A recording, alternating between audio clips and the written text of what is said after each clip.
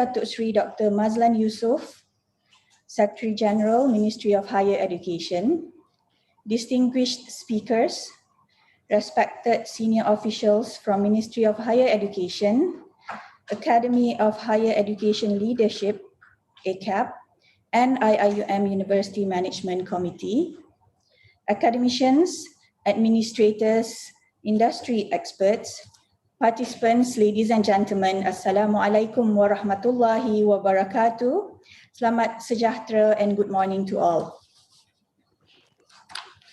On behalf of the International Islamic University Malaysia and Academy of Higher Education Leadership, AKEPT, I have the utmost pleasure to welcome everyone to the webinar entitled Higher Education Institutions Leadership Towards Education for Sustainable Development, or ESD. Distinguished speakers, ladies and gentlemen, higher education ecosystem is experiencing a major transformation, and it is crucial for higher education institutions to adapt to the changing landscape. It is important to ensure that our higher education institutions are flexible and resilient enough to adapt and thrive in an unpredictable world, such as the situation the whole world is facing today, no thanks to the COVID-19 pandemic. The ESD framework is the focus now as it promotes the development of the knowledge, skills, understanding, values, and actions required to create a sustainable world which ensures environmental protection and conservation, promotes social equity, and encourages economic stability. This webinar is bringing experts in this field to share their knowledge and experience with us today. Having said that, distinguished guests, ladies and gentlemen, let us begin the webinar with the recitation of dua or prayer. Please allow me to invite Ustaz Halil Ibrahim from Turkey to recite the dua. Falyatafaddal mashkura.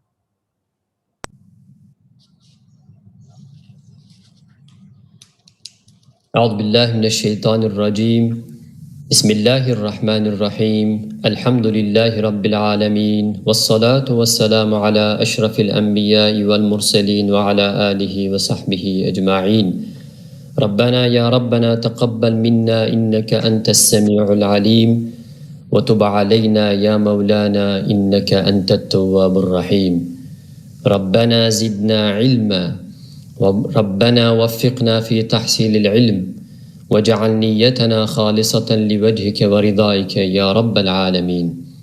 O Allah, on this blessed day, we gather today to express gratitude upon your greatest gifts towards us.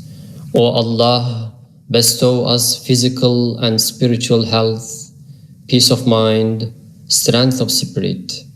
For the sake of Mardatillah, make us among those humble servants who serve for religion and benefit to the society and all mankind. O Allah, bless us with your tawfiq and hidayah to represent our university, International Islamic University Malaysia, to greatness, peace, glory, and prosperity. O Allah, protect us from any calamities, sicknesses, and pandemic as well.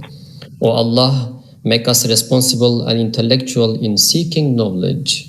Provide us the means to achieve a successful conclusion in our gathering. Allahumma ja'al jam'ana hadha jam'an marhuma wa tafarruqana min ba'dihi tafarruqan ma'suma wa la taj'al Allahumma ma'ana shaqiyyan wa la matrudan wa la mahruma. ربنا آتنا في الدنيا حسنة وفي الآخرة حسنة وقنا عذاب النار ربنا اغفر لنا ولوالدينا وللمؤمنين يوم يقوم الحساب وصلى الله على نبينا محمد وعلى آله وصحبه أجمعين والحمد لله رب العالمين. Amin ya Rabbal Alamin. Shukran jazilan Ustaz Halil Ibrahim. Distinguished guests, ladies and gentlemen, I now have the distinct honor and privilege to invite Yang Berhormat Datuk Sri Dr. Noraini Ahmad, Minister of Higher Education Malaysia, to deliver her opening remarks.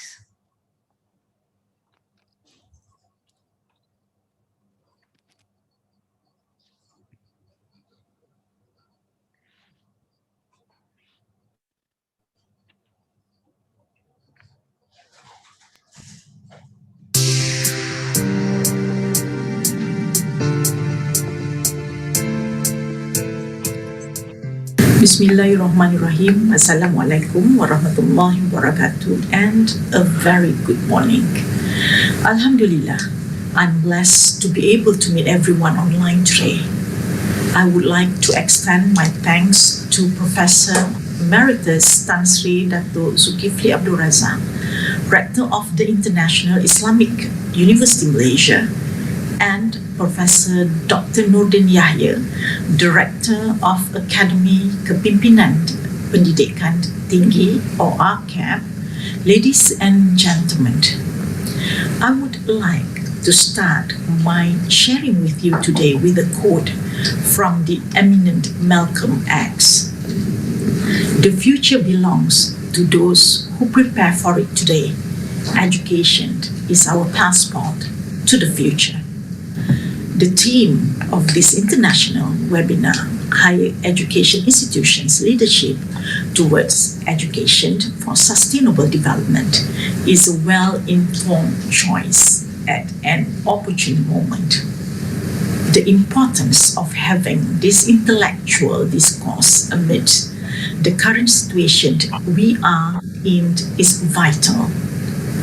Experts from various fields and voices from different generations must sit together and deep dive in issues faced by higher education institutions to ensure education for sustainable development. We must be able to steer our own course, to be in control of changes happening around us, and we must be able to influence changes.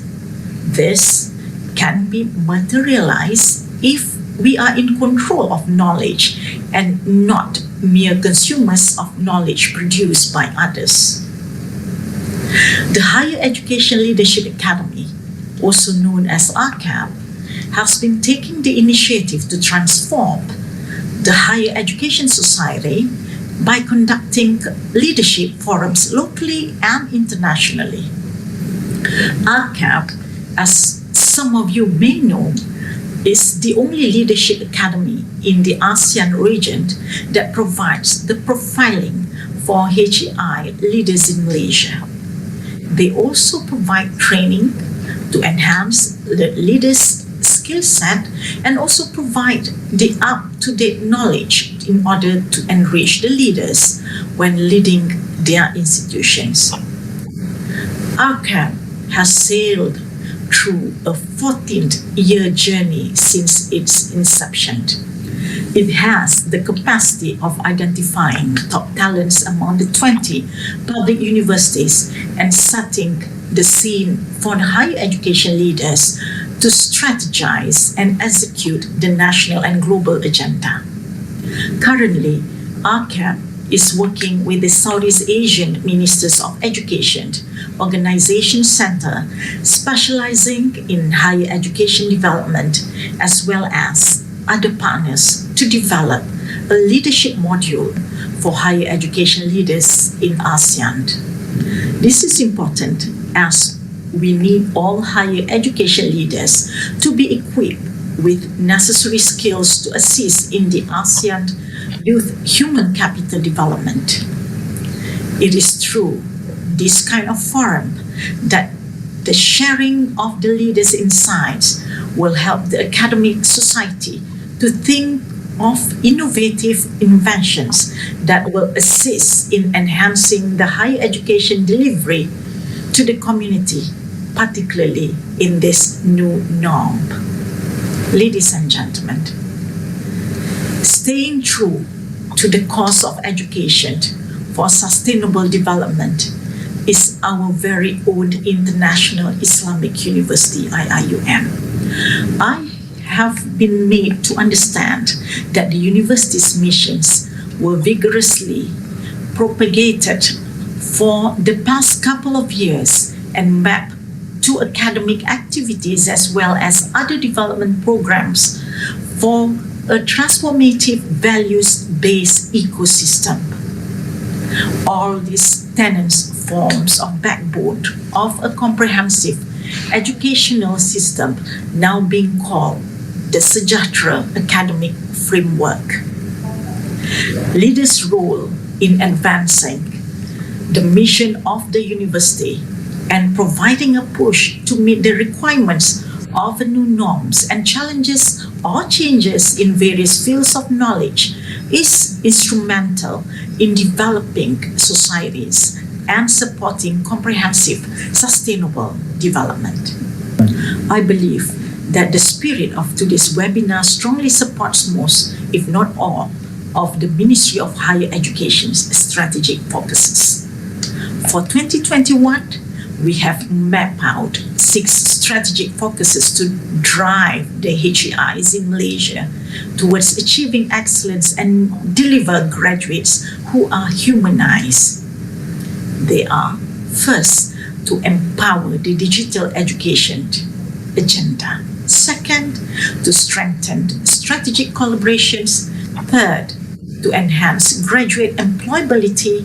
Fourth, to bolster the well-being of the community. Fifth, to promote institutional excellence. And sixth, to stimulate the spirit of KPT Prihatins or Mohi Care. It is our hope that through webinars like this, we will achieve humanizing education that will produce graduates with soul that will greatly benefit our society.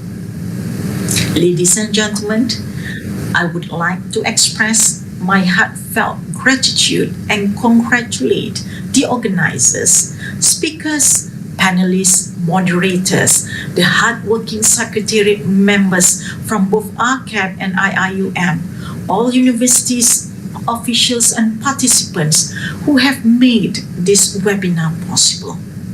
I wish every success to this webinar in achieving its objectives towards education for sustainable development for betterment of human society as a whole. Thank you. Wabillahi taufiq wal hidayah. Wassalamualaikum warahmatullahi wabarakatuh.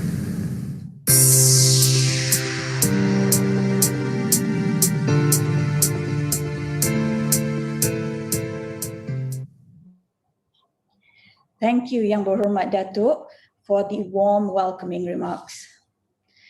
On behalf of the organizers, I would like to express our utmost gratitude and appreciation to Yang Berhormat Datuk Sri Dr. Noraini Ahmad for gracing this event with her presence this morning, despite virtually. We hope to welcome you physically to IIUM one day soon, Yang Berhormat. Ladies and gentlemen, the next agenda is the keynote session. Please allow me to first of all give a short introduction about Professor Dr. Shukran Abdurrahman, who will be moderating the keynote session. An alumnus of the International Islamic University Malaysia and Murdoch University Australia, Professor Shukran's expertise is in the area of organizational and industrial psychology. He is now the Dean of the biggest faculty in IIUM, the Kulliyah of Islamic Revealed Knowledge and Human Sciences. Ladies and gentlemen, without further delay, let us welcome Professor Shukran. Thank you, Puan Aisyah. Bismillahirrahmanirrahim. Alhamdulillahi Rabbil Alamin. Wassalatu wassalamu ala ashrafil anbiya'i wal mursalin wa ala alihi wa sahbihi ajma'in. Rabbi shrah li sadri wa yassir li amri wa hlul 'uqdatam min lisani yafqahu qawli. Amin. Yang berhormat Datuk Seri Dr. Noraini Ahmad, Minister of Higher Education Malaysia. Yang berbahagia Professor Emeritus Tan Sri Datuk Zulkifli Abdul Razak, Rector of the International Islamic University Malaysia. Yang berbahagia Profesor Dr. Nordin Yahya, Director, Higher Education Leadership Academy or AKEPT, Prof. Charles Hopkins, UNESCO Chair in New York University, Toronto, Canada. Ladies and gentlemen, Assalamualaikum warahmatullahi wabarakatuh, and a very pleasant morning to all of you. As all of us subscribe, higher education system has been mandated to support and to substantiate the development of the nation. Higher learning institutions or universities have been playing significant roles to inform the community and policymakers on the impact of today's activities on the lives of people and the world in future. This befits the agenda of Sustainable Development Goals or SDG, which strive to empower people to change the way they think or the way they work so as to ensure a sustainable future. Indeed, higher education sector has enormous roles to play in substantiating the Sustainable Development Agenda, right from the era of Millennium Development Goals to the current Sustainable Development Goals. Ladies and gentlemen, this webinar is organized to feature eminent subject matter experts on ESD or on Education for Sustainable Development to contribute their ideas and thoughts with regard to the agenda. And today we are very pleased to welcome Professor Charles Hopkins, a special guest who is the UNESCO Chair at York University in Toronto, Canada, to share his thoughts with all of us here. Good evening to you, Prof. Hopkins. Welcome to this webinar. For everybody's information, Professor Charles Hopkins has been an advisor to several ministries of education in Asia and Europe, as well as universities and colleges in the Americas. Professor Hopkins specializes in higher education-related areas, from quality education to education for global citizenship, and education for a sustainable future. He is currently the advisor to the United Nations universities and institutions, higher education institution leaders in reorienting towards ESD, a global scenario. For your time management, everybody, Professor Hopkins will be spending about 30 minutes, after which there will be a question and answer session. You may write your answer in the chat box, and I will read your question for Professor Hopkins to respond. And now I have the pleasure to invite Professor Hopkins to deliver his keynote address. The screen is yours, Prof. Thank you so very much, Dr. Shukran. And my special thanks to the organizers, both AKEPT and UIAM. I have tremendous respect for the work that has been done in Malaysia already around education for sustainable development. And my times there, I felt that it was really exciting. There's so many initiatives and things that are already going on. So also the idea of today's talk and the idea of leadership, it can be taken two ways. One, I would like to talk a bit about leadership within higher education, the role of senior leaders and so on. But parallel to that, the idea of leadership itself that comes from the world's higher education institutions. And so I'll try and explain that as we go along. So first of all, I think by acknowledging the issues that are out there, the sustainable development issues that are emerging beyond the usual ones of the energy that is needed, the disappearance of fish in the oceans, plastics, and so on. There are some other systemic issues. The idea of a post-fact world, what is the role of higher education in that? But as well as these global issues, we also find that there's sort of a perfect storm around higher education itself. So we have the ones around the changing role of higher education that was going on, but we also have ones where you have the expectations of, it's estimated 2/3 of the countries are going to be cutting back on their education funding.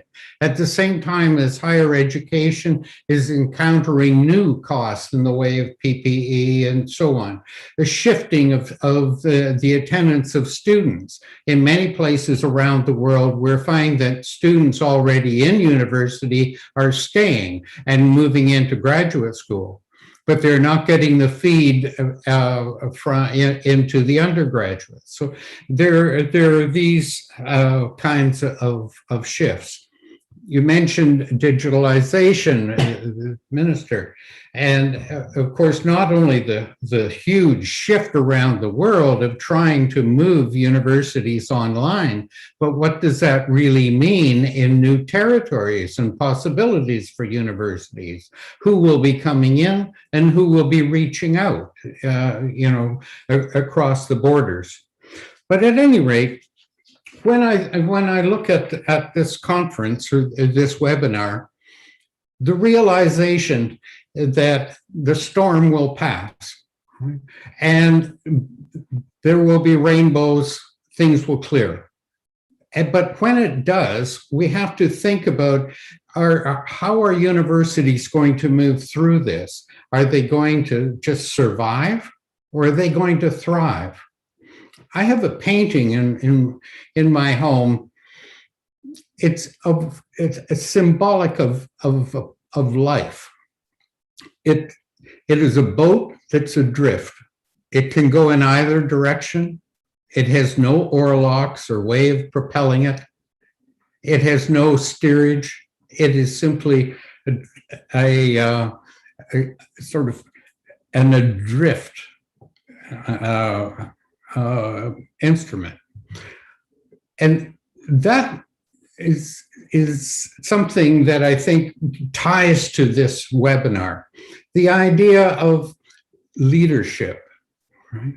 So that we aren't just drifting aimlessly. There's this saying, the pessimist complains about the wind, the optimist expects that it will change, but the true leader adjusts the sails, prepares, and moves on. And that's where I think we are. Now, in order to prepare this and take advantage of this timeliness, let me just go back and put this all ESD in perspective, because what we are really talking about is the role of education itself in the future. If we look at this timeline, you will see, going right back to the end of the Second World War, one of the very first things that was established was UNESCO, because it is the concept that war is conceived in the minds of men, so peace must also be addressed there. Now, it wasn't until the mid-1980s when there was this clash globally between the countries that had already developed, the West, the North, however you want to categorize them, who saw what development had done to their forests, their water, their air. And so we're urging for environmental protection. But this at the same time when the other roughly 80% of the population of the planet wanted development, many in abject poverty and so on. So the clash between environmental protection and economic development.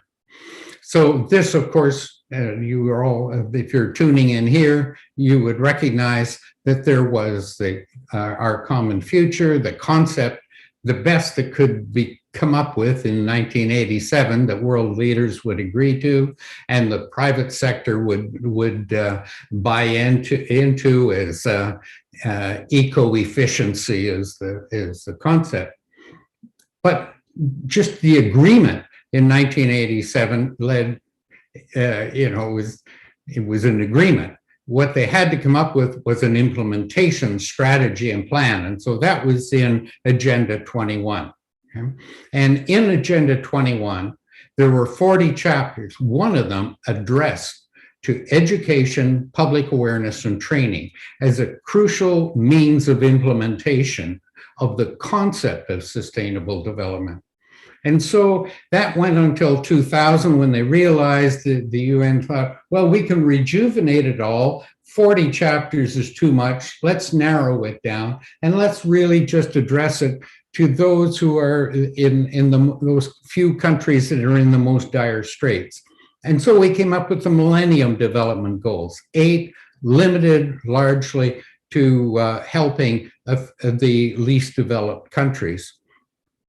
Now, the next step, though, after that came about when we realized that we really weren't making very much in the way of progress. And often it wasn't the least developed countries that were creating the greatest sustainability problems on the planet. And so the idea came forward after great consultation between 2012, 2015, through a global online campaign that it involved countries, it involved communities, it involved all different aspects to come up with the world we want. And out of that came the 17 Sustainable Development Goals that as the new means of implementation. So we've had 3 different means of implementation: Agenda 21, the Millennium Development Goals, and now the Sustainable Development Goals. Now, embedded in the Sustainable Development Goals in this new round, they have expanded the social, environmental, and economic, renamed them People, Planet, and Prosperity, but they've added 2 more. Peace, and this doesn't mean just between countries, it means peace right down to the community level and to our own individual well-being. But the other one was really the recognition that countries cannot do this on its own. It is about partnerships. And the partnership that is so needed and necessary is the partnership with higher education. A very small percentage of the world's population gets to go to higher education. It's estimated between 6-7%, something like that. But that 6 or 7% will become 86% or 87% of those who will shape the future of the world. They will be our leaders, our politicians, they'll be our thinkers, our philosophers, they'll head business and industry, our religious groups, and so on. So all of these people are going through our universities, and hence the need for us to stand up for the responsibility. But we have been trying for a very long time to be at the table and where big decisions are made in the way of higher education's voice. It has been assumed that higher education will contribute to research and so on, but there is a much greater role that needs to be played. And when we think of Sustainable Development Goal 4, which of course has in it the goal 4 for education, 4.3 identifies access to quality and affordable higher education. First time really that higher education has been mentioned and singled out, and it also talks about education for sustainable development. Now, trying to get it sorted out, just what is education for sustainable development? There are a couple of ways of looking at it. One is to think of it as another discipline to add, like sustainability education, peace education, global education, environmental education, anti-drug education, on and on. But the real way in which we intended, I was one of the authors of Agenda 21. There were 10 of us from around the world on that chapter on education. And we looked at it as education for sustainable development was the contribution of the world's education systems. Right? And we looked at it in 4 aspects: the first access and retention in quality education. There were millions and remain millions of students for whom there is no education, no schooling, so on. So that is access and retention is important. The second one, though, is recognize it's our most educated countries that are often leaving the deepest sustainability footprints on the planet. So the idea is reorienting the purpose of education itself, our education systems, from strictly development to sustainable development. The third is building public awareness and understanding of it. And the fourth, of course, is training, where we do know how to do things better. This is how we should build it into our programs. But the United Nations has recently recognized that it's beyond simply implementing SDG 4. Education, especially in higher education, is the means of implementing all of the SDGs. Right? It plays a role in everything. It is probably at the very, very heart of sustainable development itself, is the idea not only of knowledge, but public awareness, understanding, and support. If you take the current big issue of COVID, the United Nations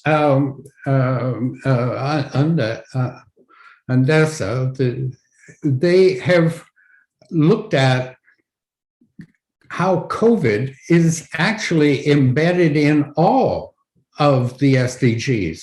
And if you take and remove the COVID-19 response, put in the next big sustainability issue, where we have to figure out how to prevent, how to mitigate, how to adapt, and so on. All of these different aspects will be there.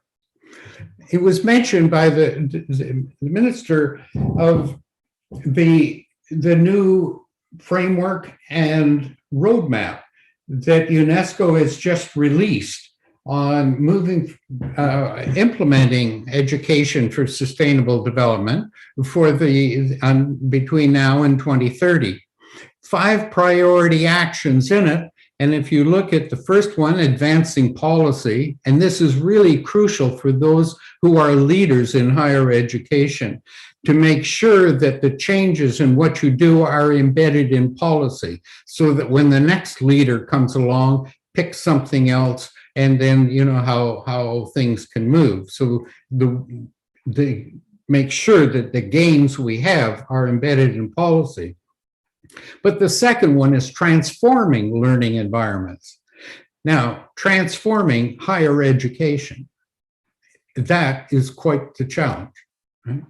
And so the engagement of leaders in higher education, coming together, strategizing, and trying to move. Because if one university moves, it's one university moving.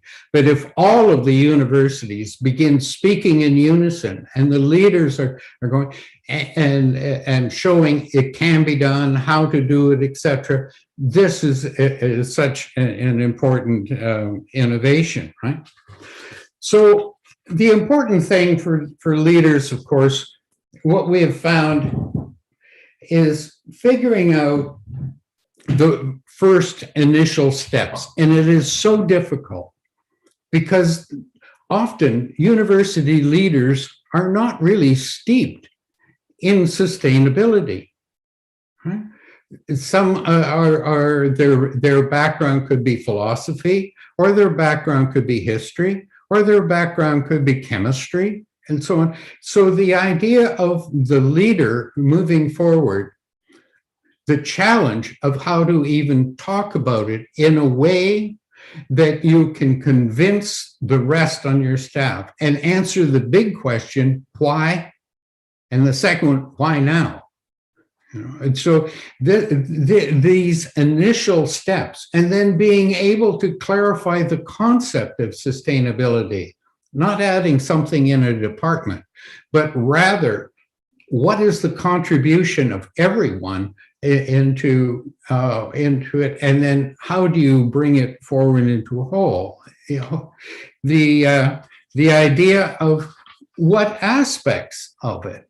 for instance, oftentimes, this is Gus Speth's quote, he is the former administrator of the United Nations Development Program. And so when he first went into sustainability, he thought, I used to think the top sustainability problems were biodiversity loss, ecosystem collapse, and climate change.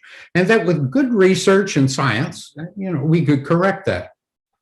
But he found the real problems are selfishness, greed, and apathy. And to deal with what we need, a spiritual and cultural transformation. So the idea of how do we begin to talk about this? So the leadership coming out of Malaysia, of talking about humanistic approaches and so on, that is not just preparing people for the workplace. That's a part, but that is not the major goal. The idea of addressing the well-being of the individual. There's a lot of work that has gone into this, so that if you start down with the Maslowian needs, for instance, yes, they are there. Mental coherence and manageability of my life, finding meaningfulness in my life. Right? But this has been how well do I perform in my everyday roles, the environment that I was born into, and the resources and capabilities that I've had. And when you look back in there, oh yes, here's income and wealth. It is just one aspect. So how do we frame the educated person? And when we get through with trying to come up with individual well-being, how do we deal with planetary well-being, the well-being of all? Right? So if we move on from there very quickly, one of the things is when we're trying to compose what is education for sustainable development within our universities, how do we build this into other emerging issues in education? One of the big ones is about UNESCO every 25 years or so comes forward with the purpose of education. And certainly learning for a sustainable future has to be one of the purposes. So how do we build this into the current review that is going on called the Futures of Education? So very, very important. Now, one of the things you will find in the roadmap is the idea of a whole systems approach. Instead of a little bit here and a little bit sustainable purchasing, running the cafeterias with recycling and composting, etc. These are all important things, changing light bulbs and so on. But how do you connect all the dots and actually transform?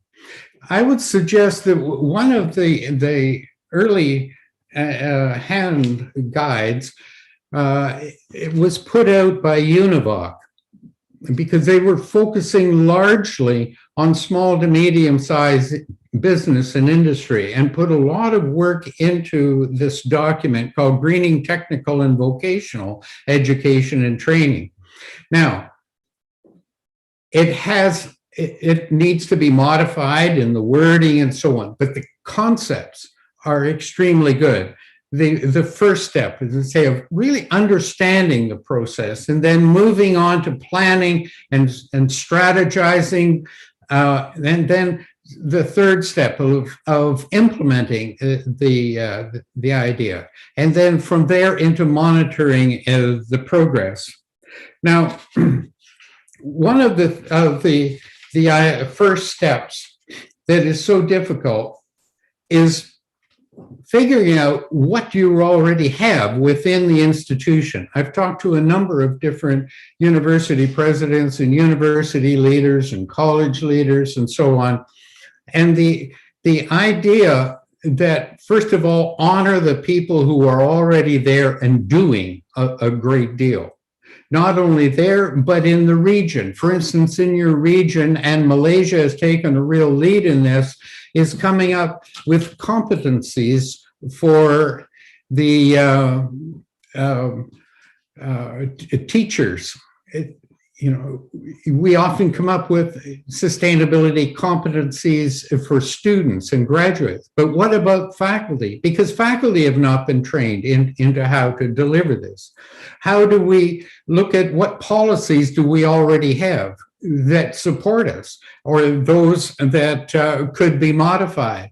Who are the influential staff? Could there be union leaders that need to be brought in, talked with? The International Labor Organization has been a strong proponent of sustainability. There are different ways of assessing what is there. One that I like and have used with reorienting school systems is called force field analysis, where you look at what are the top in this area. First of all, you have the vision, and then you have the hindering forces that you have to work your way through, and then look at the what are the things that will help, and then strategizing, building these together into some different scenarios. But the idea is to try and build towards a whole system approach, the idea of the campus, the research, the curriculum, your work in the community, and also the very culture of the institution. Now, in doing that, you will find that it's in the back of that book that I mentioned, you will find ways of setting up sort of monitoring of what is going on. And so I've got one example here. There are 5 different areas: greening the campus, greening curriculum and training, greening the research, greening the community, and greening culture. And for each one of them, you have the categories of just beginning, some progress, satisfactory progress, stable or embedded change. And then the greening the curriculum, you have, first of all, the importance of greening. And then the next one is greening in all aspects, valuing, recognition, and so on. And for each of these, you have exemplars, okay, targets. And so this is a way of really tracking what is happening.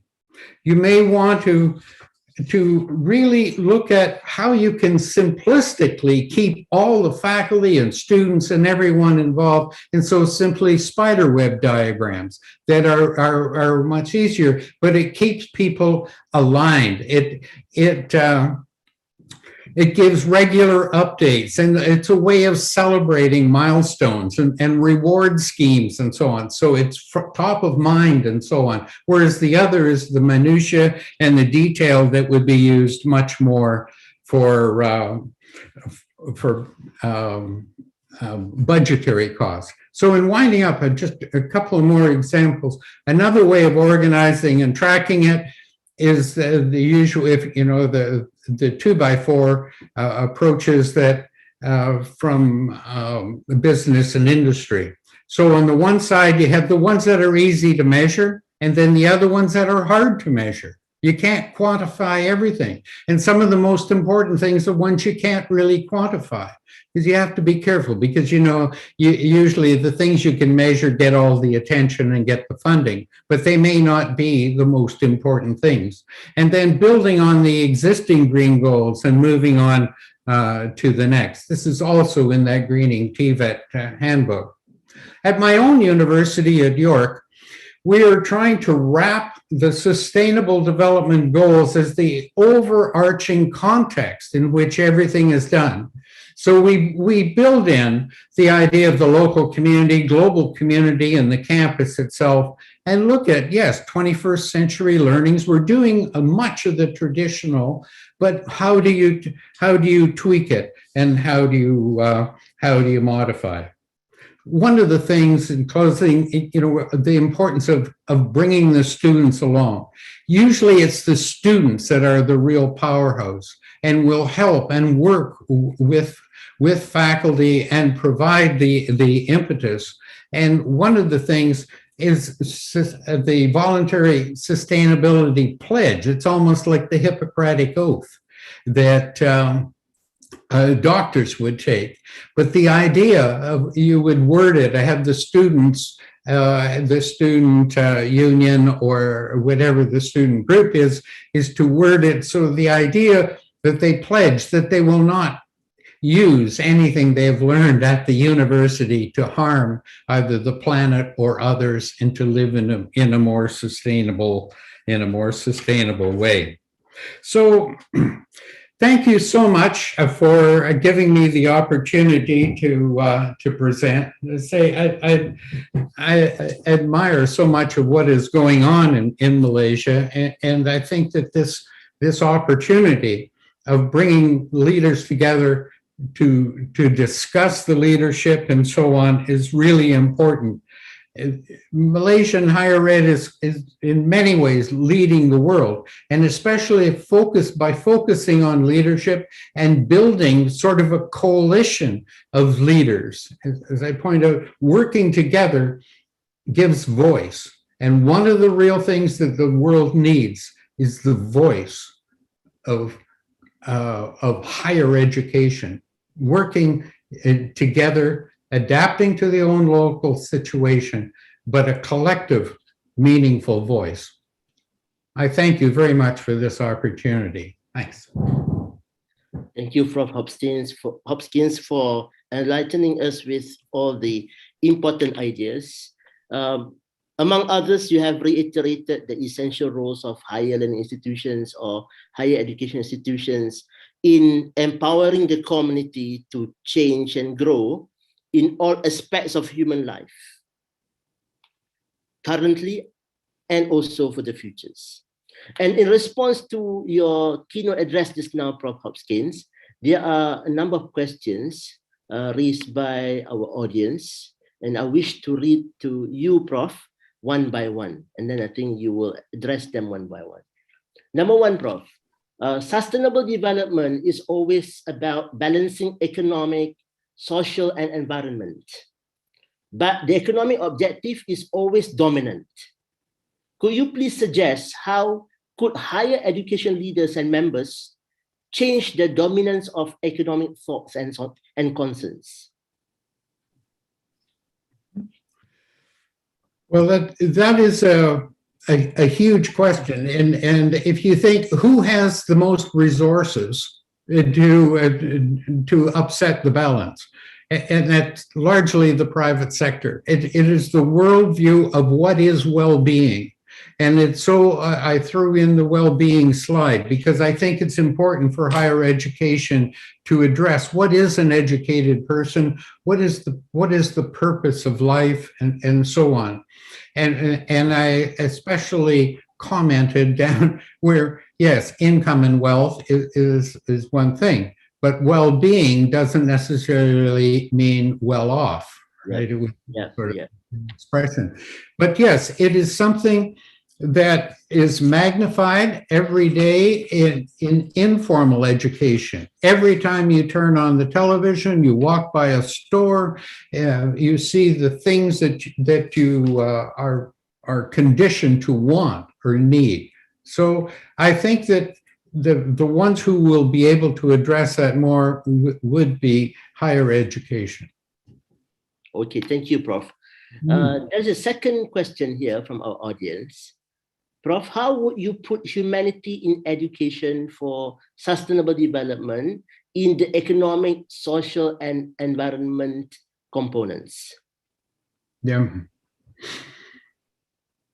Right now,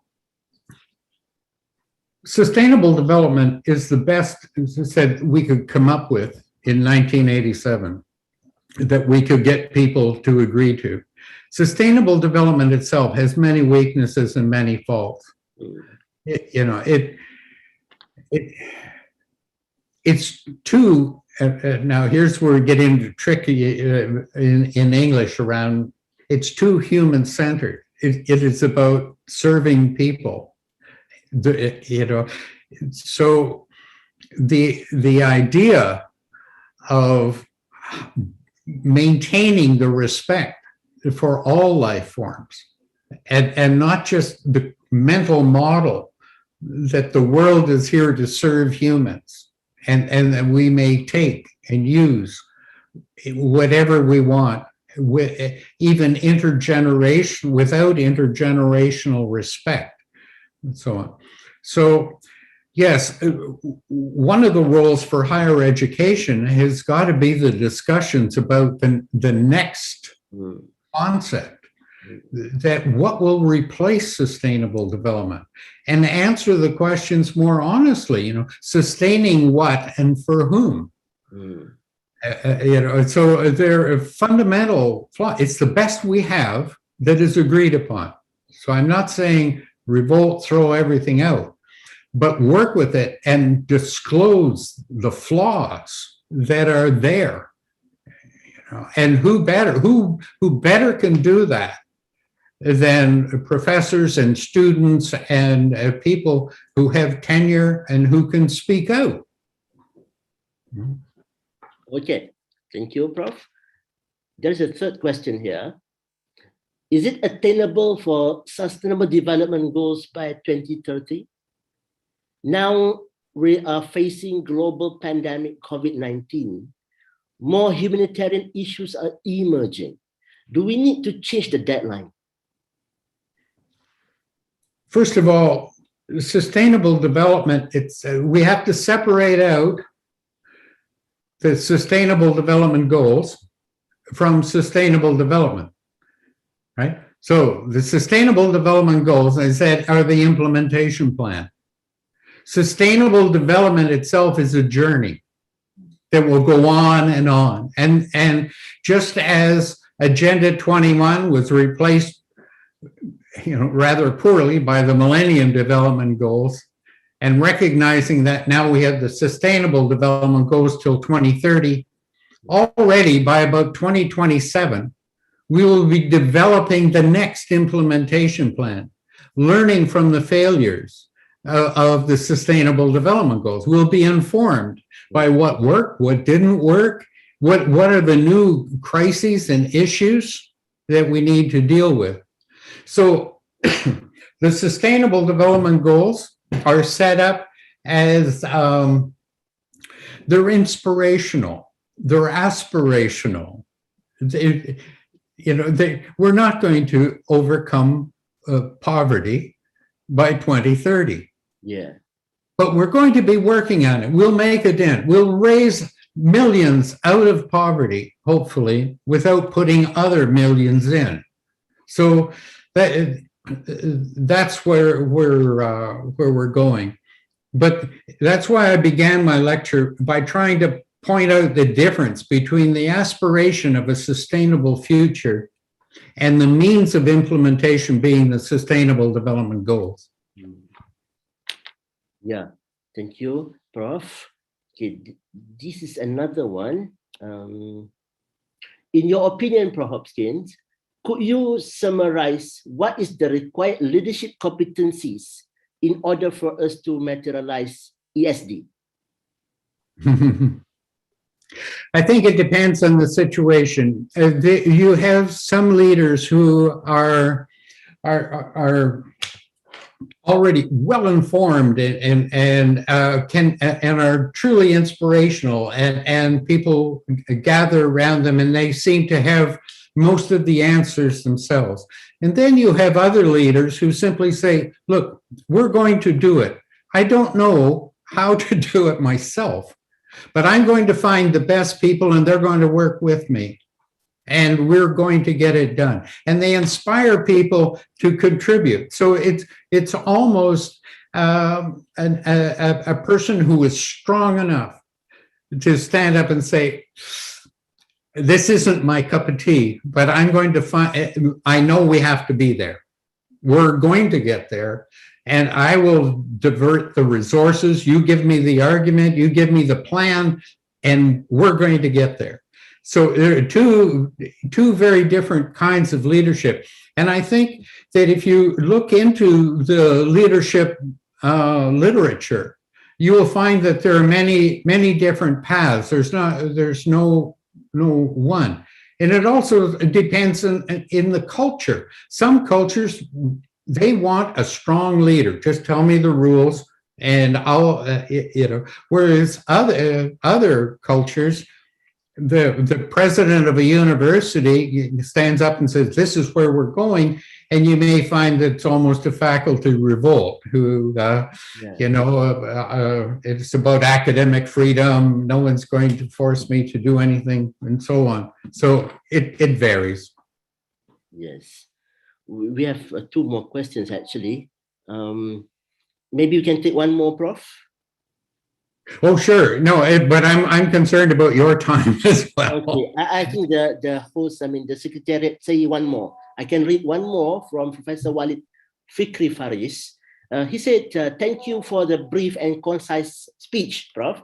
I feel there is a lot of talks. There is a lot of talks about leadership and change in higher education, but very little is taking place on the ground. Can you tell us your views on this interesting paradox? Well, it depends. There are universities that are totally flipping and moving ahead, and yes, there are other universities that are barely moving at all. But as controversial as they are, the new rankings, Times Higher Education, they are at least bringing it out into the open. Now, what are they measuring? I think what we need to do is perhaps look at alternative forms of measurement. But Q measurements, they're in this year's sampling, they're saying, should we be measuring the Sustainable Development Goals? So they see what Times Higher Education is doing. And I think that any university that is not moving, heeding their students, if you're taking an MBA and you are not being taught about the carbon economy that is coming forward, that institution is not performing its duty. It is taking your tuition and not giving you a full education. And the same is across the board. Institutions that are not moving will pay a price. Anyway, thank you so much for the opportunity. Thank you for all the responses. Okay, all right. Much that we have learned from you this morning and your evening over there. Those points are important for us to check what we have in our plan and how do we perhaps restructure, revise, plans that we have for our futures in that sense. So on behalf of the organizer, I would like to once again thank Professor Hopkins for all the good points that he has shared with us this morning. And I would like to pass the screen back to the MC, Madam Aisha. Over to you, Aisha. Thank you, Professor Shukran, for moderating the session. Can I request you, Professor Charles, and our distinguished guest to look at your camera for a photography session, the new norm way.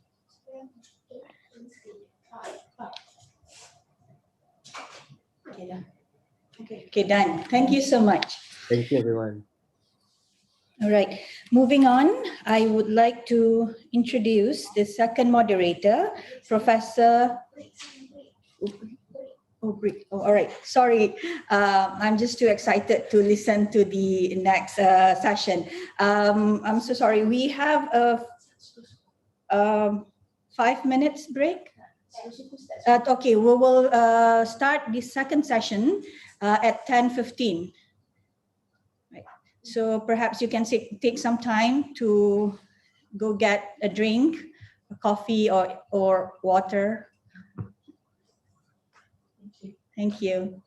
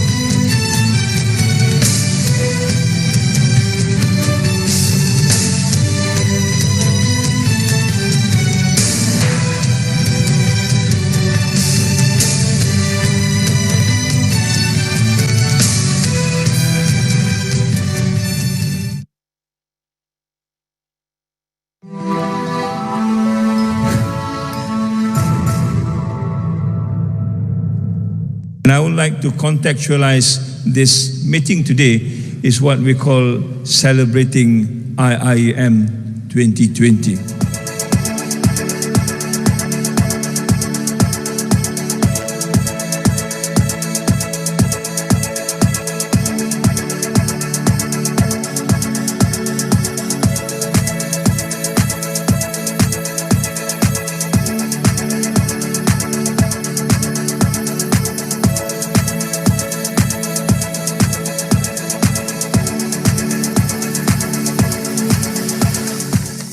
Hari ini, Perintah Kawalan Pergerakan dilaksana di seluruh negara bagi mengekang penularan COVID-19.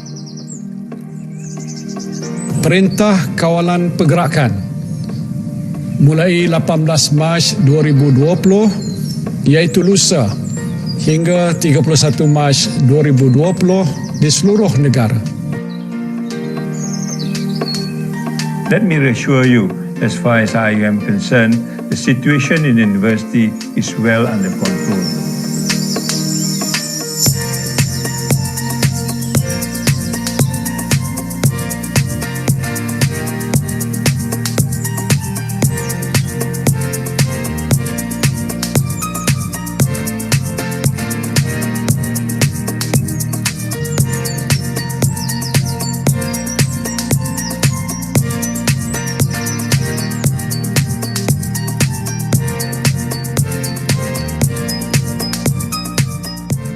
Universiti Islam Antarabangsa Malaysia UIAM menghasilkan prototipe robot yang boleh membantu doktor berdepan dengan pesakit dengan membuat saringan dari jarak jauh.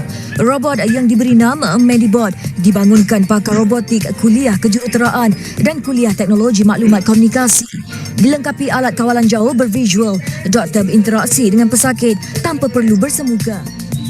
Pasukan khas ini terdiri daripada pencarah, pentadbir dan pelajar yang tinggal dan menginap di kampus Gombak. PPE yang dihasilkan akan dihantar ke Pusat Perubatan UIAM di Kuantan Pahang dan lain-lain hospital yang akan dikenalpasti oleh Malaysian Relief Agency MRA.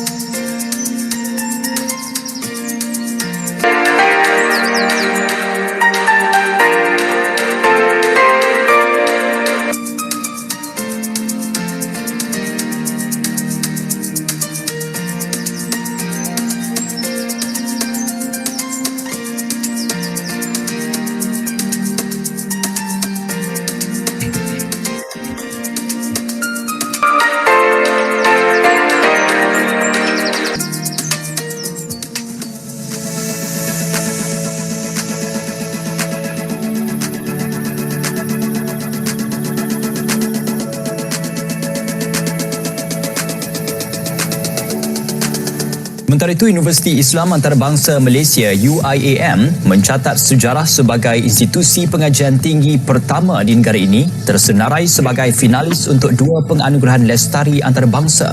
2 anugerah itu adalah anugerah Green Gown Antarabangsa dalam kategori institusi lestari terbaik dunia dan anugerah memanfaatkan masyarakat menerusi program Light.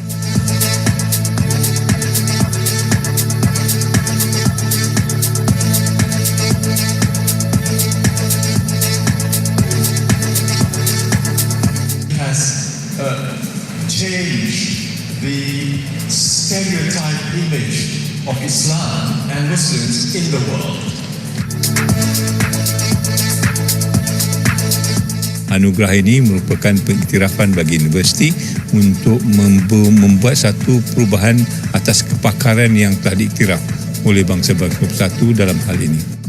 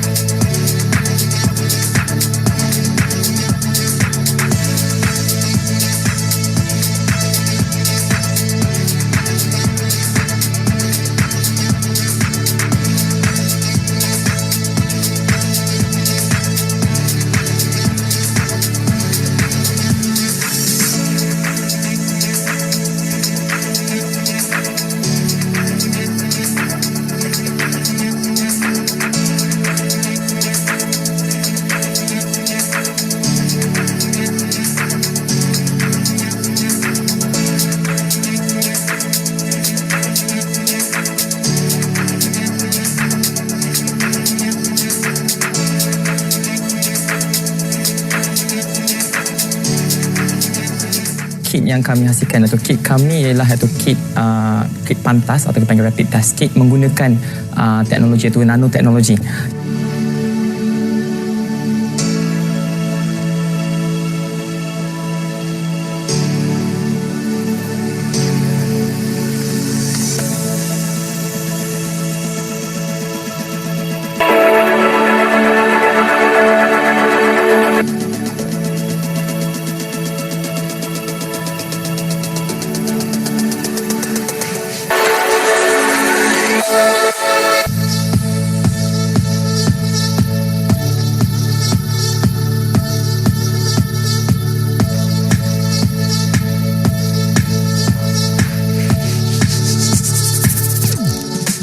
Thank you once again, and I look forward to working with you closely for the year 21, 22 and beyond, and I hope we can come together in a more cohesive way after this when we start looking at the roadmap 2021 to 2022 and also taking other initiatives like the Sejahtera Academic Framework and other things that will come by as we move forward in trying to understand what the future will be like.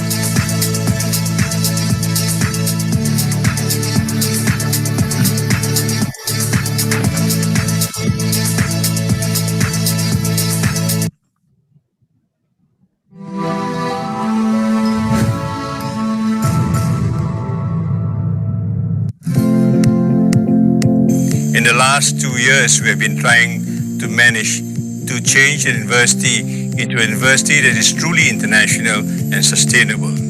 In this way, we are able to move as much as possible nature of education for the future by changing not only the structure of the university, but also the knowledge base as far as the university is concerned.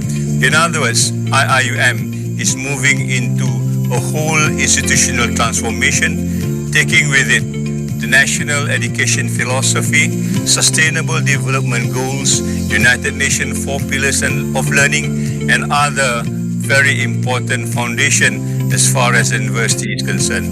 Among the things we do to transform UIAM as a sustainability institution was to rename some of the offices and centers to suit their functions to promote sustainability agendas such as responsible research, student development, community engagement, and knowledge for change. We also introduced holacratic leadership and management, where everyone in the campus is empowered and entrusted to carry out their sustainability initiatives. Within a year, the impact of 29 flagship projects created could clearly be seen in 5 areas. First, the breaking down of academic administrative silos in a transformational way. 2, the building of voluntary teams and teamwork across the academic structure based on shared aspirations. 3, allowing for greater creativity and social innovation in translating SDGs into local context. 4, enhancing community engagement in co-problem solving based on SDG. And lastly, capturing data and information to be transformed into knowledge and wisdom. The formal classroom education is now linked to our co-curricular activities, which give more meanings to our community engagement projects through learning to know, learning to do, learning to be, learning to live together, and learning to become. I hope you have been able to see the G's of transformation that we are trying to do for the last 24 months using the whole institutional transformation and also carving a new idea of what a human university is all about as a kind of novelty for the future.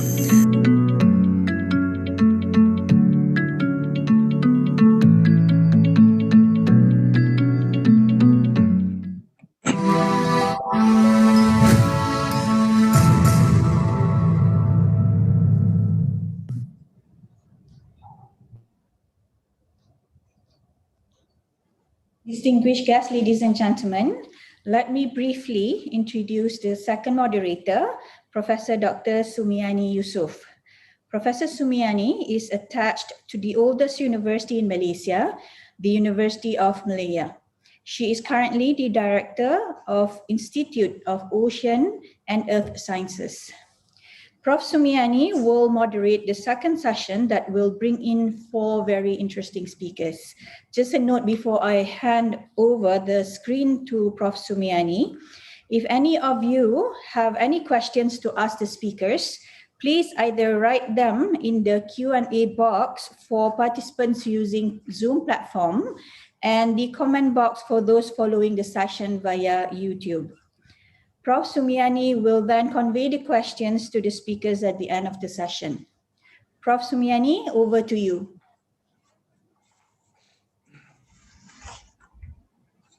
Thank you so much, Madam Chairperson. Bismillahirrahmanirrahim. Assalamualaikum warahmatullahi wabarakatuh, and a very good morning, everyone. First, I would like to thank the organizer for inviting me to moderate this session and also to be involved in this very important webinar, which is the AKEPT IIUM webinar, Higher Education, Institutional Leadership Towards Education for Sustainable Development. And I think since this morning, we've heard from Prof. Hopkins the importance of making ESD and also sustainable development leadership mainstream for the university and institution, because I think the universities play a very pivotal role in society in nurturing and also creating future leaders and also stewards amongst our students to ensure that whatever we do, we not only practice but also enhance sustainable development agenda. And this morning, we have very important speakers, very interesting talks. We're going to get various perspectives of ESD in the various arena of from spirituality up to the COVID challenges. And I would like to briefly introduce to you our four speakers. We have the eminent Prof. Emeritus Tan Sri Dr. Muhammad Kamal Hassan, who is the honorary advisor for Center for Islamization of IIUM Malaysia. And the second speaker, none other than the eminent Prof. Emeritus Tan Sri Dr. Zul Abdul Razak, who's the current rector of IIUM Malaysia, and Miss Farida Hanim, who's going to talk on future generation, coming from the student union perspective. And also finally, we'll have Mr. Leong, who's the Vice President of Group Corporate Affairs of UCSI. So to start the ball rolling, and without further ado, I would like to introduce to you our first speaker, Professor Emeritus Tan Sri Dr. Muhammad Kamal Hassan. Tan Sri is currently the the advisor, and also I think he plays a very important role, not just being the former rector of International Islamic University Malaysia, but he's also the appointed distinguished professor by Ministry of Higher Education Malaysia in 2020, and he's also the advisor of Center for Islamization member of Malaysia Islamic Religious Affairs, appointed by Duli Yang Maha Mulia Sri Paduka Baginda Pertuan Agong. So we're going to listen to very, very interesting talks this morning. And without further ado, I would like now to have the honor to invite Prof. Emeritus Tan Sri Dr. Muhammad Kamal Hassan to deliver his talk entitled Spirituality and Sustainability Towards ESD. The floor is yours, Tan Sri. And you have 30 minutes. Thank you. Oh, thank you very much, Professor Sumiani. Assalamu alaikum, and very good morning to all of you in this part of the world, and good evening to Professor Charles Hopkins in Toronto, and our friends and colleagues in the Western Hemisphere. Bismillahir Rahmanir Rahim. Alhamdulillahi Rabbil Alameen. Wassalatu wassalamu ala ashrafil anbiya wal mursaleen. Sayyidina Muhammad wa ala alihi wa sahbihi ajma'in. Honorable Dr. Professor Sumaya as the moderator, our esteemed rector of the International Islamic University, Professor Emeritus Tan Sri Zulkifli. The Secretary General of the Ministry of Higher Education, Datuk Sri Dr. Mazlan Yunus, the Director of AKEPT, Dr. Nordin Yahya, distinguished guests, colleagues from IIUM and also from different universities around Malaysia, and distinguished participants, ladies and gentlemen. First of all, I'd like to thank the organizers for giving me this honor of presenting a paper for this webinar. I benefited a lot from the opening address by Professor Charles Hopkins, which gave us a overview of the agenda for education for sustainable development. Now, my focus is going to be on spirituality and sustainability towards education for sustainable development. And I'd like to share with you the paper that I wrote. I have divided the paper into 6 parts. The first is introduction. The second is conception of God or religion and spirituality. And the third is conception of human beings, origin, nature, purpose of existence, function, and life in the world. And the fourth part is conception of spirituality, 3 kinds of fundamental spiritual relationship. And number 5, or the 5th part of my paper is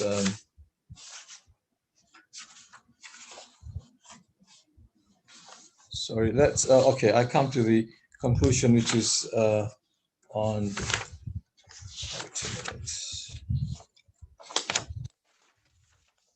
the conclusion is, number 6. Okay, so I'll try to do as much as I can within the time allotted. As an academic staff of IIUM, I'm honored to be one of the 25 writers of the recently published work which explores in depth the issue of spirituality and its implications on the Sustainable Development Goals. This is a book that we have published. It's more than 300 pages, and it's really a useful reference for spirituality and sustainable development. So I would like our colleagues in Malaysia and also overseas to have a look at this work, which is produced by 25 scholars in IIUM, including, of course, the Honorable Rector. The book showcases IIUM as a model of higher education, which is infused and inspired by the vision and values of spirituality based on the worldview of the Quran. Our book shows that Muslim academics in IIUM and I guess around the world view Agenda 2030 with its SDGs positively as a remarkable achievement of the United Nations in recent years. The goals, though ambitious, are on the whole laudable and deserving of support by Muslim countries in the world, even though the dimensions of spirituality, religion, and morality in human and global development are not addressed in this major UN project. To us and to me personally, the exclusion of the spirituality dimension is a serious flaw and oversight. And ESD, education for sustainable development, without making spirituality a crucial role in human, societal, and civilizational growth would be a gross negligence on the part of leaders of higher education institutions. We are fortunate in IIUM under the leadership of Tan Sri Zul, IIUM, the ESD represented by IIUM makes spirituality the core the central value of human and civilizational development. To my mind, if there is a greater need for the whole world and contemporary civilization to be reset by COVID-19 pandemic, the time is now, the year 2021.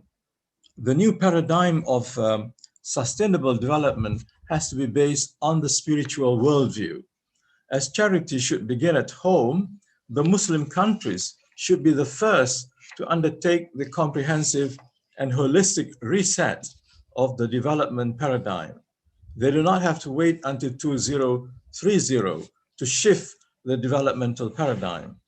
A new breed of leaders, however, would be needed to plan, manage, and drive the Muslim societies towards well-being in this world, and more importantly, well-being in the hereafter.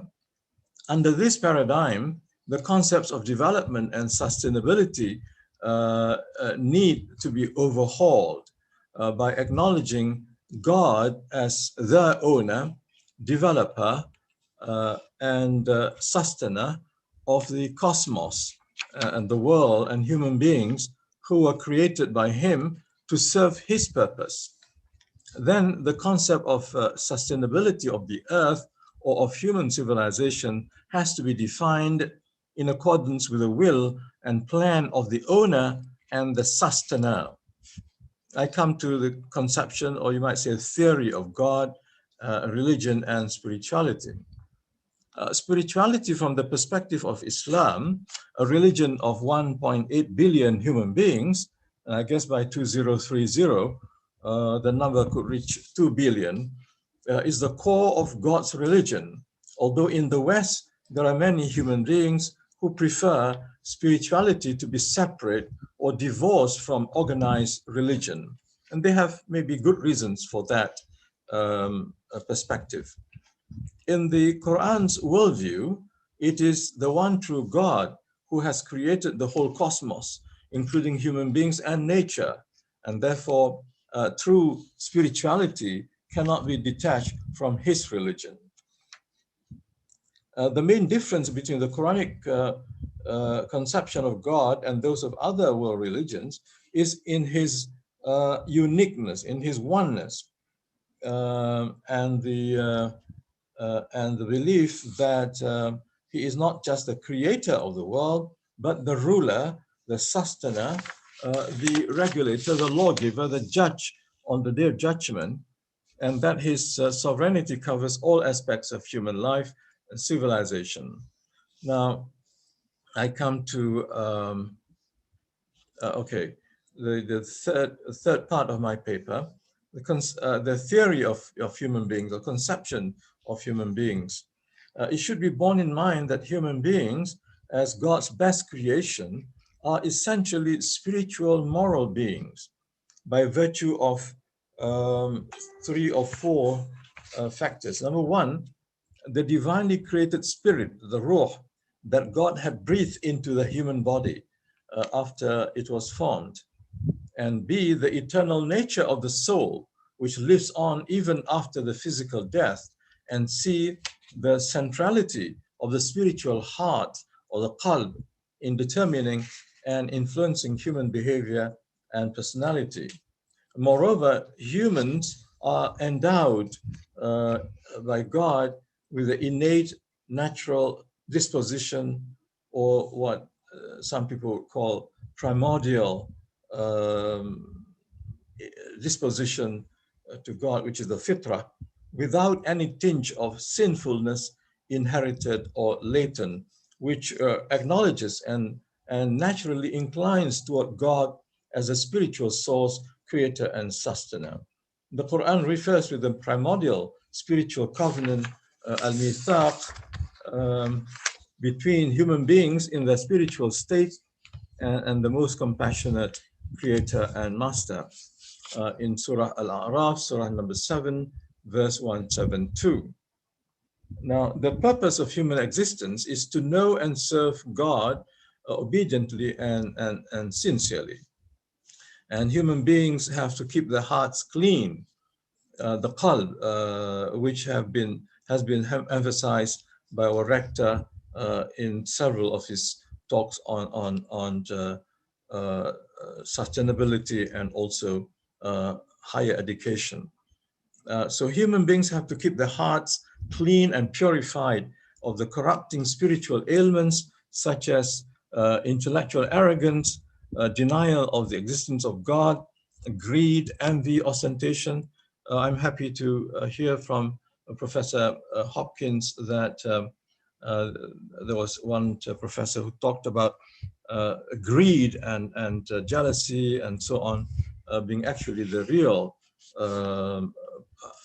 underlying problems of economic crisis. Other diseases are like ostentation, hypocrisy, selfishness, narcissism, egoism, delusion, obduracy, or sense of complete autonomy. Human beings have also to carry the trust and responsibility of developing and managing the earth as his vicegerent or Khalifa by using the trust of the intellect and limited free will in accordance with divine norms and values. And the servants of God have to be conscious that their life on earth is a brief prelude to the eternal life. But the society, culture, and civilization they have to construct on earth must be in accordance with the creed of absolute monotheism and the way and the path of God known as the Sharia. And failure to follow the commandments and guidance of God would result in existential miseries and suffering in this world and severe punishment and ignominy in the hereafter. I come to number 4, the conception of spirituality. Spirituality in the worldview of the Quran refers to the proper condition and relationships of the spirit, the soul, and the heart of human beings with God, with fellow human beings, and with nature. The proper relationship with God is the foundation of Islamic spirituality, as explained below. Number 1, profound spiritual, intellectual, and emotional relationship in the heart, in the spiritual heart, with God as the creator, the sustainer, the provider, the ruler and master of mankind. And the best form of spirituality in God, or faith in God, has to be manifested in good deeds, good character, voluntary community services, and benevolent social activities. So in the Islamic worldview, faith cannot stand by itself. Faith must be translated into good and benevolent activities. And number 2, good and praiseworthy relationship with fellow human beings, Muslims as well as non-Muslims, on the basis of equality before God, and that the criterion of nobility or lofty status is based on the quality of God-fearing consciousness, not color, not language, geography, affluence, or status. And B, respect for the dignity of mankind, the karama insaniya, which God has endowed in the divinely originated spirit and the primordial natural disposition towards God, or the fitrah, in every human being, including the non-Muslims and Muslims. And then the believers are required to spread good deeds with good character to the non-believers as a manifestation of the principle of spreading compassion and mercy to all mankind, or rahmatan lil alameen. And number 3, relationship with nature, which will take some time. The Quran teaches that God, the most compassionate, has created the physical world and all its forces for the benefit and welfare of his servants' brief sojourn on his earth. Nature is part of his kingdom, owned, controlled, nourished, and sustained by him.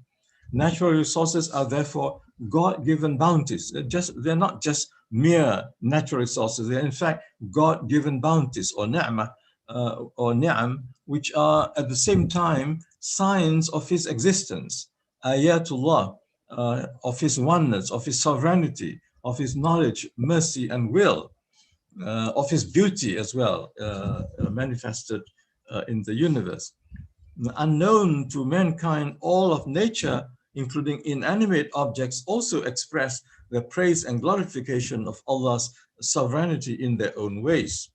Now, as human beings do not own the natural resources created and provided by the compassionate God, their utilization of those resources has to be done in the name of God, and not in the name of capitalism or in the name of communism or in the name of the middle path or in the name of the state, because these natural resources were not created by nature.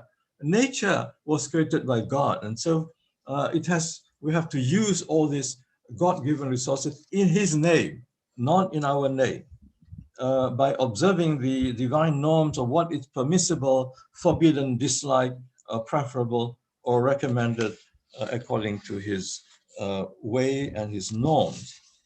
Now, internalizing the spiritual values of humility and gratefulness to God and seeking His blessings, barakah, His protection, himaya, is a characteristic of the believers.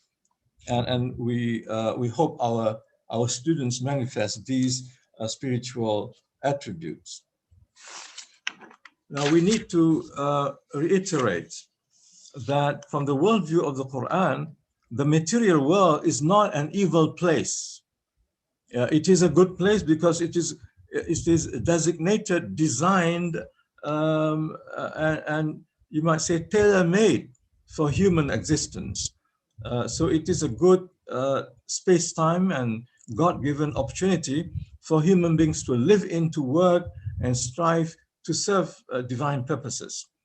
It is a temporary abode, no doubt, but it is a necessary abode in which a human being is to develop into good and virtuous human, insan saleh, to work together to establish a virtuous society, mujtama' saleh, and then to work towards a virtuous civilization, hadara salihah, for the goal of serving and worshiping God and thereby earning His pleasure, which is the highest objective of a believer, to get the pleasure of Allah, of God, in this world and in the hereafter.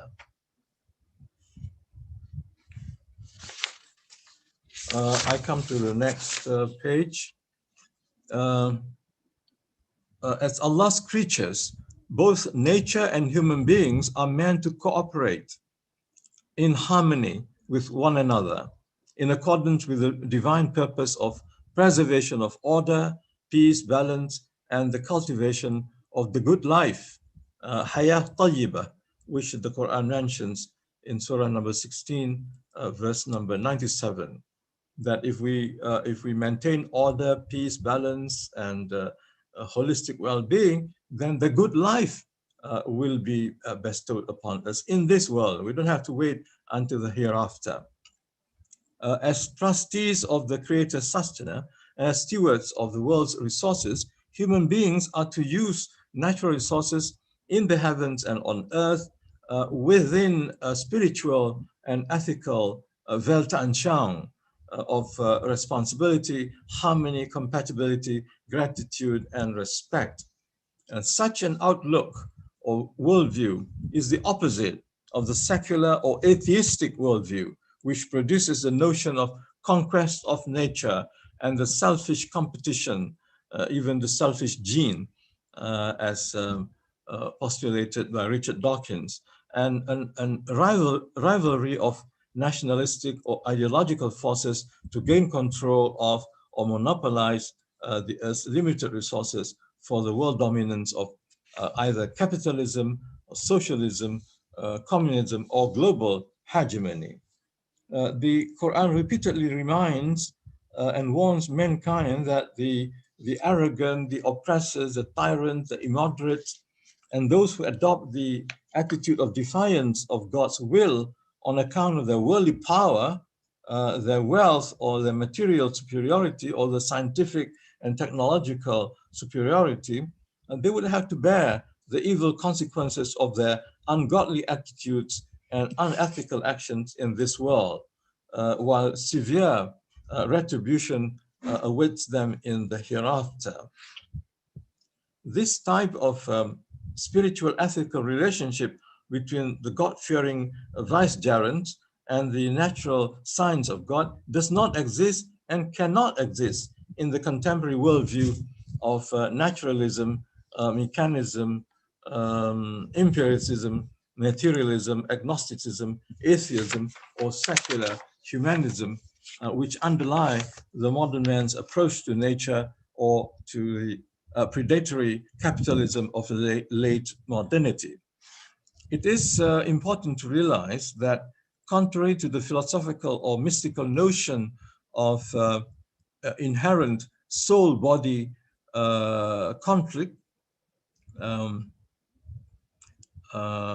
which necessitates suppressing or denying legitimate bodily needs in order for the soul or heart to attain a state of spiritual purity, spirituality in the civilization of Islam is expressed by the believer not by rejecting or condemning the world, but by living actively and peacefully engaged in the world as God-obedient and God-fearing servant and steward who has been entrusted with a divine trust, amana, to fulfill the purposes of his way, the maqasid al-sharia, with the method of rahmatan lil-alamin, or showing and spreading compassion to all the worlds.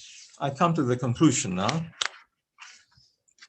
The educational and leadership implications from the adoption of spirituality as the metaphysical foundation or philosophical foundation or ideological foundation for sustainable development are quite daunting, though not insurmountable.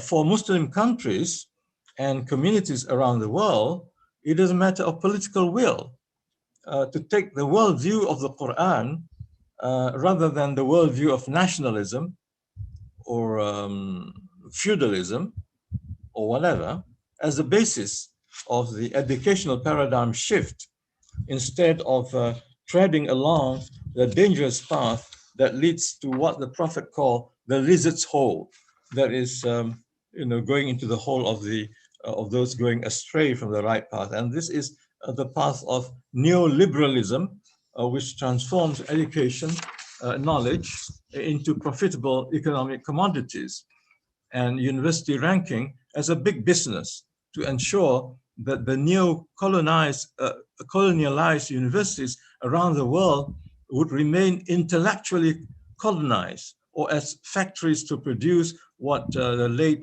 Professor Syed Hussein Al-Attas called captive-minded elites or intellectuals.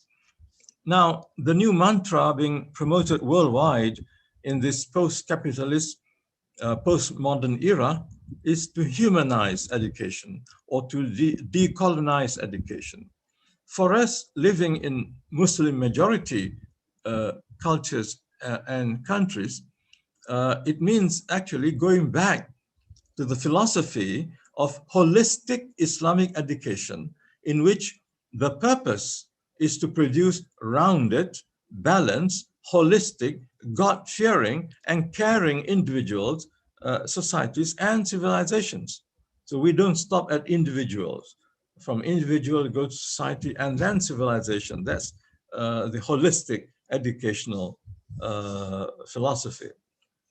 These civilizational institutions are based on sound faith in God, the one and only sovereign, in good character, in sound knowledge, in perennial wisdom, in useful skills, and also in the necessity of living in plural societies, along with our non-Muslim brothers and sisters and co-citizens in the spirit of spreading peace and compassion to the world, rahmatan lil alameen, in order to gain well-being in this world and well-being and happiness in the everlasting hereafter. However, it should be noted that the insaniya, that is the humanistic characteristic of Islam, or insaniyatul Islam, is not grounded in the worldview of absolute human freedom or in the outlook of the autonomy of human reason and emotion, but in the spiritual doctrine of the primordial spiritual covenant, the mithaq that I mentioned earlier, between human beings as the obedient spiritual servants of God and God as the creator, sustainer, Lord, master of mankind.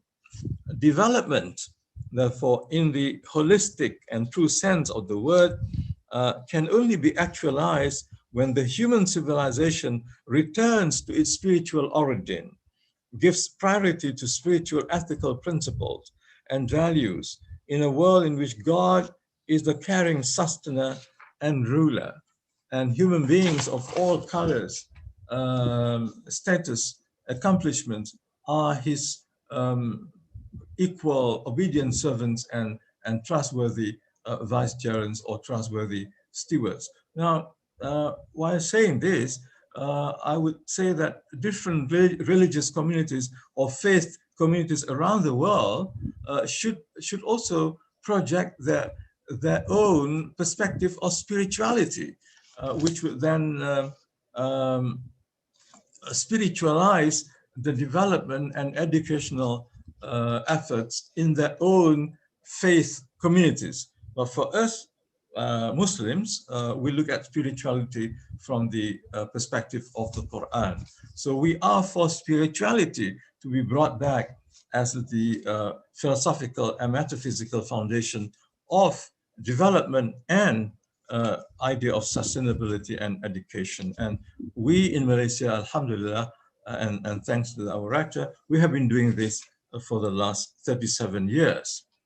And finally, we representing the Muslim intelligentsia believe that many of the global crises and calamities in economics, politics, society, culture, and environment are rooted in the paradigms of secularism, agnosticism, materialism, naturalism, empiricism, positivism, capitalism, atheism, scientism, and postmodernism, which are not addressed in the SDG discourses or by UN developmental agencies, despite the progress that these agencies have made since the development narrative was first conceived as an economic goal of increasing the GDP or the material standards of living.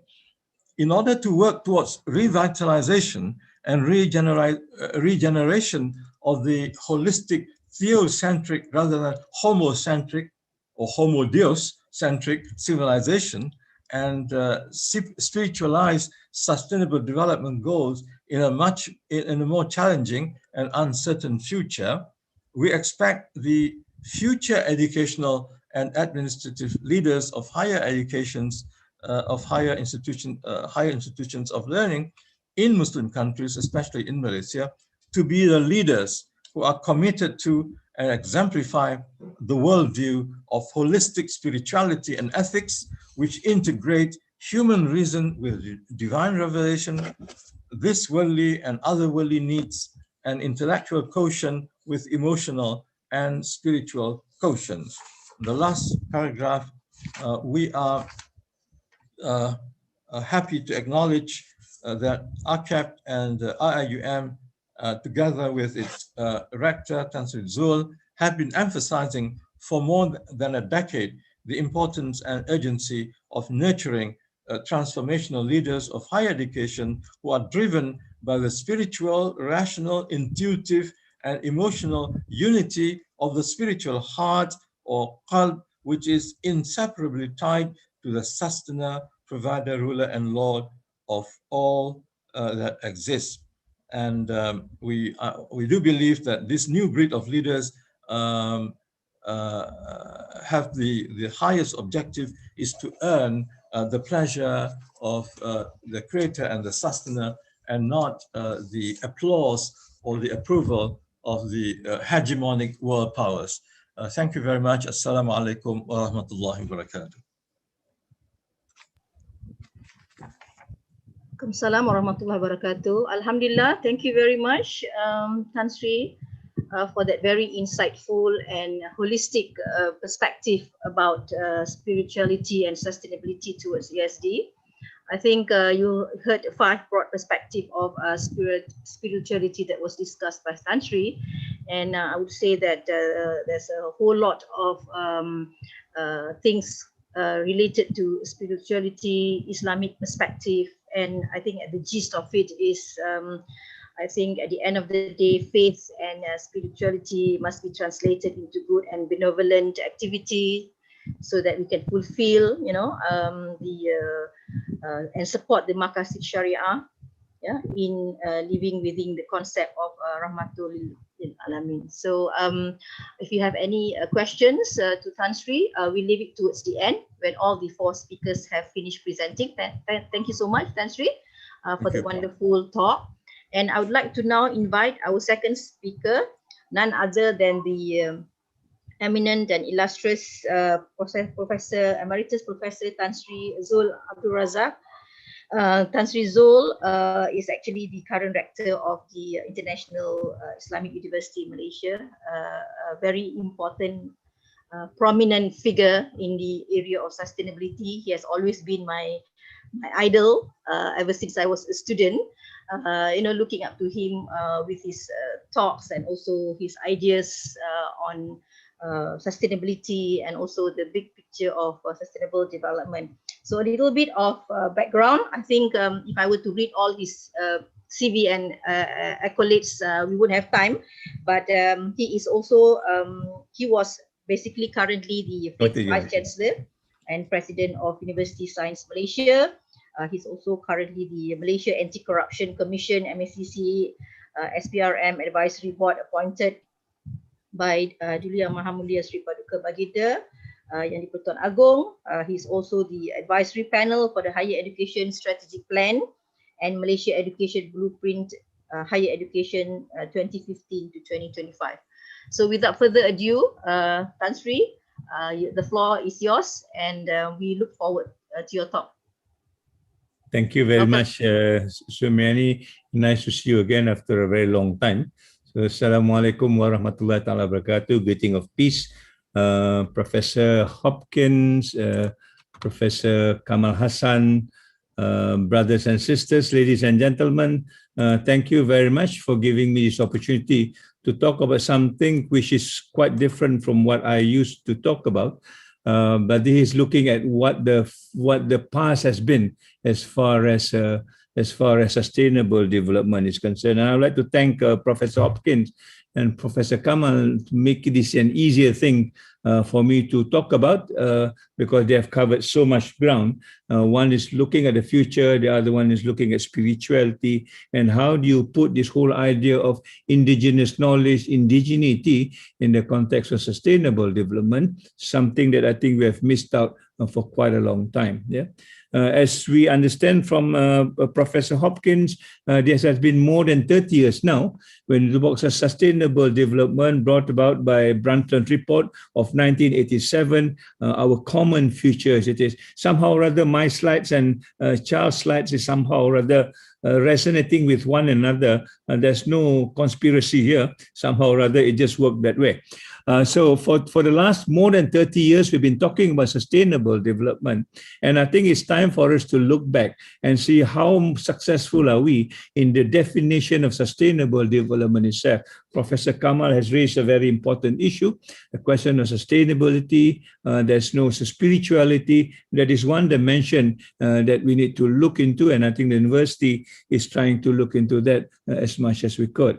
There's another dimension that I thought we are also missing, that is the whole idea of indigenous knowledge. And this indigenous knowledge, not just for the sake of it, but how it actually also embraces sustainable development long before the Brundtland Report, or long before the whole idea, or in fact the whole term sustainable development was coined some 30 years ago. And how do you put this back into a picture so that it becomes more holistic, it becomes more participatory, and it becomes even more embracing as far as the world is concerned. So my own version of what Charles is trying to do was basically to look what sustainability is all about. In other words, to put an agenda of sustainable development, meeting some of the goals that we have seen. And as you can see here, one goal is a Millennium Development Goal. The other one is from the year 2005 to 2014. We have got another decade of education for sustainable development. And all this, I think, has been going around quite nicely. I think there's a development in terms of consciousness. There are many more people working about it. I understand the question of leadership. I think more leaders now are beginning also to embrace this idea of sustainable development. And this is a very slow progress because the whole concept of sustainable development itself is not an easy concept to understand. I remember the former UN Secretary General that talks about an idea which is abstract, and how do you put this into reality? And I think most of us has been grappling with this, and I won't be surprised that many leaders will just want to put this aside because they can't put their finger onto this. And it takes a while to understand what sustainable development is all about. But alhamdulillah, I think for the last so many years since it started, I think we have made slow progress, but the actual key issue of poverty is still not being addressed. So the question is, what next? What can we do? And this is what, as Charles said, we are going into another phase, which is the post-2015 agenda. And this talk about the single set of sustainable development goals. The Millennium Development Goal, as I understand it, it is a goal that developing countries were trying to play a catch-up game with developed countries. Developed countries somehow or other define what sustainable development is all about, and we are trying to find a way to catch up with what their understanding of sustainable development goal.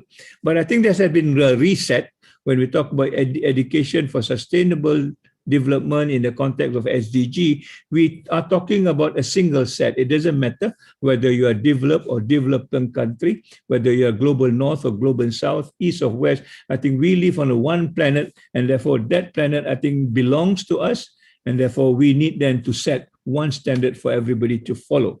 Yeah, the planet, as you know, is not it's not in a good state. It is an ailing planet. We talk about global climate, what's called climate change, global warming, and so on and so forth. And there's more now when we talk about the pandemic and so on and so forth. But nevertheless, we are all on the same planet. We need to do this with unison, with solidarity, and therefore coming up with one idea: how can we work this together? And therefore, this is where the diversity needs to come in so that we can work in a unified way to find out what the solution is for all mankind, right? It doesn't matter who you are, as long as one person is still not there, and I think the whole world will probably suffer at the end of the day. So generally, I think we talk about the three things: economy, environment, society, also been translated into the three P's of prosperity, and the planet and people. And the merging of this, the holisticness that Prof. Kamal is talking about, is about coming together. And this is where the definition or the understanding what sustainability is all about in a very balanced, harmonious way in the context of trying to make sure that human beings throughout the planet can survive together, right? So there are many ways of looking at this. I think one way of looking at it is in terms of, sustainable economy, social equity, and also local environment. So this localization is what I want to focus today when we talk about a global aspiration, which is important, but what can we do locally? Often global agenda sounds very far, very different, and sometimes we are very oblivious to it because it is not touching us in a relevant way. But we need to look at it, and this is why we always say, work locally but think globally. How do you connect? Because at the end of the day, all of us are connected to this global environment, whether we like it or not. Yeah? One issue that we want to look at, therefore, when we talk about this definition of sustainable development. From that report, the sustainable development is defined as a development that meets the needs of the present, without compromising the ability of the future generations to meet their own needs, which is, I think, a perfect sort of definition if we talk about in the context of the present. What is it in the present that we can move into the future so that people will ever be able to live the way we live today, if not better, given the technology and the new knowledge that we're going to generate ahead of us. So the two keywords to me is the present and the future. My question is therefore, what happened to the past? Yeah, if we look at the future, there's 2004 is a future. It's a glacier in Uppsala in Argentina, but it is to me a compromised future, a present. Why a compromise? A present? Because if you look at the past, it is something which is quite different. The glaciers are still there. Now the glaciers are all melted, and we've got now a kind of a lake. And this story of glacial melting is something that we still experience today when we talk about the Arctic and the Antarctic, right? The whole idea of global warming, increase in the sea level changes are all about the compromised future that we talked about. And therefore, if we were to predict the future from this kind of a compromised present, we have got very little to deal with because the whole wisdom of the past has not been taken into consideration. In other words, learning why the glacier melt to start off with is something that we think we need to go into a deeper understanding of what has happened between then, maybe more than 80 years. What has happened. So I want to bring back this whole notion that the past is equally important, not just the future or even the present as it is. Yeah? So there are two key studies that we have done. One is when we look at Bali, a kind of a case study. When we talk about what they call the Subak system, that is a whole system of irrigation in this very terraced and also very pleasant sort of environment that they've created, and in trying to sustain the irrigation and also the paddy planting, a kind of an activity. So for those of you who are not sure where Bali is somewhere south of Kalimantan, all right, a very small island, yet an island that has produced so much in terms of sustainable development, learning from the past. Yeah? It is a system. That's all about organization, irrigation of rice farming in Bali. Yeah, as Kamal has said, it is guided and informed by a spiritual value. It could be a different kind of a spiritual value, but the whole idea of spirituality is still there. It is combined then with the modern engineering sort of ways to maintain a very complex and elaborate social system. In other words, there are elements that we need to take care when we talk about just sustainable development, the intangible values that I think it is important. Also, Charles alluded to this. What sort of values do you put in when we talk about sustainable development that could maintain this complex and elaborate social structure that has been there for a long time? Yeah.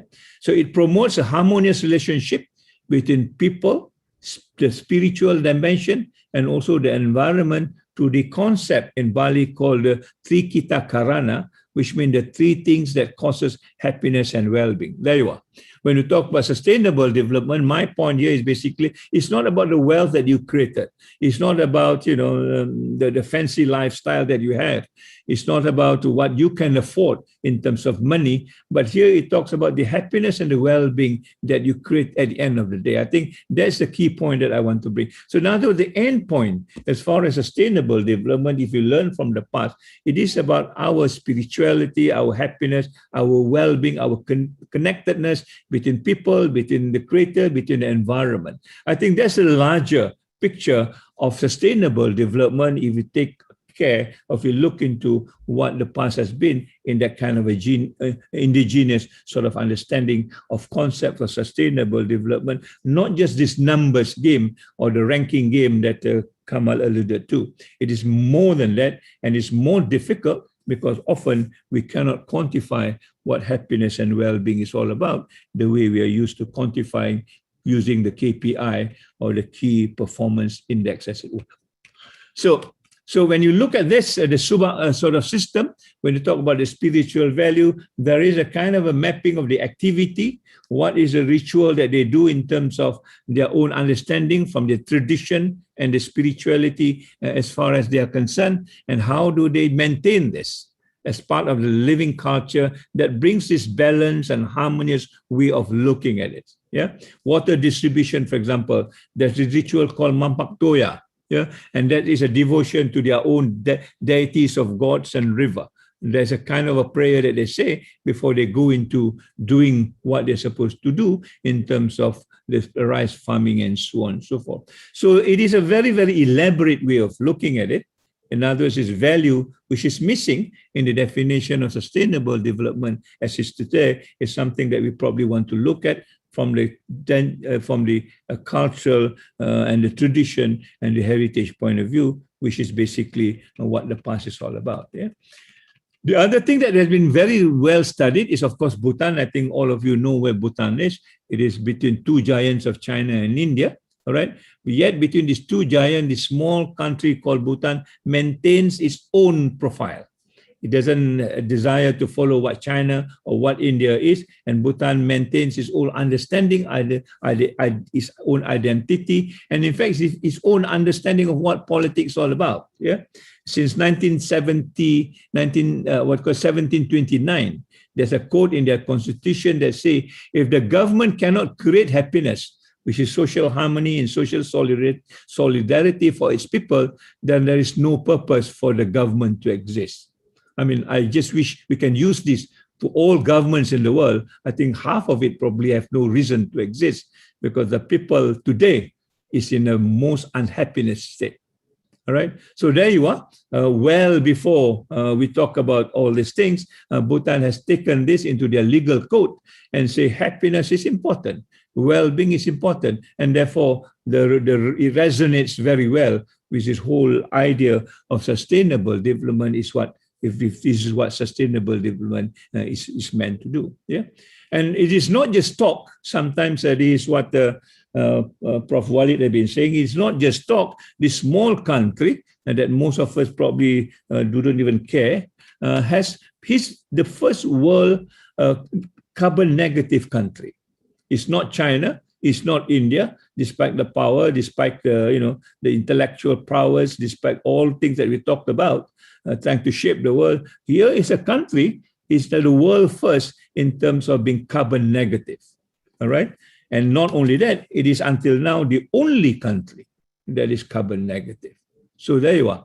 Size does not matter in this particular sense, but the whole notion of what sustainable development, given what is a tradition of the past, is all about. So when Bhutan pronounced that they are interested in gross national happiness rather than gross national product, at that particular time, I think people laughed at them. I mean, it sounds so silly to talk about happiness when you can't measure it.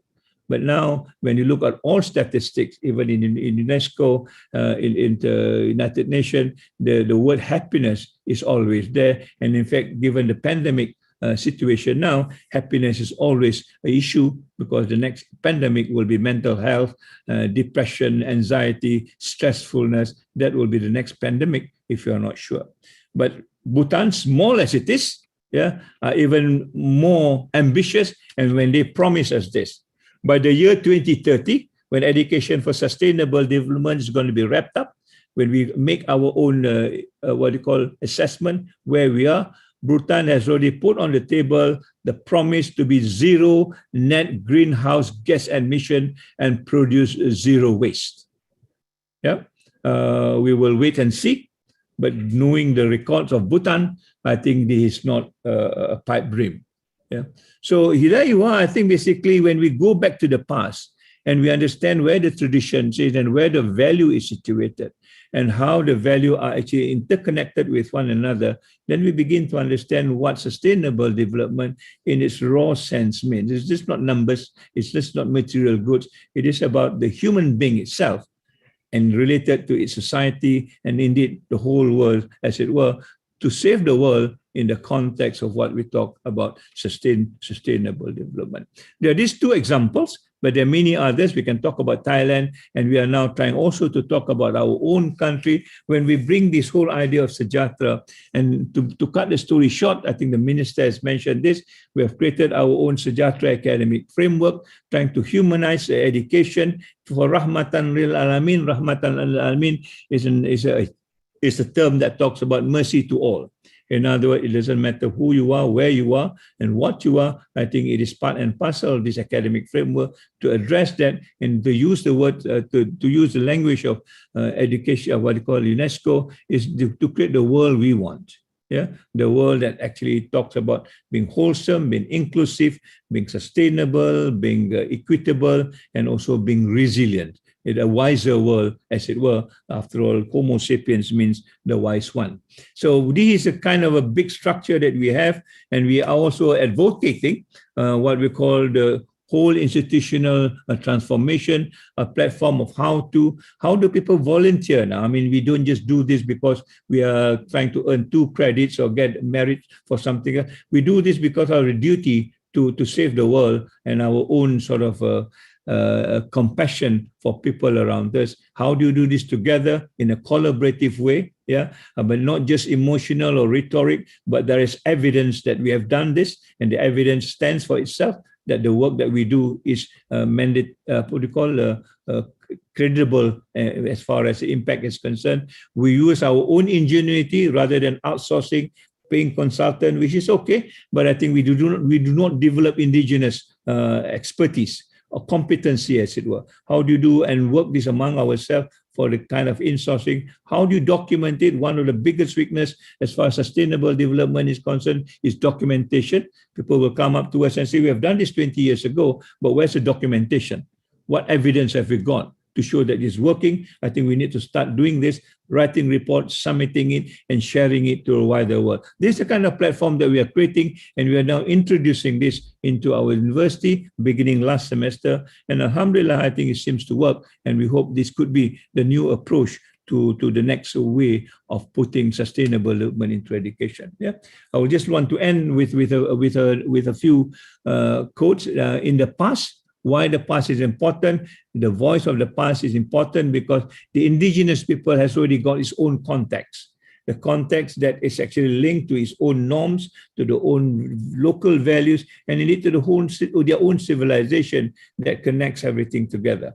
We do not have to reinvent it. We need to recognize it, put whatever is right in its own perspective, and then it becomes a form of a framework that organizes knowledge. And knowledge, I think now is in the plural. It's no longer just single dominant knowledge. There are many knowledges around the world that we need to recognize that links us to life experience, to communal living, and at the end of the day, build relationships and lifestyles. As we talk about well-being, as we talk about happiness, I think this is about relationship. Many people talk about well-being in the context of relationship. And that's why when we are locked down, all of us get into a kind of a mental dizziness because we lose that relationship.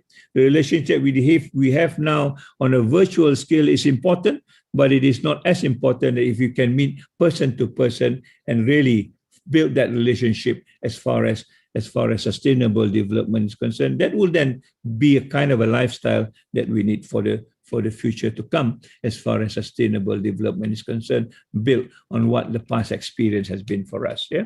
So we need a kind of a reorientation. Yeah. The reorientation to me is basically trying to recognize what has been the social injustice in the past. We learned this again, yeah, when in the COVID, when people talk about all life matters or Black Lives Matters, there's a number of injustice has been embedded in the concept of sustainable development itself that needs to be taken up and being and talked about in the context of social equity and so on and so forth, as I've mentioned earlier. How do you bring this to fore, and how do you then reorientate it so that we understand that everybody, people without knowledge of their past history, origin, and culture is like a tree without roots. Right? And this is where the metaphor of this university, University of the Garden of Knowledge and Virtue, becomes important, because the roots actually gives us a kind of the direction, the dimension of what sustainable development is all about.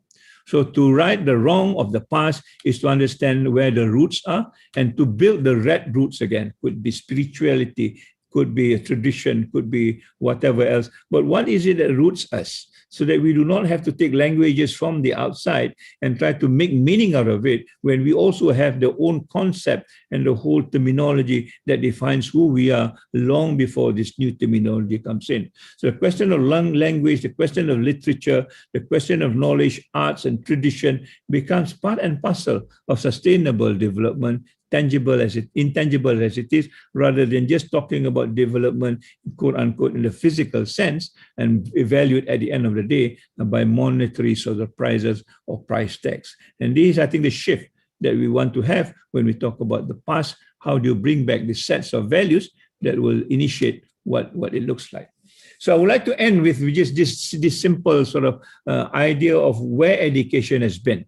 Yeah, education start off from the days of the Greeks as a community of scholars that people go and educate the community by having debates and and discussion and public forum. And this is where the whole idea of being autonomous and speaking out your minds, getting other people to critique about it, so that knowledge will move from one point to another. And later on, I think this translates into a kind of a national sort of a project. Yeah, after the Second World War, when many of these countries has been destroyed, then they begin to build a national university. So the whole idea of national universities becomes just a devotion to the nation state. And the whole idea of community becomes, not an important thing. Everybody wants to focus in building their own national boundaries again, and the universities are then created in that particular form. So we have national universities. I think almost all countries have got national universities. But later on, when the nation state collapses, when the market takes over, then I think this whole university structure becomes a very corporatized sort of structure, and as we see today. We talk about economic imperatives. Everything else must be measured by employment, employability, which is nothing wrong, but that's not the end of education. But that has been made to be as far as the education is concerned. So we talk about now world ranking and so on and so forth, just to pander to what the market wants us to do. But now we see the collapse of the marketplace itself. And therefore, the idea of sustainability becomes an important issue that will bring back this whole notion of a global university associated with what the community is all about. And therefore, community engagement becomes an important evidence of how relevant education is all about. You cannot understand poverty by just staying in your own university without going out, working with people, understanding what they have going through with these values of sympathy, empathy, and compassion, the way we want to address it as far as the value base is concerned. Yeah, after the meltdown of 2005, this becomes a big discussion. 2008, this becomes a big discussion. How do you then rework the university? And this is where the concept of regional centers of expertise on sustainable development was a brainchild of the rector at that particular time, United Nations University, Professor Van Winkel, that said, look, we need to change and move the structure of the university the way it is now to something which is more sustainable. And then the pandemic comes. Yeah. So the post-pandemic era will talk about a different kind of university. Certainly it's going to be community engaged. It is not going to be just marketplace anymore. And therefore, I see we now coming back to a kind of a cycle. We are going to talk about social solidarity now, how people are going to work together, and what is it as far as education for sustainable development is concerned. Does it work within boundaries or is it beyond boundaries? What is the final outcome? And as we have mentioned, the final outcome is basically to bring about the change that we need to bring about. And I think there's a nice poster that is created for Southeast Asia, that the change must start with us. As leaders of the community, we have the power to inspire, strength to unite, and the wisdom to take along everyone. Let's open our mind, not point fingers, because we are in this together. It is on us to bring out the best of humanity. So at the end of the day, if you understand where we are heading, taking the past along with us, most of the things, the so-called new norms, will be, to me, the renewed norm. The one that we have passed, forgotten before, we need to bring it back and put it in the place of where sustainable development ought to be post-COVID, so that we are all together in this one planet, living a healthy lifestyle. So on that note, I will just close. Thank you very much. Assalamualaikum and a greeting of peace. Waalaikumsalam warahmatullahi wabarakatuh. And Alhamdulillah, thank you so much, Tan Sri Zul. As usual, I'm always inspired by your talk, full of wisdom and very interesting perspectives. We heard Tan Sri talk about how to bring to the central position the indigenous knowledge, and how it is already part of sustainable development long before the Brundtland report. And I like the idea of UIAM, promoting forging ahead with the Sejahtera platform, because I think that's a very important component missing in the SDG goal, and how we could actually reorientate, and make the right wrong of the past by using local knowledge, indigenous knowledge, and to work in unison and in concerted manner towards achieving balance and harmonious way of life in achieving the sustainable development goals. Thank you so much, Tan Sri Zul, and I'm sure there will be lots of burning questions afterwards during the Q&A session. Now moving along, I would like to now invite our third speaker. We have, like I said, a very a broad perspective of SDGs, and I'm very happy that our third speaker is actually coming from the young generation. We'll have Ms. Farida Hani Bukhari. She'll be talking on ESD and future generation. This is a very important perspective, because I always say that the future lies in the hands of the young generation, and we would love to see whatever we preach and we teach and we nurture our students to become the responsible future leaders in implementing the aspiration and also the sustainable development goals. Just a little bit of background. Ms. Farida Hani Bukhari is the Assistant of Public Relations and Advocacy of the IIUM Student Union. She is in the third year of undergraduate of Ahmad Ibrahim Kuliah of Law, IIUM. So without further ado, Ms. Farida, the webinar session is yours now for 30 minutes. Welcome. Thank you so much.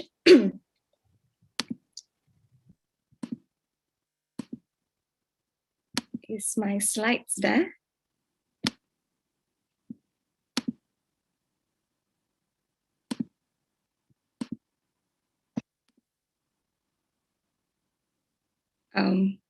Points on Prof. Sumiani, is my slides there? Not yet. It's not up yet. Okay.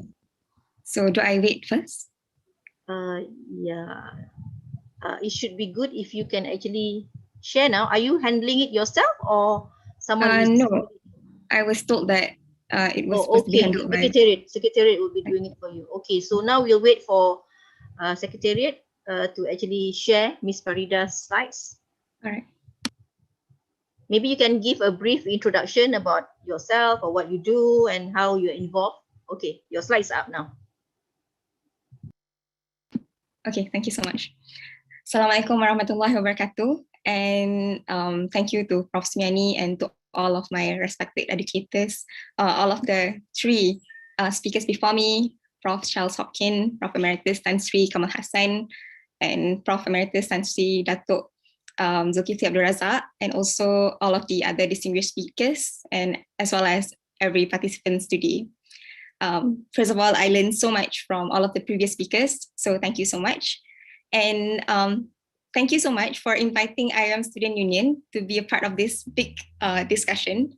I do not know whether you can tell, but it is honestly very nerve-wracking for me. But at the same time, I feel it is something that must continuously be practiced, so that more and more youth will realize that they have to play a part in any changes in society, and that they are also important in making any changes. So thank you so much for inviting us, and we hope that more of invitation will come soon, even after my tenure go down and we have a previous new tenure coming soon.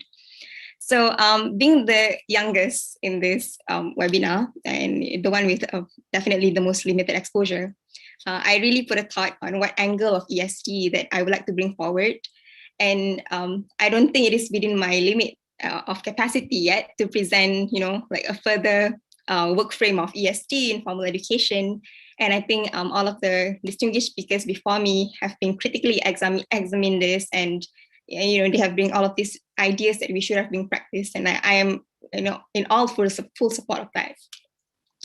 But I feel less burdened when I shifted my perspective from trying to present a new idea to all of people who watch this today, to just simply become a representative of my peers and to show some aspect of the youth and how we have been viewing this SDG and ESG in particular. So hopefully at the end of this presentation, everyone will start to pay more attention on these areas that I try to bring forward. Now, to begin with, I purposely used this picture. I chose this picture. It was taken by a Malaysian man called Edmund Lu, and he gave the permission for people to use this picture. So as the description says, there are a bunch of cheeky fellas, but in reality, they're in need of basic necessities. So these photos was taken during a humanitarian project in village away from the city of Kuantan, Pahang in 2020, which is very near. So I like this picture for a few reasons. So first of all, I feel like it gives some soul to the discussion, so that I would be reminded that this goal is more than just a data number, but it is really about a story behind each of these children, which is the future generation. And then it got this into thinking, how are they actually living their life now? Are they in a better state? So it really about the stories of each of them, and it really matters that most. And the second thing that I like to show from this picture is that it shows us that SDG and ESG has actually been going around actually, but probably it has not been called as such, why? Because it says here that they have managed to identify a place that needs changes, which is, like a place of poor, and then there's humanitarian work there. So there is some sort of job that has been going around for sure. And I think all of us realize that. Next. So just some revisit of where are we now. Now, it is quite contradictory to see that we have zero poverty, but then on the goal of zero hunger, we are still in a major challenges. But apart from that, other than there's a huge debate on that itself, right? But apart from that, we can tell that 10 out of 17 of this goal are still in a major challenges and significant challenges category. And I feel strongly about each one of them. And and the thing is, I believe that Malaysia do have the resources for future generation in order for us to achieve all of this goal. It's just that like this webinar is conducted, a better education and implementation need to be there. So there is no doubt that ESG is the way forward for the future generation. And all other university, even in UIAM, we have been practicing this. So that's why Sejahtera Council is here. And then like all of this thing that has been presented before, ESD has been implemented in formal class and also in project-based learning. And but what I'm trying to say here is that education is wide, and education occurs everywhere, and not just in a formal form of education, which is in formal class or in graded system or in university. So it got me into thinking few questions. Next. So the few questions that I got is, where do youth spend most of their time? Do beyond classroom approach has significant impact? And how do we make ESD appear more familiar? And I think this have some sort of similarities to what Tan Sri has presented before on making sure that this thing doesn't sound too foreign or too West kind of thing, but it is actually quite common and local to us. Now, I will try to answer all of this in my few slides after this. It will not be long, inshallah. So next. So now there are three mega powers for transforming. And these are not new ideas, but it makes more sense when these powers are discussed in detail by the Nobel Prize winner Muhammad Yunus. He's a banker. I think most people who read his book know him. He's a civil society leader, and he believed in the idea of SDG and specifically mentioned them in his book. And he's also very optimistic about making changes and believe that the idea of SDG is not that too far-fetched to be achieved by the world. So he mentioned in his book titled 3 Zeros, zero poverty, zero unemployment, and zero net carbon emission. He mentioned that there are 3 mega powers that will change the world and that can help to change the world. But I will mostly just discuss the first 2 of them. First of all, as you can see here, is he mentioned youth, and specifically on energizing and empowering the youth. Now, however, I will narrow this discussion to something that I am more familiar with, which is youth movement specifically. So from my own experience, I noticed that youth movement are normally strong because first, they suit the need of their locality, they have followers, and most of them are structured. They often collaborate and empower each other. And most importantly, they are many, they're big, because youth consists 45% of the population in Malaysia. So this should give us some, good news about doing ESD in a more, relatable and fun way to youth. So there are many good examples of a youth movement and youth groups, and each of them actually focus on different goals of SDG. And I will bring some of the examples to the table. For example, if you are talking about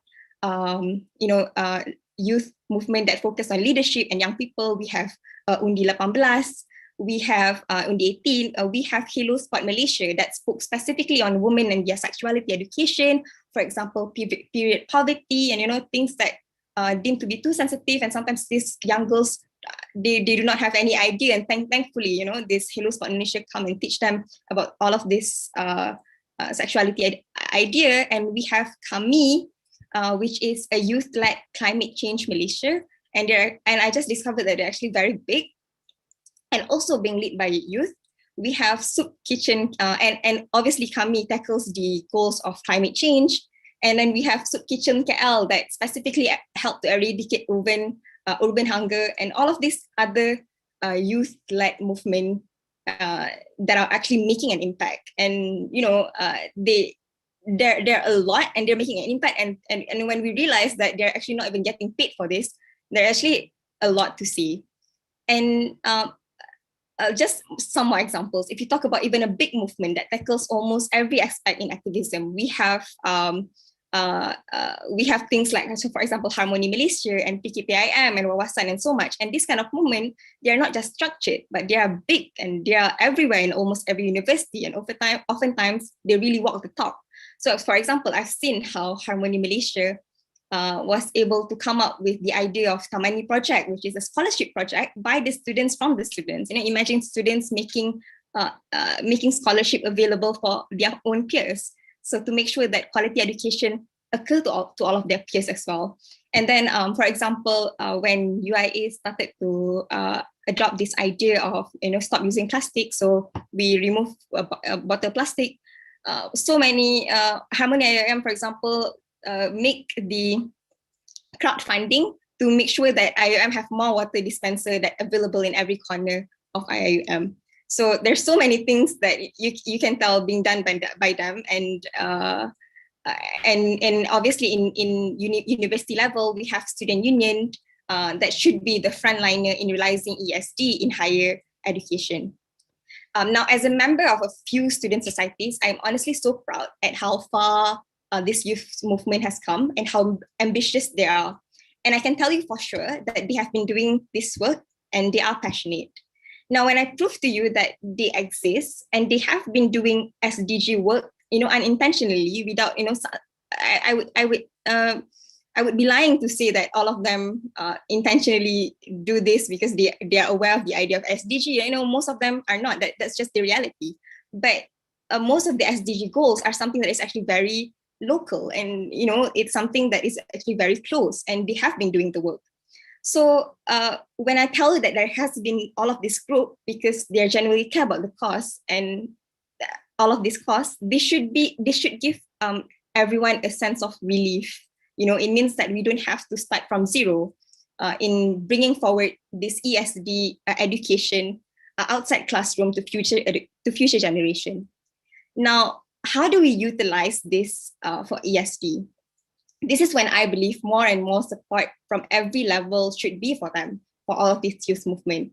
Without even actually needing to integrate them, we can go to each society and examine how they can further educate their peers on specific goals. So each of them can be the voice of SDG goal. There should always be a room for them to participate in any policy, be it in university level, state level, or even the government level, so that all of these policies are not out of touch with the youth, because when you are implementing policies, the one who will be doing it the most is probably the younger generation. And it's very irony to not get them involved of something that, definitely affecting them the most.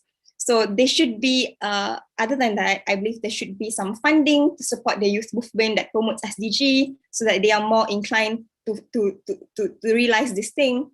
And most of the time, when it comes to youth movement, the number one barrier is obviously money.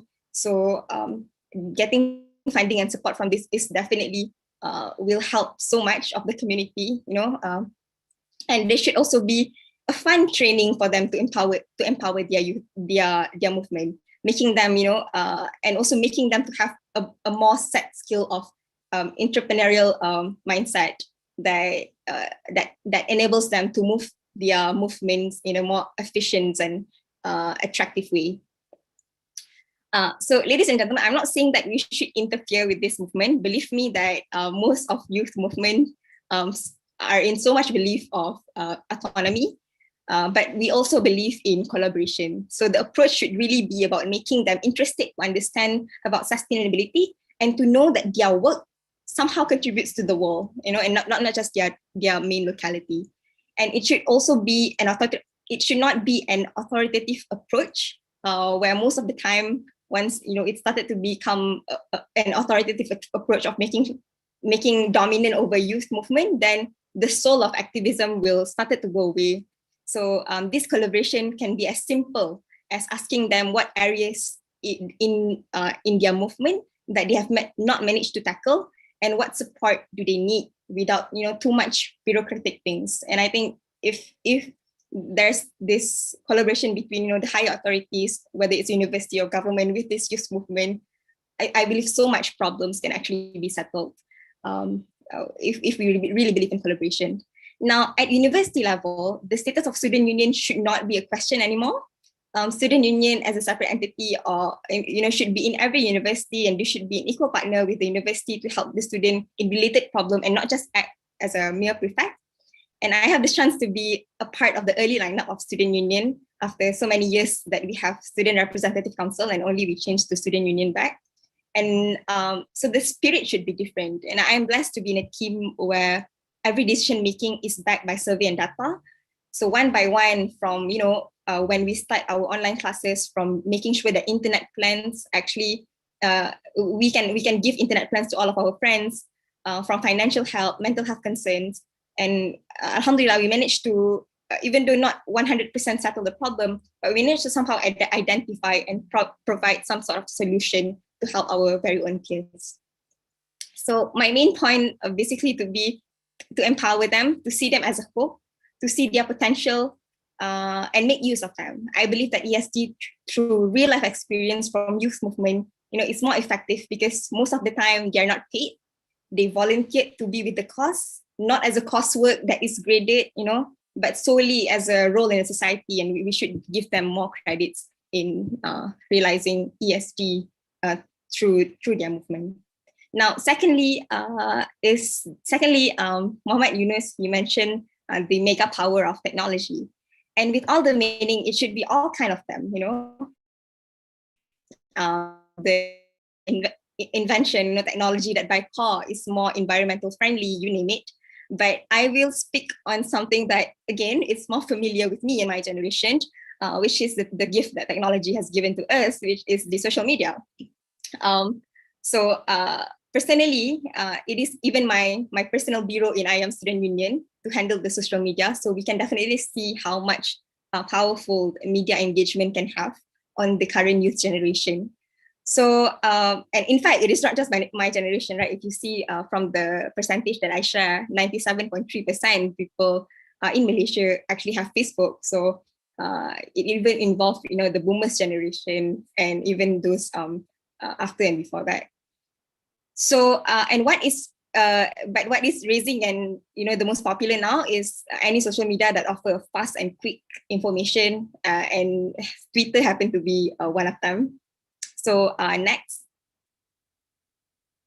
So remember when I mentioned on the slide, I imposed a few questions, which is where do you spend most of their time? And I actually get this data from MCMC, from their survey data on 2020.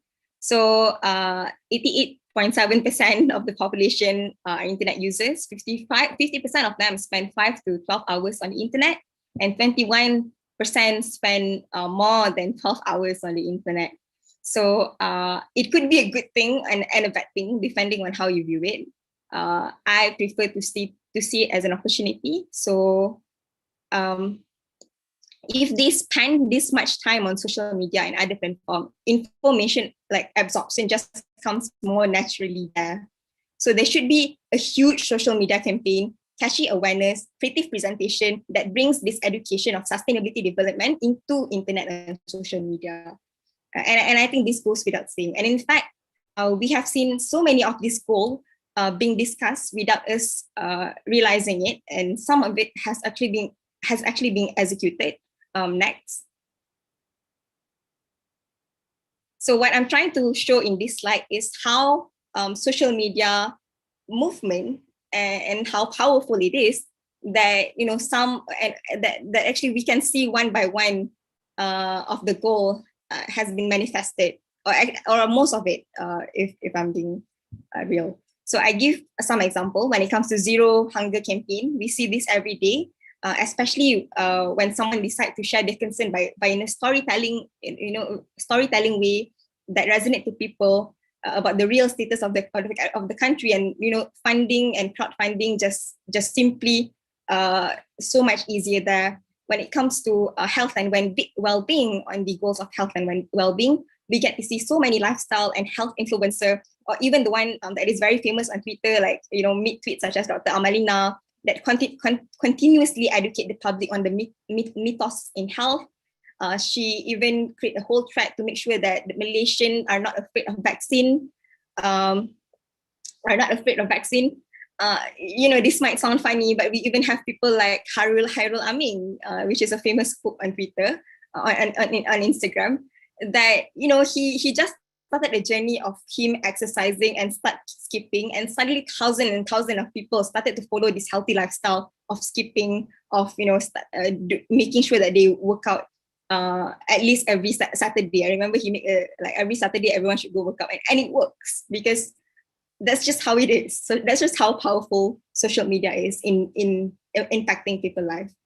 So and on the issue of environment, 10 years ago, we rarely see anyone care about reducing plastic, but slowly now, from the lifestyle of sustainable life that is shown in social media, from YouTuber, public figure, more and more of these people start to realize that they need to reduce plastic. So you can see from all of your friends, they no longer use, at least from my peers, they no longer use cup. They start to use all other different straws that is reusable. They no longer use plastic.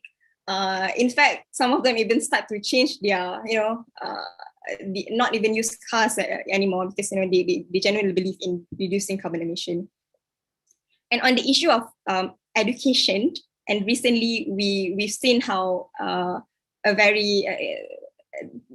woman who is the same age as me, Viviana, the girl, she has been sharing about her real life experience on how she has to climb the trees to get internet, and this kind of viral thing actually does make a change in her community. People started to make action, because when things get viral, action just somehow occur more faster for some reason.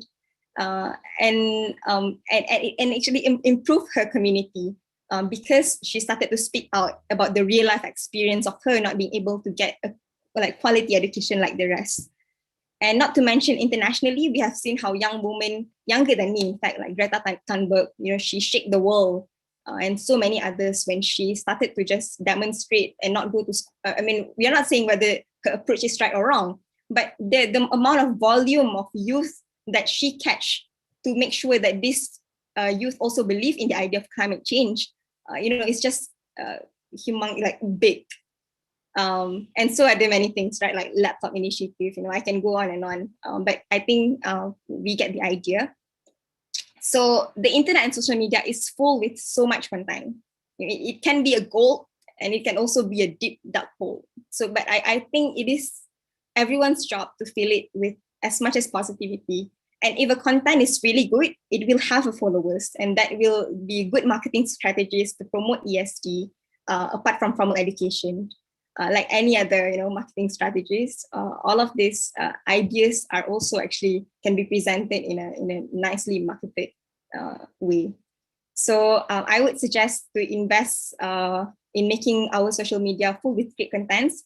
We can collaborate with many people that have, good influential criteria, and also targeted audience in each of them. Now, lastly, next slide. Now, lastly, I will not touch much about this, but basically, the Honorable, Muhammad Yunus, he mentioned the third mega power, which is good governance and human rights. And I think this goes without saying, for us to have a good governance and human rights goals, I think nothing is more effective than to have a set of leadership like we have been discussed today, from university level and every level of society that practice good example of integrity, accountability, transparency, and many other good governance elements. And it is a must that we stay alert to make sure that we eradicate all kind of corruption, because at the end of the day, no matter how many goals we have, if the future generation is not given an environment that is honest and integrity, and that are accountable for the future generation, it is almost impossible, right, for us to move forward in building a better future. So everyone, from the smallest of the society to the first government to local government and every government institution and NGOs, need to transform to be as clean as possible and make sure that they are goal-oriented, are not for their own selfish approach, but more towards like society development, like SDG. So to conclude, what I'm trying to show is that we already have all of these vessels, and we will always have youth, and we will always have this technology. But sometimes maybe it's very hard to have a good leadership and also good governance, good government that practice good governance in every level. But I think together with the higher education approach as well as ESG that occur in our daily life, we will be able to achieve this to achieve this goal, to achieve this environmental sustainability, economic viability, cultural diversity, and also a just society for everyone. So I think that's all. Thank you so much. Thank you so much.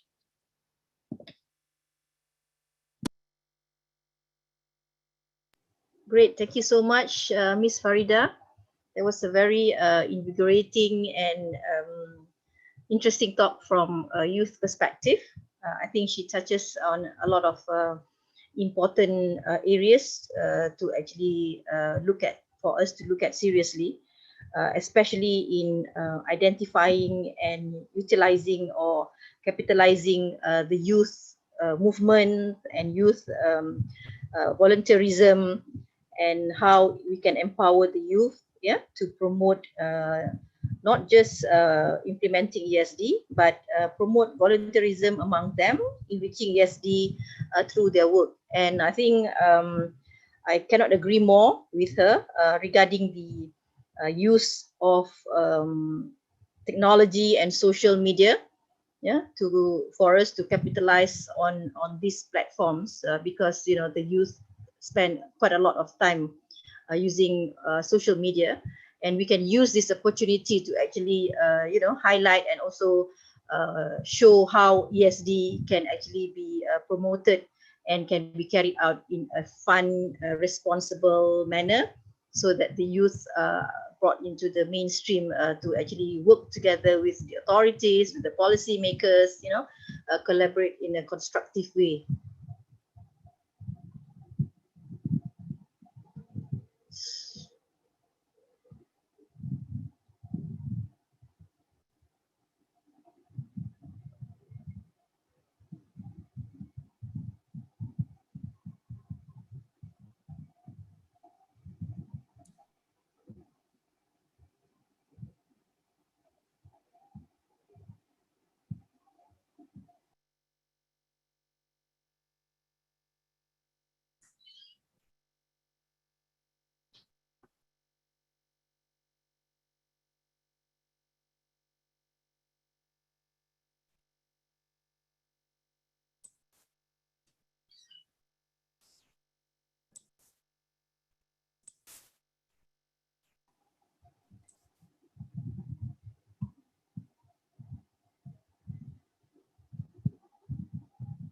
Okay, I'm sorry. I think there was some interruption earlier about my Wi-Fi connection, but we will continue now with our fourth speaker, the final speaker, who is coming from a private university. Mr. Leong Sat Singh is currently the Vice President of Group Corporate Affairs of UCSI University, Kuala Lumpur Campus, Malaysia. Mr. Leong, actually, I've known him and I've been working and collaborating with him in some of the USI programs. And he is basically, let me have a look at his brief background. Okay, with 25 years of experience in the education industry, Mr. Leong first made his name when he pioneered the company's marketing and public relations department of a leading Malaysian higher education provider. He holds a degree in civil engineering from Universiti Malaya. So he's an alumni of UIAM, an MBA from Herod Watt University, and he received the Education Leadership Award from the Asia's Education Excellence Award in 2015.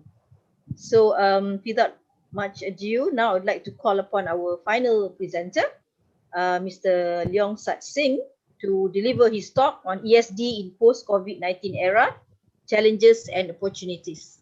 The floor is yours, Mr. Leong. Thank you. Thank you, Dr. Somiani. Can you hear me clearly? Yes. Okay, thank you. I can hear you good. Yeah, greetings to all of you, especially the community from UIAM, from AKEPT, from as far as Toronto, Charles, and Secretary. It is a real honor to be invited to be one of the speakers here. It is also a real honor to meet you again, Nasri Zul and Dr. Somiani, both of whom really had a hand in the early days of UCSI when we were beginning to journey on the SDG for our university as well as the group entity. Thank you so much, and it's nice to see both of you again. Now, COVID-19 has caught all of us a surprise. It is unprecedented, and we are all our strength and weaknesses are revealed for a pandemic like this. So it has affected much of all the SDG initiatives and activities. And ESD is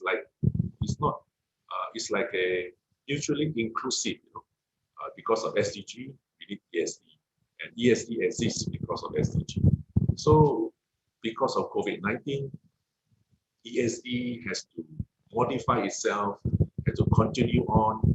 There may be new avenue to look into, and I think we are all on the right track. Having this forum like this, a seminar like this, we thank AKEPT and UIAM for continuing to address these important issues as we journey along this world. So ESD is like a heartbeat. That's where people get to know about each of the SDG goals.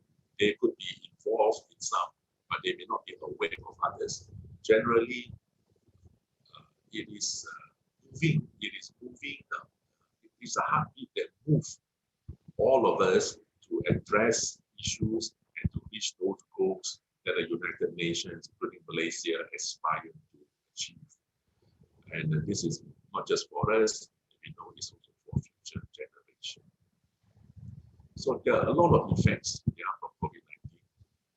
Some of the messages that we hear saying that this has really given a setback to achieve SDG. And there was a question earlier this morning whether the 2030 goal can be achieved. All of us recognize there is a setback because of COVID-19. And the long-term consequence remains highly uncertain. We do not know how it will be in the next few years, whether there will be long-term effect, not just for individuals, but even for countries. Countries that have been borrowing, that has been having so much stimulus package one after another. What will be the long-term effect on these countries, for example? Are they able to pay back the loans, and what penalty will they get, and so on. Well, it has also shed considerable light on vulnerability of healthcare system, especially in developed countries. The healthcare is supposed to be more advanced than the many developing countries, but this pandemic shows there are loopholes, there are areas where they are really overlooked or underfunded. Well, the only bright spot, some people say, because of COVID-19, is the reduction in impact. Now, there are 5 major impacts I would like to point out very quickly. Impact of COVID-19. Yes, we know there's so many people who are infected, 120 million now, 2.6 million worldwide have died because of this infection. Malaysia is picking up numbers slowly, a bit slower now, but still we have 320,000 infected people. 200 died of this illness. It has impacted economy worldwide. The world economy shrunk by 4.4%. And Malaysia last year, the GDP shrunk 5.6%. And it was estimated that we have lost 90 billion ringgit because of this pandemic thus far. Job loss is everywhere. 114 million people have been affected. And in Malaysia, almost 100,000 people have lost their jobs. 30,000 businesses actually have closed so far. School closure, higher education institution closure, university colleges. In fact, close to there were 168 million students worldwide have experienced closure for 1 whole year in their education. And Malaysia itself, in the schools, 5 to 6 months of the time has been closed. International students' mobility, so many countries in the West that depend on foreign students for it could be the second or third largest export industry for these countries, and they have shrunk tremendously because of this.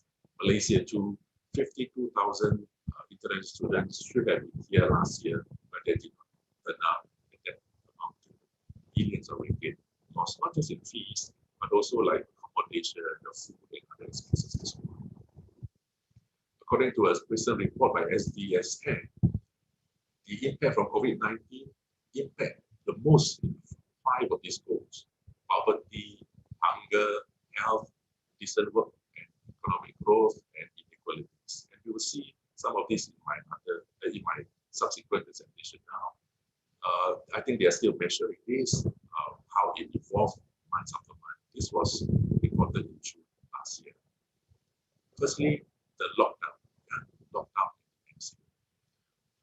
What I'm going to share now involves also schools, because Excuse me, Mr. Leong, if you don't Yes. mind, the participants are saying, even myself, your voice is a bit unclear, it's breaking out, like, there's interruption. Could you maybe speak closer to the speaker?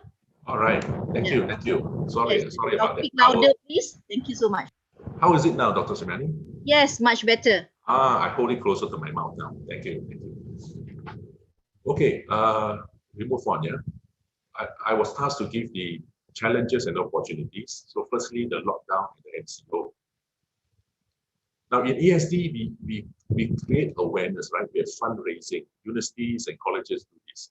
Definitely with this lockdown, this has not been much can be done for the last 12 months. There are many activities that we do or other society, NGO do to address the gap in SDG goal, whether in providing clean water or building of new toilet system, or even in helping the poor or giving tuitions. All these are being compromised because of the movement. And as mentioned by Tan Sri Jo just now, one next pandemic could be mental stress. And we hear reports also about domestic violence because of this lockdown. Imagine, if husband and wife are not in really good terms and they're locked down for 24 hours, so tendency there'll be more argument, and usually the women suffer. And mental stress, so we can see that there are 30 suicides a month in Malaysia as reported, and also the Women Action Organization says that the complaints they received in February last year was about 250 a month, but it picked up 3 times, about 800 plus of complaints from women in April as well as in May. And even Bukit Aman reported that children abuse parents doubled during the MCO time. The amount of stress that's given to mankind really was not well handled in many sectors of the society. Yeah, we know about economic distress and job loss and how it affects many people out there, and the health risk as well. Are there any opportunities for such a lockdown? Well, we are, of course, easing in our MCO now, but as we talk about this, we also take cognizance of in future, there may be other similar pandemic that may happen. So perhaps we are more prepared, and perhaps there are opportunities for us to more readily to capture if such a thing will happen again. Firstly, for those who are more aware or see the need, they know there are more quality time at home. It is opportunity for many of them to build relationship. Now, communication in space involves, in the past maybe there was some training programs or there's some ESE activities that was done physically, but now because of lockdown, many of these activities or training has been made into online, and because of that, there's more wider audience they can capture. For example, the peace and unity training that UCSI has recently not just expand to Singapore, but also like Indonesia, Philippines, and I heard as far as Iceland, there was a participant as well. So such an initiative or training or awareness program can easily reach further again. Well, people get enhanced in their IT skill. People you and me, learn to use Zoom, Teams, Google Meet, and so on, and create better PowerPoint. We are able to use e-wallets. All these are opportunities for us to digitize ourselves. So we go for reskilling, we go for online courses as we are locked at home. My wife, for example, a school teacher preparing for lessons day after day, she also took up online Japanese course just to advance herself. Well, work from home, is it good? Yeah, some people say contribute to work-life balance. To some, yes, it does, because you can arrange your timetable well for your family, for your exercise, for your work, if the deadline is not that urgent. But for others, it could be a distraction. The baby or the toddler always want to stick on to you. You can't really work in front of your computer. So it is subjective to different people. Actually, about domestic violence just now, actually many women are not going back to work according to the United Nations. These are women. So many percents in these countries are actually spending more than one domestic chore since COVID-19. After all, household chores mainly are confined to women, for the women in many levels of society. In September last year in the US, 800,000 women are out of work compared to 200,000 men. Everything we work for, according to UN everything we work for gender equality for the past 25 years, seemingly lost in a year because of this pandemic. Next, we look at closure, schools and higher education institution closure. Now, from the statistics, in April last year, over 1.4 billion students were actually affected, no schools to go to. And 84.5% actually do not have access to this education face to face.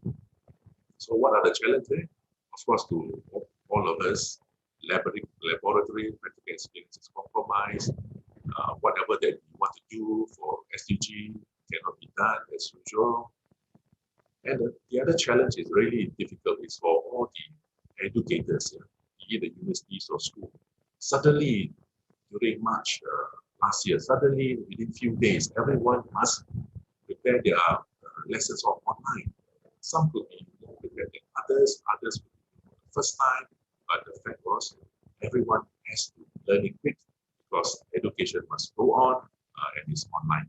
And of course, there are many challenges as things like only the educators may not be well prepared, things are not interesting, students do not have device, don't have Wi-Fi, stuff like that. We learn along the way all these challenges and how hopefully we can do better. Malnutrition is real. According to UNICEF, Malaysia in 2019, already 22% of our population are facing food insecurity. 4 million children actually are under malnutrition, not enough food, not enough nutrition for their growth. Growth has stunted. And last year it got worse. Kazana research mentioned that 30% of children actually do not take breakfast. And how do they really study? And with the COVID-19, there's no school, there's no free breakfast for them. So really scratch our head how do we provide this continually for our children who don't have the opportunity. Now, the other setback about school closure is students are staying, and the girls are especially higher risk, either because of abuse or because of sexual misconduct by friends or relatives or neighbors, and some people early pregnancy, early marriage, and things happen more because of lockdown. Mr. Leong, sorry, could you speak louder or come closer to the mic? We are still having difficulty hearing. So sorry. What about now? Yeah, better. And I think maybe you have a fan or something nearby because it seems to be like some breeze coming near you. My apology. How is it now? Yeah, okay, better. I think you have to really speak close to the mic. I really speak close. Thank you. Okay, thank you. Yeah. Let's move on. Yeah, returning school become a problem. Yeah, if some of the girls are subject to such abuse, as well as it's also expected that the interest to study will also drop after you prolong not being studying. Yeah. Opportunities be opening training to wider audience. That's correct. I just mentioned just now, and also it spur the educators to be more innovative in active learning, because online learning, hours after hours, you realize that students cannot pay much attention. So educators want to innovate a bit so that more participation from the students, more projects, and so on. Digital product for education, we know now they have TV, TV7, and this is good. It's not perfect, but it's good to some extent. More and more videos are being developed also by NGO to see now the third phenomena is in terms of international mobility that has dropped. Yeah, we have challenges such as learning of others is now just online, very hard to know. Those activities or projects that depends on international participation, the experts, cannot have that. Obviously, internationalization also dropped. If you talk about global citizen education, this is become more challenging. If you want to talk about human rights or peace, or want to educate more and more countries there who do not subscribe to this, then it becomes compromised again. Of course, revenue in related sector, especially universities, private universities, has also dropped. And this is according to MEPCU. Half of the private colleges and institutions were closed this year because of this. Hotels, tourism industry, they are affected. But one good thing, less flight traveling. So it was reported carbon footprint had dropped by 7% last year. Participation by foreign audience, as mentioned above, now programs can be rolled out wider overseas. And because projects can be stunted because of lack of mobility, now the education providers, those who train in ESD and so on, will want to train the locals a bit. You will want the locals to carry on in case there's another lockdown, in case they cannot travel. So you will be less and less dependent on foreigners, and more locals should be trained. They should be made aware. Another effect will be micro-credentialing. More and more universities, because they receive less students from international, they will recognize more and more diplomas, certificates, CNG, and so on, and probably also more and more branch collaborative campus will be started in those developing countries. Technology is advancing well. Okay, so the challenges will be, we create more couch potatoes who just sitting down, either in front of computer or in front of TV, BMI increased, hacks and scam has also increased. Singapore Bank reported phishing, mirroring the website of banks, increased by 2,500% last year. And Malaysia also, cybersecurity cases rose 82% last year.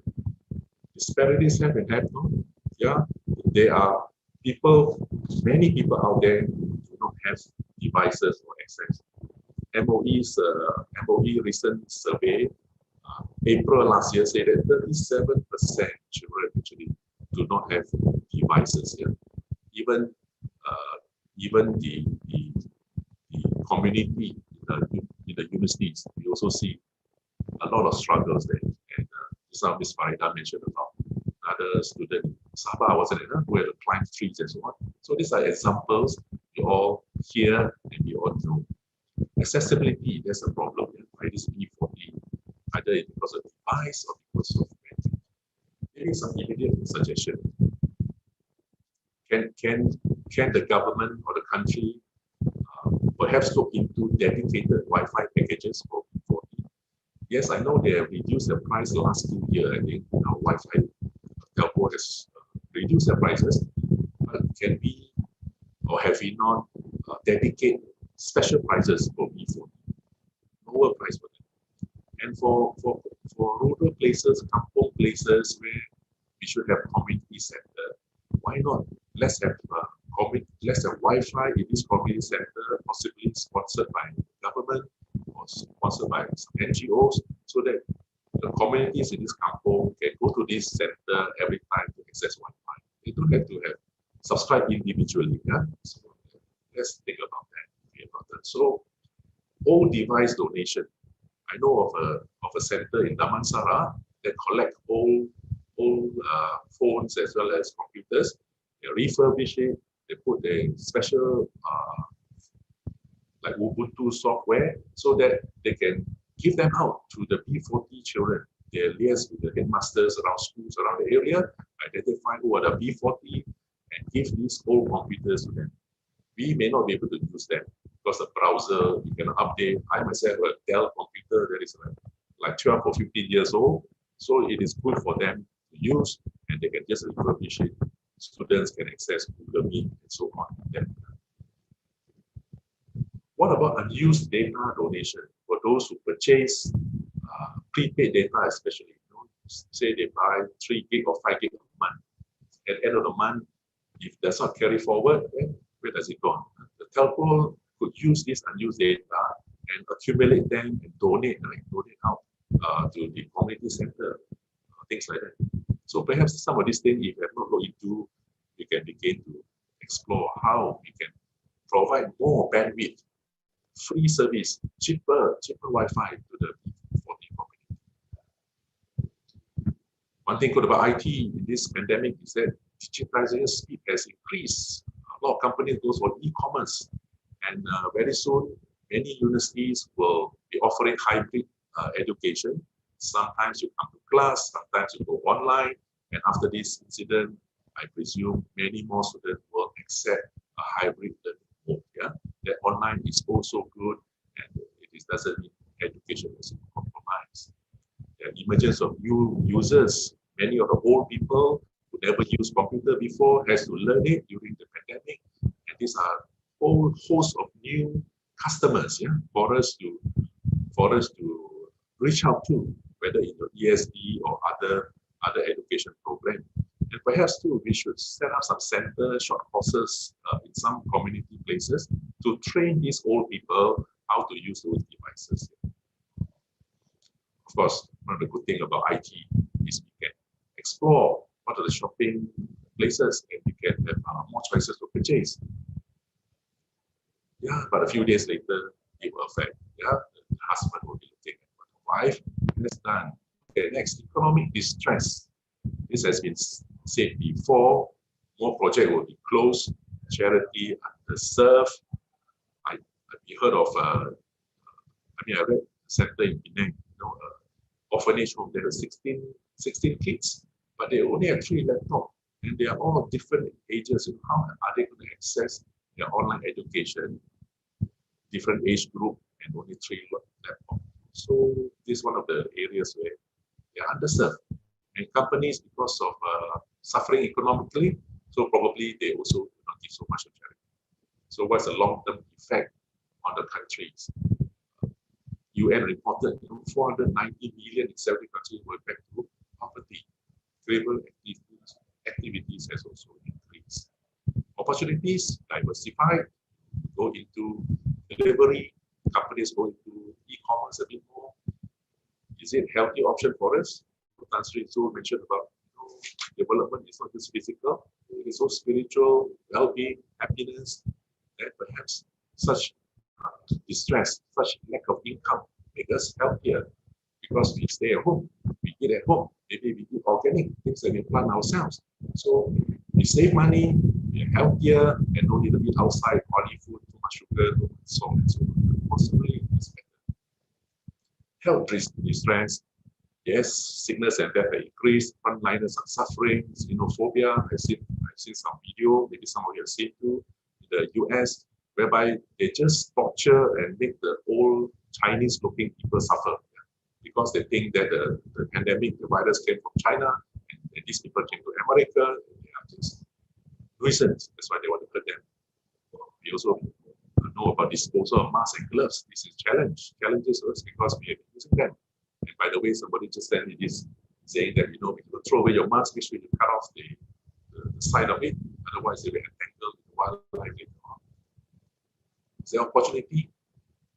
Well, it creates awareness, especially the developed countries. They are not prepared. It's also awareness about disruptive land use, zoonotic diseases, and to come up with new norms for health from now on. When people are more conscious, they wear masks more readily, they wear gloves more readily, and so on. Other suggestions for the government, perhaps. This one, IUM probably, I'm talking to large community IUM here, probably you already looked into this since 7 years ago, but it's still a challenge for many other institutions out there. So do we inculcate in every subject or every one compulsory subject or compulsory curriculum? It's up to institutions. What is best for them. I think there are institutions that want to ensure every subject that is taught must have some element of SDG. Is it engineering? Is it medicine? All that? Surely you can link to one of the goals or many of the goals in SDG. What about maths? How do you link SDG to mathematics subjects? Somebody told me, just give examples of SDG events, put the numbers there. You can also inculcate SDG in your mathematics. I heard in Indonesia, the colleges and universities there, before the students graduate, they must serve a community in their internship, like a must, and sponsored by companies. I'm not sure whether it's really compulsory for all, but I thought it's such a good idea. If you can instill the mandatory expectation students that when you go for internship, it must be to serve community. Not necessarily you study engineering, law, or pharmacy, or that you must go for that area, but to serve. And it's really widen the perspective for the students. After all, when they graduate later, they are to serve the community and to be aware of SDG is one of the requirements or one of the needs we have reaching 2030. Government can also put up more awareness and where to help. What about companies? Make them reporting about SDG as something compulsory. What have they done? Whether in their operation or whether they give funding outside. Of course, acceptance, enforcement, this would be challenging. But if you can make it compulsory for certain companies or take out certain revenue of their project, of their company for SDG project, and then maybe also some of the companies can be selective. I will only choose to collaborate with those who are advocate of SDG. It becomes a voice by itself. That people are more aware this company is advocating that. Schools, this one is I very quickly go through. The challenge, of course, for us is effective leadership. There are leaders who say, yes, we all shall do it, but in their lifestyle, they are not following it. They do not switch off their light. They still use single-use plastic. They still, do not advocate so much green. So this, of course, defeats the purpose. So we need more training. We need to go for more funding. So give awards to those who practice those SDGs, the compound and so on. Sorry, Mr. Leong, can you wrap it up? Okay, I'll wrap it up now. Yes, all right, thank you. I just go on to where we are, all right? So it's good for us to know where we are, whether we are in awareness, acceptance, action, or accountability. So different level of competency or knowledge that we have, but there's also a group that is unaware. So if you take up one university or one school, you make an assessment, maybe you find 21% of our people unaware, 40% aware, and so on. So it's up to ESD then for us to bring up level higher. But start off with some assessment so that we know where we are, so that we can improve ourselves. We can have some quiz like that, that we should say facts and implemented, because quizzes also educate them as they answer those questions. So that's all I have for now. Thank you so much, Dr. Sriwani. Thank you for this opportunity. Right, thank you so much, Mr. Leong, for that very comprehensive talk. And I think Mr. Leong did touch on many issues and challenges and opportunities, yeah, post-COVID-19 era.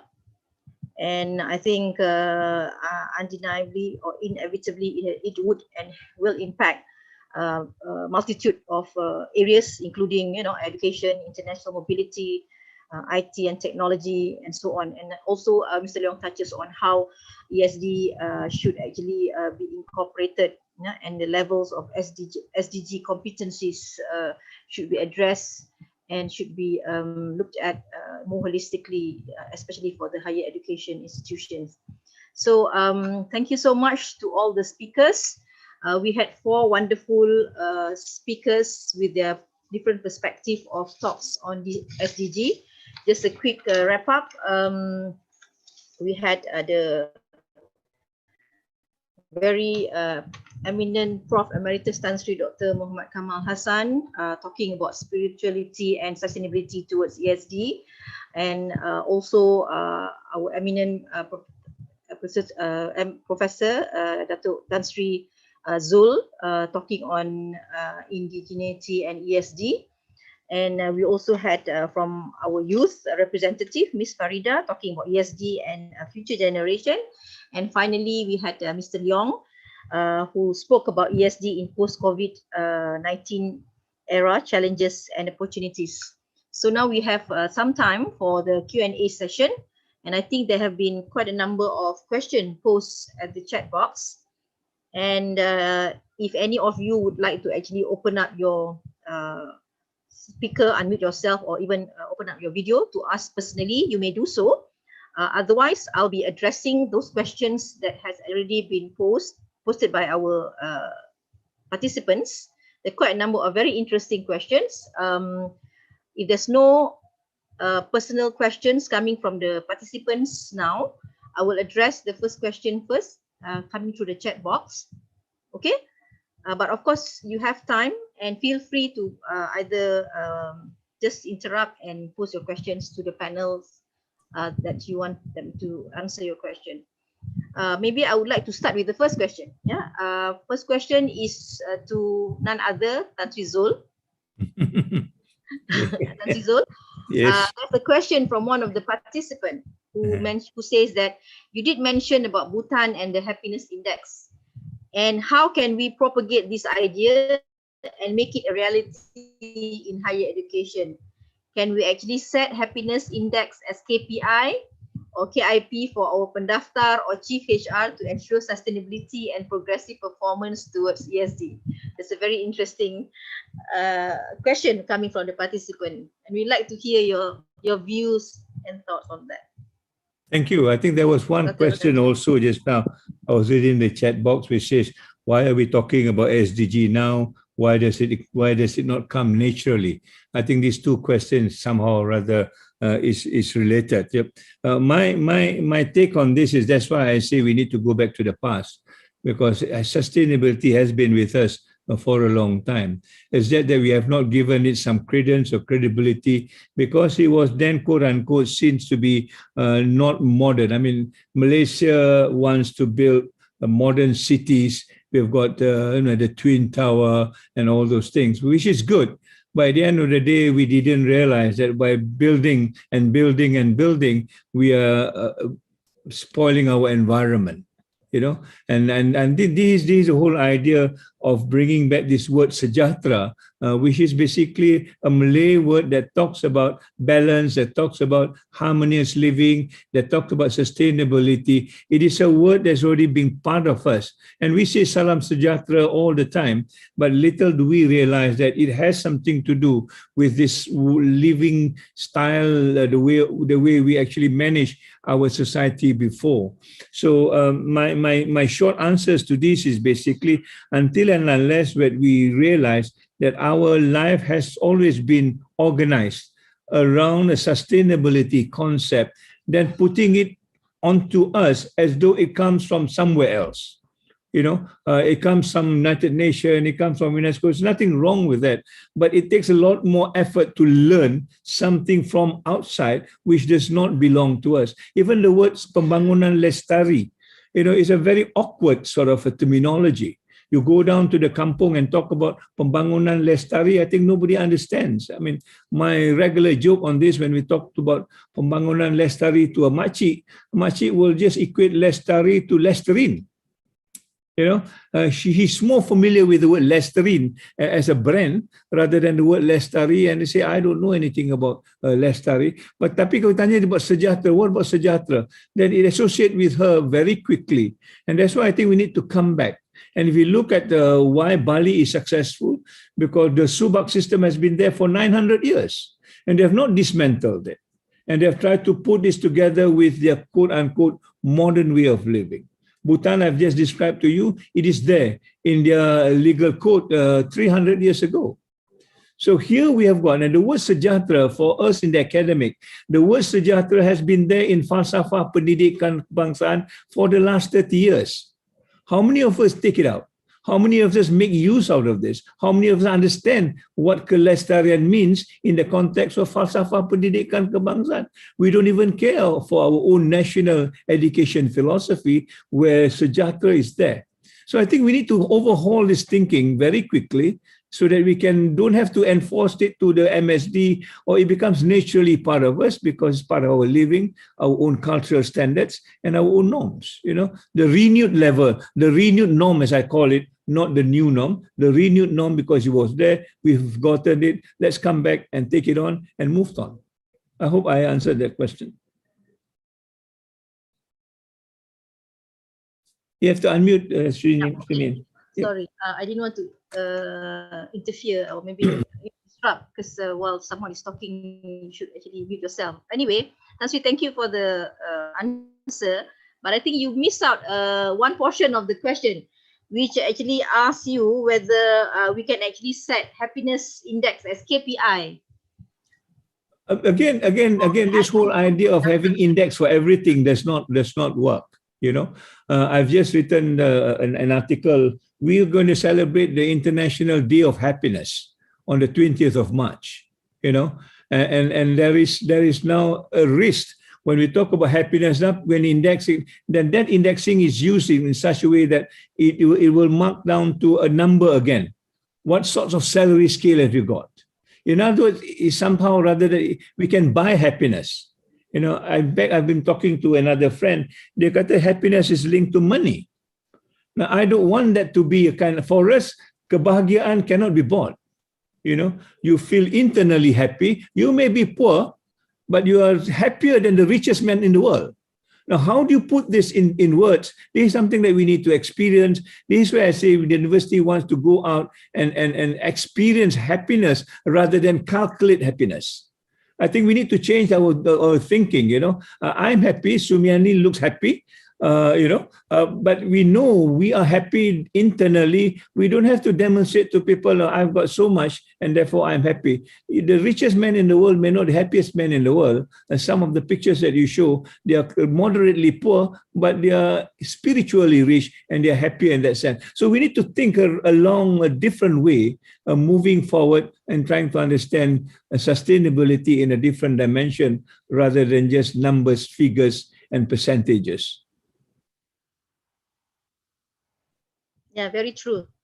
But having said that, I think it's also a challenge to the university administrators or higher education institutions to actually put forward the agenda of a bit intangible. When you say, right, Sri, how do you actually measure happiness or well-being?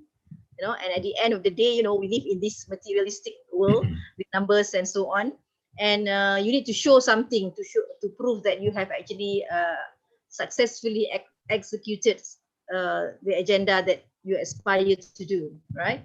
So maybe that's the challenge, how to reorientate and actually reset again our mindset and also a holistic approach towards SDG and also sustainable development in the forefront or making it mainstream for the university administrators. Yeah. Okay, Tan Sri, thank you for the question. Let's see whether we have any more chat in the chat. Okay, there's not at the moment. Okay, we have one more. I suppose he did not actually direct this to any one of the panels, but the question is, whenever we want to introduce a certain transformational project or any change, the common response from all, especially from the academics in the higher education institution, will be, what's in it for me or for us? How do we inculcate the idea of knowledge sharing, of all culture, of give among the higher education workers without them thinking always of material reward or recognition? Any of the panels would like to have a take on that or answer the question?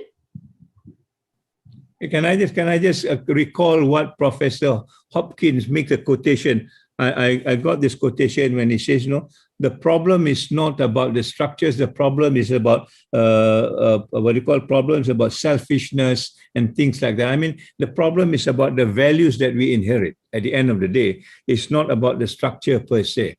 So this is where I come back and say, look, what sort of value system do we put? In other words, if we sort of create some joy to some other people, academics, my role as a rector, I always say that my role is to make other people happy. That will be my role. I mean, how do I make my staff and my student happy in a sense that they are taken care, they know that the university is, concerned about them. When they've got problems, we are the first one to reach out and say, how can we help you? I mean, those are the values that I think we need to bring back as far as education is concerned. Sumiani, I think basically I must mention that I'm old enough when I come down and join the academic work, the word KPI is foreign to us. There's no such thing as KPI then, I come back and I join the academia because I can set my own agenda, I can do what I want to do, and I can be happy with what I'm doing. So, for example, when I come back in the early 80s, what we do is basically we organize tuition classes for the rural folks. Every week we were in the kampong, to make sure that the Malay boys and girls understand mathematics, understand English, and understand whatever they don't understand, so that when they go to the class next week, they are better off. And we go down to the kampong every week to make sure that they are given free tuition. Nobody pays us anything. We didn't even mention to people that, no, we go down and what KPI do I get? Can I be promoted because I've gone to the kampong every week? We don't even care about those things because we feel that is part of the academic duty to educate people. Why do you be an academic if you are not going to educate people? But since the KPI comes around, when I ask my staff, can you do this? They say, Tansi, I'm sorry, this is not my KPI. So in other words, we have changed the whole structure of what university is all about. The values that we talked about is really now being thrown away out of the window. And we just talk about ourselves. If I don't meet the KPI, means I don't get my promotion. If I don't get my promotion, I'll be the unhappiest man in the world, a kind of a thing, And then we start this other way of looking at what education is all about. So repurposing education is what sustainable development is all about. And that's where the values comes in. And that's part of what I think Kamal is trying to say. Where is the spirituality? You are basically, responsible for yourself and the community around you. I don't know whether that's the answer that people are happy with. Yes, very true. I would like to also pose this question to Tan Sri Prof. Dr. Kamal. Would you like to add anything more, Tan Sri? Especially from the perspective of how to inject and enhance this wholesome spirit of sincerity, faith, and also taking into consideration spirituality in the things that we do without looking for material gain. Tan Sri Kamal, would you like to add to that? Okay, thank you very much, Prof. I don't have much to add, but I think I'm sure Tan Sri Zul will agree that the vision and the mission, objectives, philosophy of the university, the raison d'être, the reason why an institution was established, would also shape the kind of values which are required to develop the human resources from that institution. If you have a military academy, you want to produce intelligent and strategic leaders in the army, then the content, you do not have to have much content on spirituality. Or of course, the ethical part has to be there. But whether you fast the sunnah fasting, or whether you give money to the poor, sadaqah, that kind of spirituality and philanthropy are actually not relevant to the to the production of very strategic military leaders. So similarly, our public education, we already have the national philosophy. Tan Sri Zul he's the greatest expert on that. Educational philosophy. That should already be enough for the other universities. For us, we have the global Islamic philosophy plus the national philosophy of education, and then we have our own vision and mission derived from based on that philosophy, because it has to do with something very basic and fundamental. And as Tan Sri Zul has been doing in IUM, he's talking about the qalb, the heart has to be purified. In the kind of holistic leadership for a transformation of society in the future, you need that kind of concern with the heart. But I guess in a military academy, it's not so much the heart, but the body has to be strong, the mind has to be disciplined.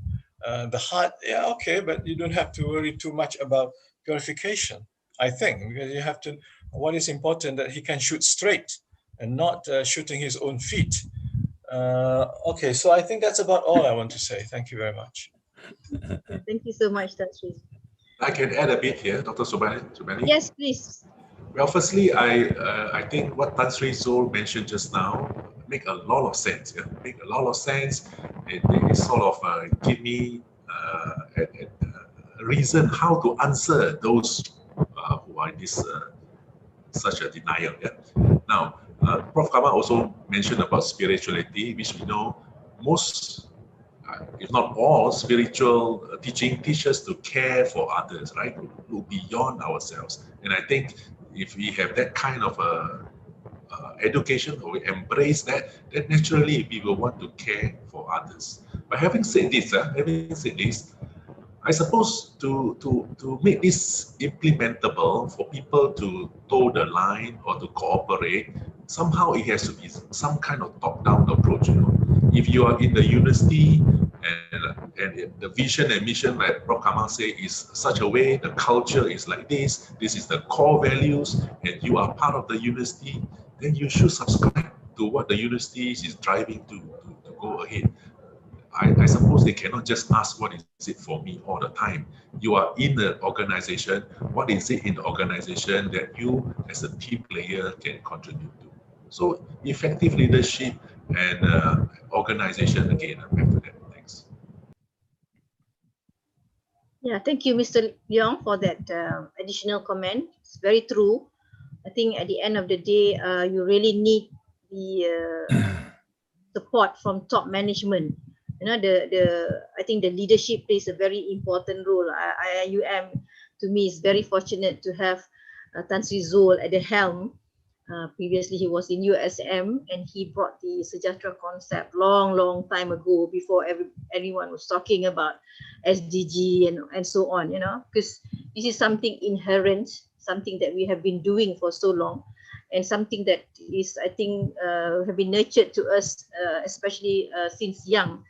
The spirit of, volunteerism, sincerity, taking care of the environment as part and parcel of our ibadah, playing our role as vicegerent or khalifah, on this earth, is actually not just to do the ritual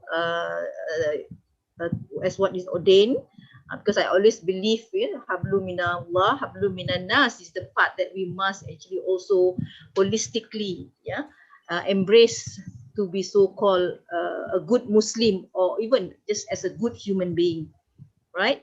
Okay, we have many questions. Further on, there are more questions coming from the participant. This is from an anonymous attendee. Whenever we want to introduce, I think I've read that just now. There's one more, in fact, a few more. The other question is asking, examination system in Malaysia at the primary and secondary school is not measuring Sejahtera as it is supposed to be, even at the university level. How can we correct this? This is from Ms. Azura Amin. Yeah, there's a big question. How can we correct the examination system, not just in primary and secondary school, but even at the university level, that do not measure Sejahtera? Because as we know, some of these things that we talk about are actually intangible. Tan Sri, what's your take on this? Well, for a long time, we thought the examination is mandatory.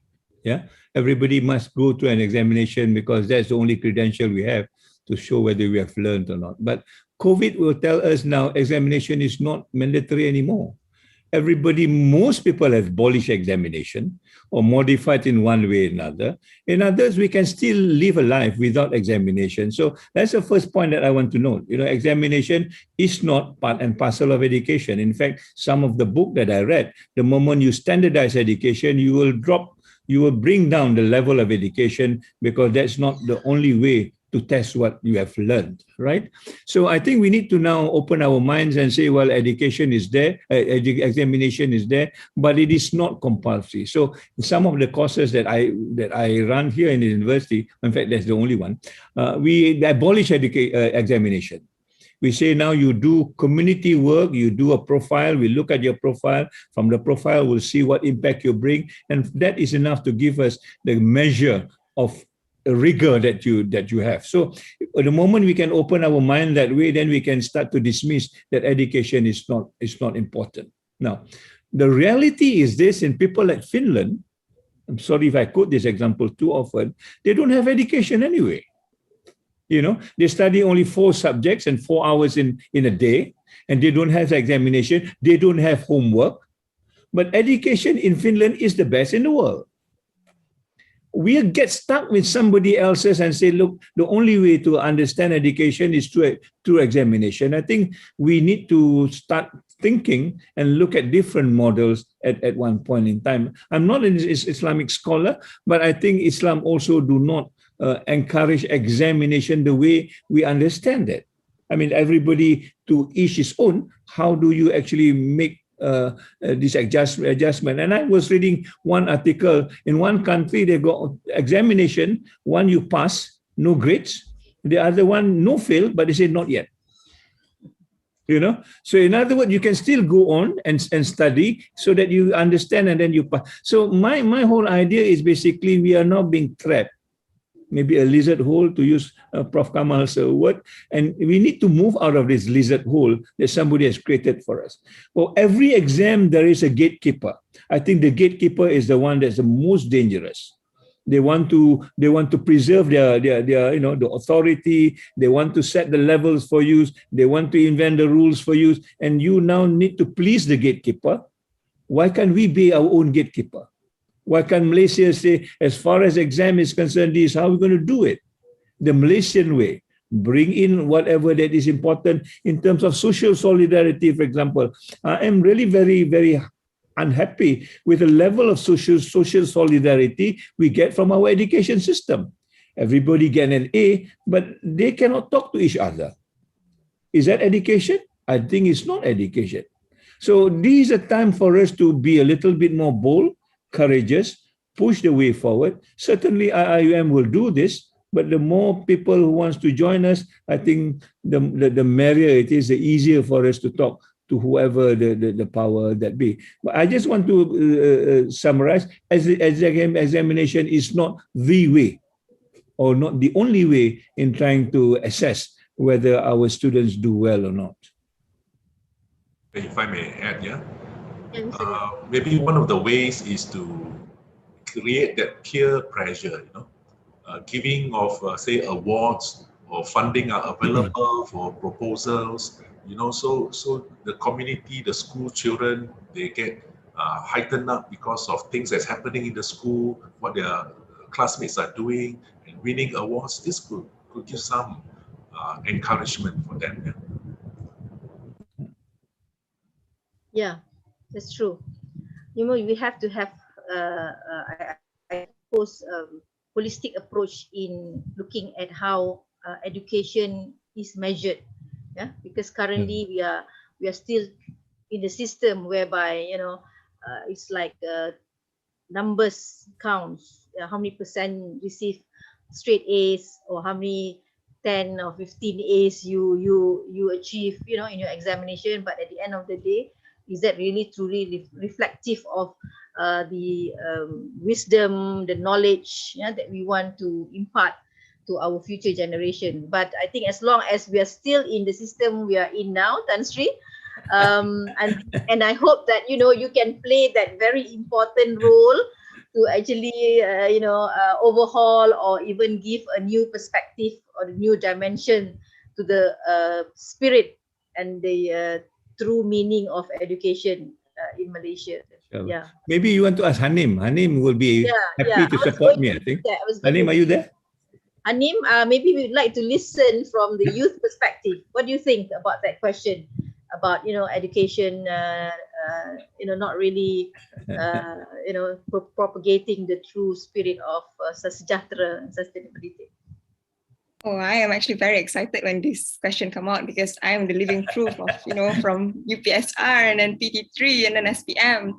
And then I enter, Ahmad Ibrahim Kuliah of Law, which is, it's basically exams. And it's actually very pressuring. I'm telling you, it's something that I think everyone in my generation faced with. And, even to the point where getting a B plus or B is already considered as a failure, to most of us. And it is actually very saddening. We are not just measured on whether we are pass or fail, but we are measured whether we are A or is it A plus, or are you A or it's just A minus, And it really does to the point where we discuss, me and my place, we sometimes discuss about this, that we feel like the approach in learning to really understand the subject compared to the approach of learning of getting a certain grade is different. Meaning that we don't, if we were to actually just aim for an A in everything, I don't think we actually get the soul of learning. Compared to if we not focus or emphasize too much on all of the CGPA, or even, it's very sad to see people at the age of 17, feel like they're a failure just because they don't get straight A's on SPM. It's hard for me to put it in a nice way, like how Tan Sri did it, right? But I truly agree that if there is some way that we can re-evaluate the system and to really consider all of this happiness and mental well-being of the students, to make sure that learning is actually enjoyable and not something to the point that it becomes, stressful. Like, I don't want to do this because I'll be measured in a certain way. Like, how come, I study for 3 months, but then everything is put within, like just a paper, although it's just a 40%, right? Sometimes, but it actually shows a lot in your result and all. So yes. Yeah. So what do you think?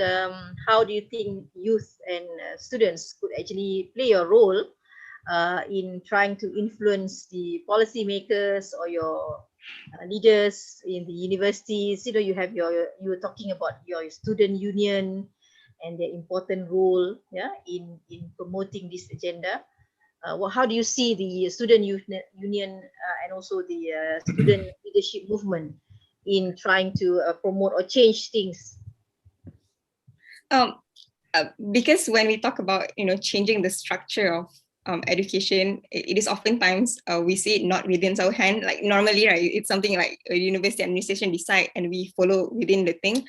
But if there is any changes, what I would hope is that all of this discussion, they will try to include the students and to really understand what is actually the perspective. How do we change it and make it make education have more soul? How do we and even if we continue with examination, how do we not make it like such a big deal and big stressful moment for every student? I hope it giving more voices for my generation would somehow give benefits and some set of relief to us. If that so maybe you should all start writing more memos or letters to your, not just your VC. I mean, you're very lucky, you have a very visionary VC. What about to your MPs or your member of ADUN or the political figures, or even maybe up to the Minister of Higher Education? Because make your voices heard, right? Because this is your future that you're talking about. Okay, thank you for all that. We have a few more questions. Actually, Tan Sri, I'm so sorry, Tazizul. All these questions, 2 more questions are directed to you. Okay. One, I note that the beyond national global, you calling it as global communal. What is the difference with transnational? Well, I think sometimes it's just the jargon. What I'm trying to say is basically when you talk about communal, in other words, our main concern is basically the community. In other words, when we talk about education, what is education for? Education is for development of the community. I mean, that's why sometimes I feel very, very discouraged to see our university is ranked number 1. I mean, I use this for the University of Malaya. I'm sorry, Sumiani.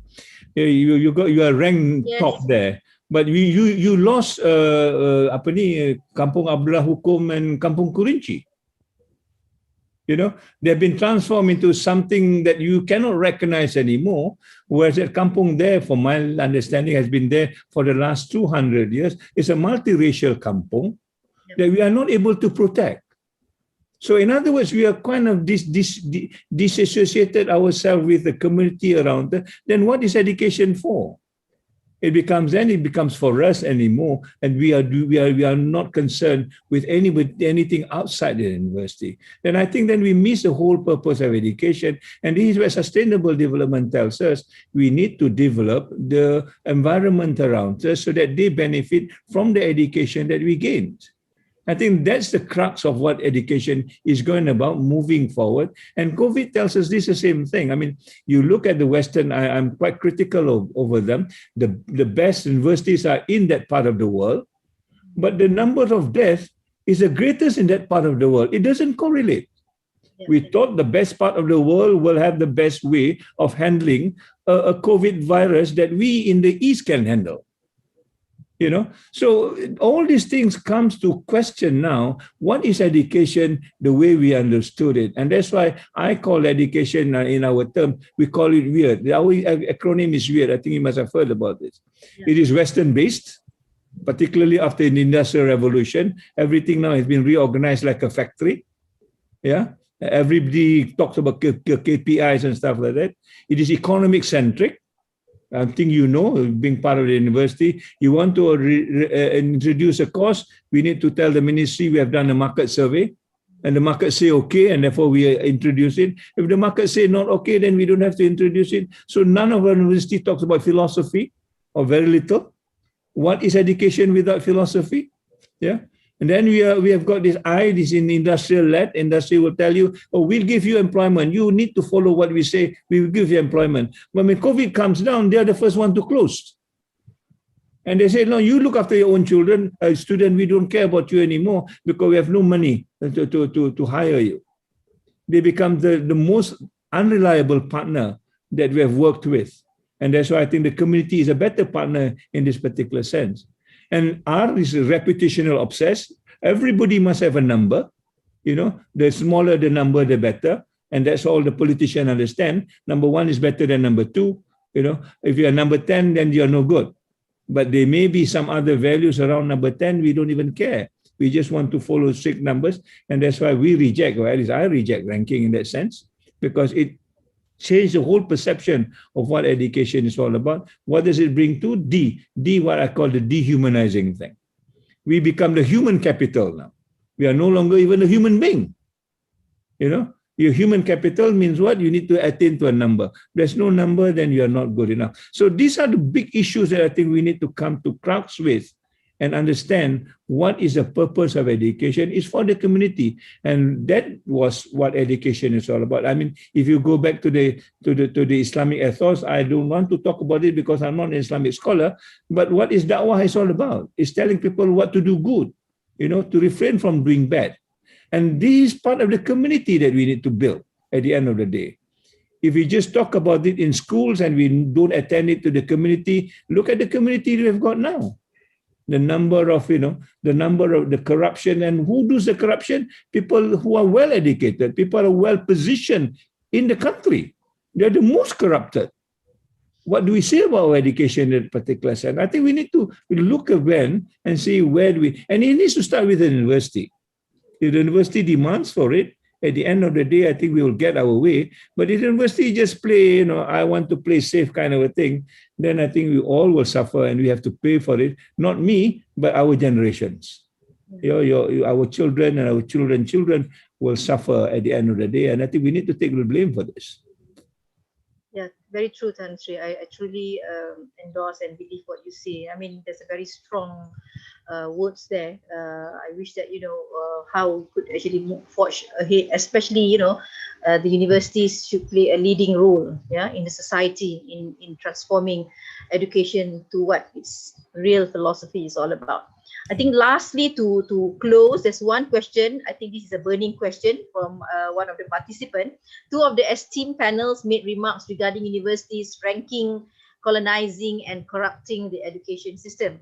Unfortunately, today, we still see strong push and big advertising for universities ranking by many of our universities and even by the Higher Education Ministry. What are the factors that cause these conflicting views? Any one of the panels would like to give this to Prof. Kamal. Yeah. That's reasonable. How ranking? Yes. Yeah. corrupt the education system? Okay, can you see me? No. No. No, because I have problem with the screen now. Let's see. Yeah, Maybe Tan Sri Zul, I have problem with the screen. Can you please take it up? I want to hear it from you. They know what I think. We don't need to see your face. We just need to hear your voice. Well, okay. You know what, you have to go back to, as I mentioned, this neoliberal paradigm, Washington Pact paradigm, converted all the universities into factories, as Zul said. And then the politicians became the experts on education. So every time the London ranking came out, and then the politicians, opposition in the parliament, why is our university at number 50 and not number 1? So I think you need to educate the politicians. Just leave the universities alone. You have enough problems, corrupting the democratic system. You have corrupted the democratic system. You have cheated the people. So don't try to poke your nose into education. That's not your area. Stay out of it. So I think, please. So I'm sorry, but I hope our Minister of Education will be able to educate, the politicians, because it's always came from there, and then the media will highlight it, and then the next day the minister said, "How come, UKM are here? How come UIA are here? How come?" And some of our alumni have been influenced because they do not know the system behind it. It is a neoliberal system capitalizing on knowledge as a new means of generating income for the country. So that's about it. And so I think we need a major revolution in this. So Tan Sri Zul will be the best person to lead the revolution. Thank you very much. Yes, I just Sunyani, if I just want to add, I think in my last slide, when you talk about reorienting the system, that was the treasure. I mean, at one time, the government used to tell what we need to learn. Once the government collapses because of, the erosion from the market, then the market tells us what to learn. Yeah. And the market now tells the government what to tell us what to learn. So this kabole pasaran, I'm not worried about it, but you need to create a better human being first before you create a better engineer. Yeah, it's true. But we are not doing this. We are creating we are creating an engineer, but they could be the worst kind of a human being. And that's why the world is as it is now. Everything now is, put in topsy-turvy. There's one question here. The NGOs are highly run by highly paid CEOs. Yes. They are no longer the volunteers. The likes of SM Idris is no longer there. So we need to look at the value again. What is the market telling us? And I think we need to now resist the market. I'm not saying they're not useful, but they don't tell us what to do. We need to take academic leadership on our own. They can do the marketing part, but don't disturb the academic leadership because it's part of the university. And that's how other universities survive outside Malaysia anyway. But why can't we do the same? Yes, correct. So I think we have actually arrived at the end of our session, and we've heard a lot of interesting questions, and of course some are quite provocative, and we've got very good and enlightening answers from our esteemed panels. I would like to take this opportunity to actually profoundly thank the organizer, all the eminent panel speakers, Tan Sri Zul, Tan Sri Kamal, Mr. Leong, and also our student representative, Farida Hanim.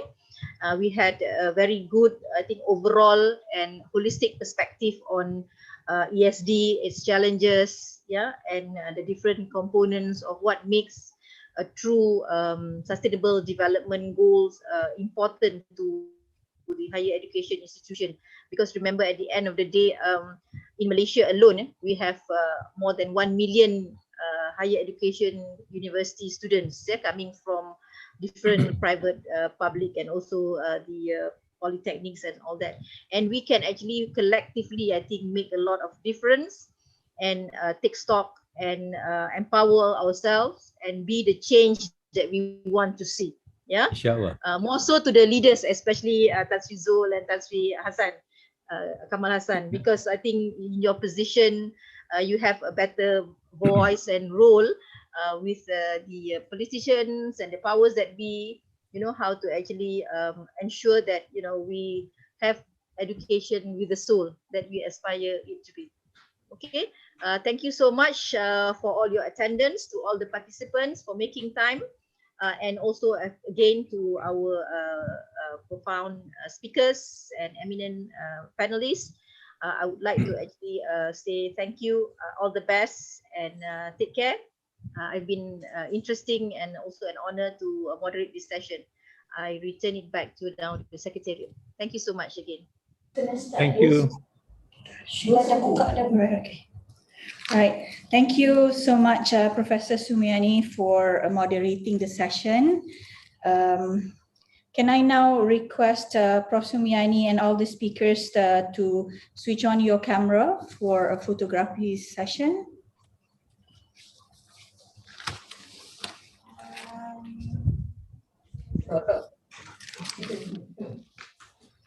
Done? All right. Thank you so much. Okay, distinguished guests, ladies and gentlemen, we will now break for lunch. The next session will start at 2:15. So inshallah, see you at 2:15. Thank you. Thank you. Assalamualaikum. How come you sleep in without me knowing? Sumiani, thank you very much. Really appreciate your role. We need to sit down and talk good one of these days. Yeah.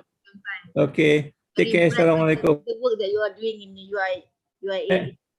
And also, Chuck, if you are there, thank you for your fantastic contribution, and Mr. Leong as well. So, Assalamualaikum. Take care. Have a nice lunch. Salam. Bye.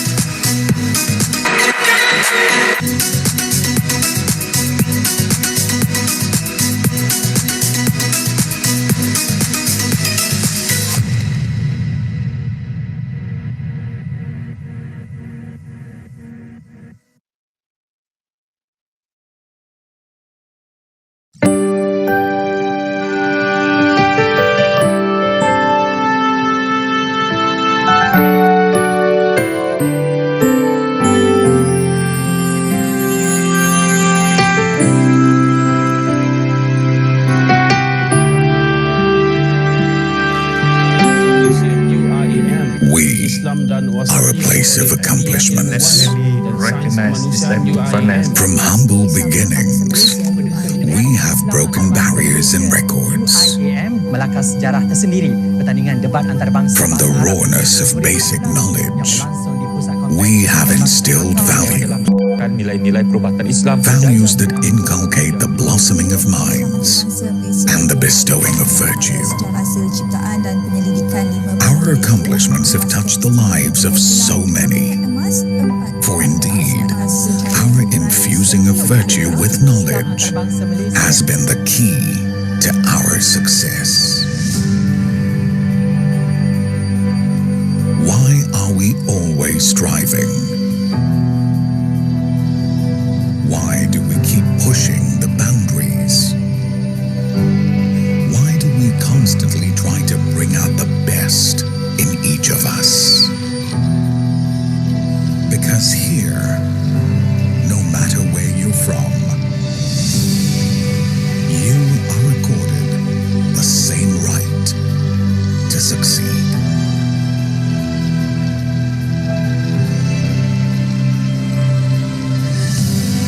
We want them to build a better future, where good is not just created, but sustained. We stand for excellence in our students, shaping their values and developing the world. We strive for inspiration in our graduates, inspiring their dreams into reality. We want to go beyond the imaginable and bring out virtue beyond any barriers. To improve the quality of life everywhere, physically and spiritually.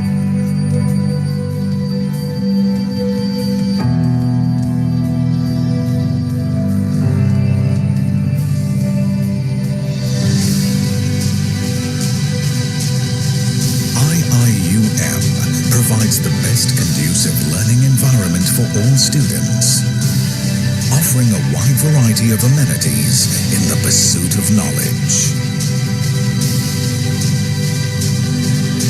Opening avenues to reach the furthest realms of enlightenment. The International Islamic University of Malaysia. The garden of knowledge and virtue.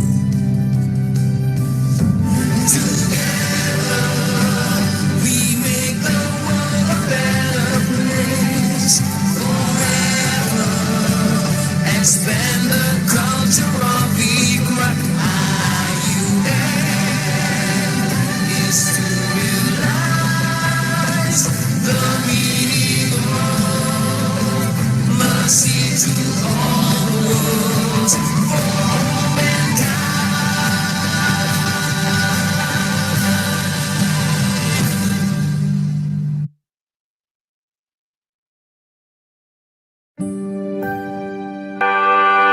Selamat datang, ahlan wa sahlan.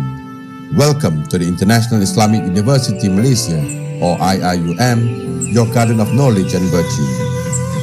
IIUM was established on the 20th of May 1983. The philosophy of the university was inspired by the spirit of Tawhid, leading towards the recognition of Allah as the absolute creator and master of mankind.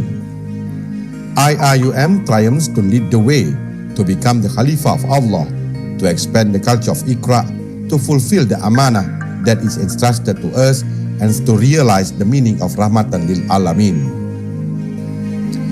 IIUM has several campuses spread across several states of Malaysia, offering nearly 200 academic programs in 17 kuliahs and institutes. The main campus is in Gombak, Selangor, covering 700 acres, beautiful architecture with elegant Islamic style buildings. IIUM is blessed with majestic green forested limestone hills and a cool calming river, nature's wonders of flora and fauna, making it a conducive environment for study. KIRKHS is the largest kuliah in the university with more than 5,000 students. It was formed to integrate human sciences and reveal knowledge disciplines. The Kuliah offers courses that bridge the divide between Islamic and secular sciences. Other Kuliah of IIUM in Gombak campus are Kuliah of Economics and Management Sciences, Ahmad Ibrahim Kuliah of Laws, Kuliah of Engineering, Kuliah of Architecture and Environmental Design, Kuliah of Information and Communication Technology, Kuliah of Education, Center for Languages and Pre-University Academic Development or CELPAD, and IIUM Academy of Graduate and Professional Studies. The campus offers complete range of facilities, including on-campus housing, a mosque, 2 state-of-the-art sports complexes with Olympic-sized swimming pools, a fully equipped library with more than 2 million printed and digital materials supported by online databases, a medical clinic, convenience stores, a post office, and 3 Malaysian commercial banks. The Kuala Lumpur campus at Persiaran Duta houses the International Institute of Islamic Civilization and Malay World, or ISTAC. ISTAC aims to proliferate studies on Islamic civilization and Malay world through learning, research, and exchange ideas and knowledge. The Kuantan campus is located on 1,000 acres of land, just like a garden within a valley surrounded by large greenery. This campus is well equipped with state-of-the-art technology for teaching and learning that offers medical science, pharmacy, allied health sciences, nursing sciences, and dentistry courses. The IIUM Medical Center in Kuantan was built on 27.8 acres of land, equipped with 350 beds for patients and supported by more than 133 specialists. The IIUM Medical Center also includes the development of an undergraduate and postgraduate teaching hospital and tertiary level center, complementing the medical and allied health faculty provisions. Another IIUM campus, which is situated in the state of Pahang, is a Center for Foundation Studies, which is located in Gambang. The Pago campus in Johor houses the Kuliah of Languages and Management, or KLM. The population of IIUM is about 26,000 students, 20,000 undergraduates, and 6,000 postgraduates coming from 117 countries. To date, IIUM has 91,267 alumni. IIUM will continue to be competitive in its mission to make Malaysia a global center of excellence for tertiary education. It will also continue to make significant contribution, one of it to serve the Muslim Ummah. IIUM, leading the way. Khalifah, Amanah, Iqra, Rahmatan lil Alamin.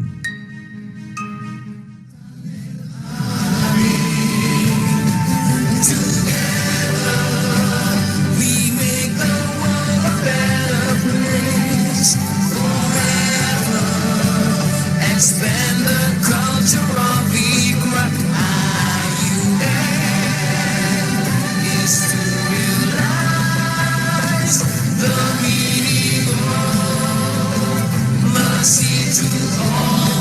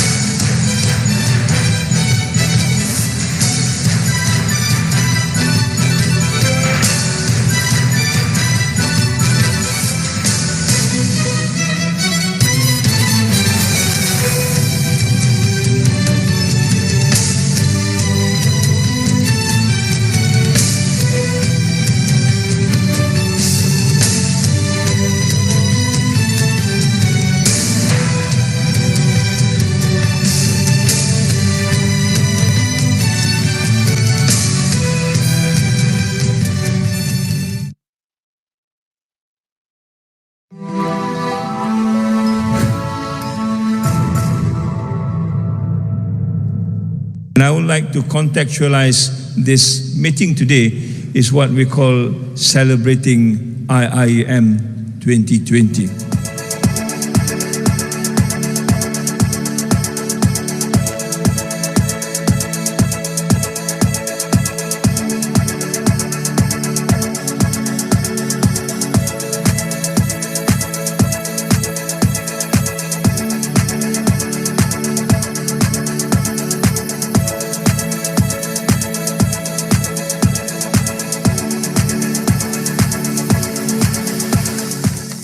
Hari ini, Perintah Kawalan Pergerakan dilaksana di seluruh negara bagi mengekang penularan COVID-19.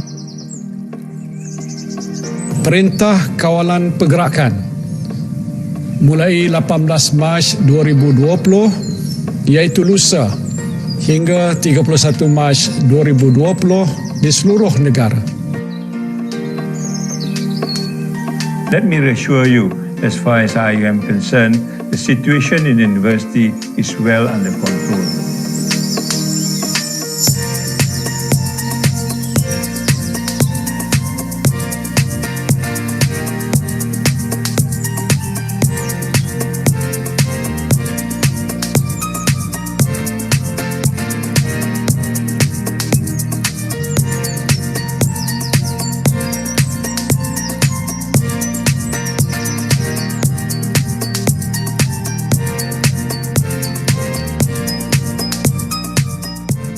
Universiti Islam Antarabangsa Malaysia UIAM menghasilkan prototipe robot yang boleh membantu doktor berdepan dengan pesakit dengan membuat saringan dari jarak jauh. Robot yang diberi nama Medibot dibangunkan pakar robotik kuliah kejuruteraan dan kuliah teknologi maklumat komunikasi. Dilengkapi alat kawalan jauh bervisual, doktor berinteraksi dengan pesakit tanpa perlu bersemuka. Pasukan khas ini terdiri daripada pencarah, pentadbir dan pelajar yang tinggal dan menginap di kampus Gombak. PPE yang dihasilkan akan dihantar ke Pusat Perubatan UIAM di Kuantan Pahang dan lain-lain hospital yang akan dikenalpasti oleh Malaysian Relief Agency MRA.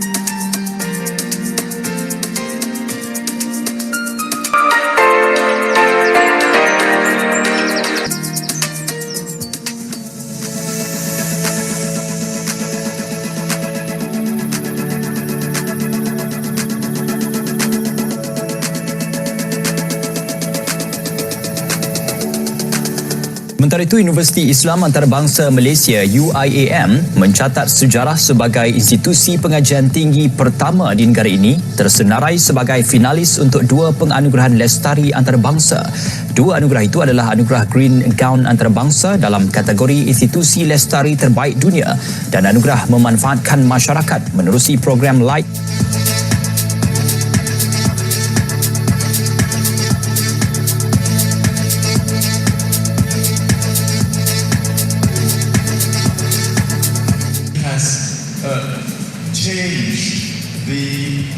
Stereotype image of Islam and Muslims in the world.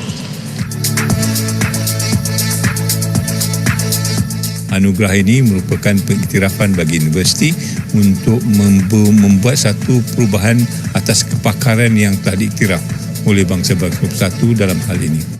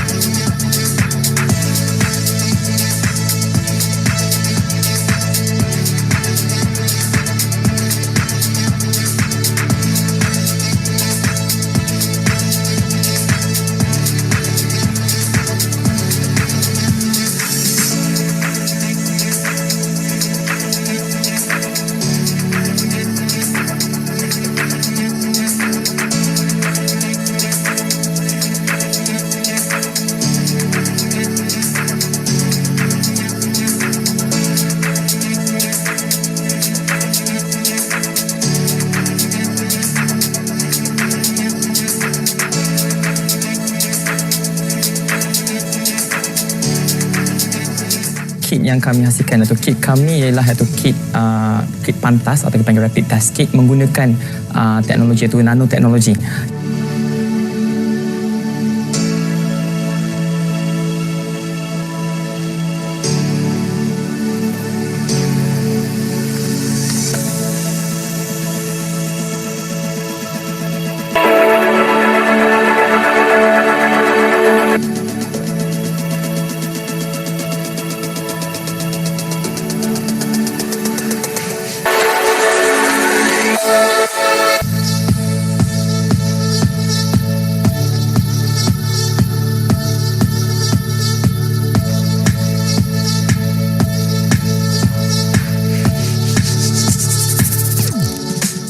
Thank you once again, and I look forward to working with you closely for the year 21, 22 and beyond, and I hope we can come together in a more cohesive way after this when we start looking at the roadmap 2021 to 2022 and also taking other initiatives like the Sejahtera Academic Framework and other things that will come by as we move forward in trying to understand what the future will be like.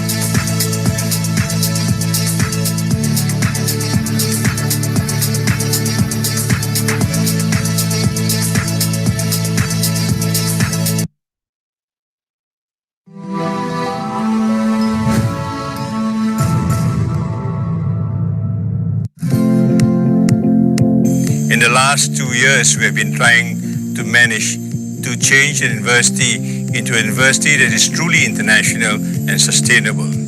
In this way, we are able to move as much as possible nature of education for the future by changing not only the structure of the university, but also the knowledge base as far as the university is concerned.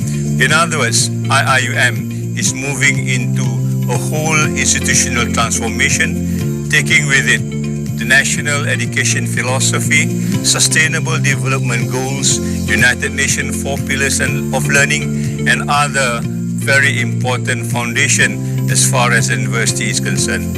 Among the things we do to transform UIAM as a sustainability institution was to rename some of the offices and centers to suit their functions to promote sustainability agenda such as responsible research, student development, community engagement, and knowledge for change.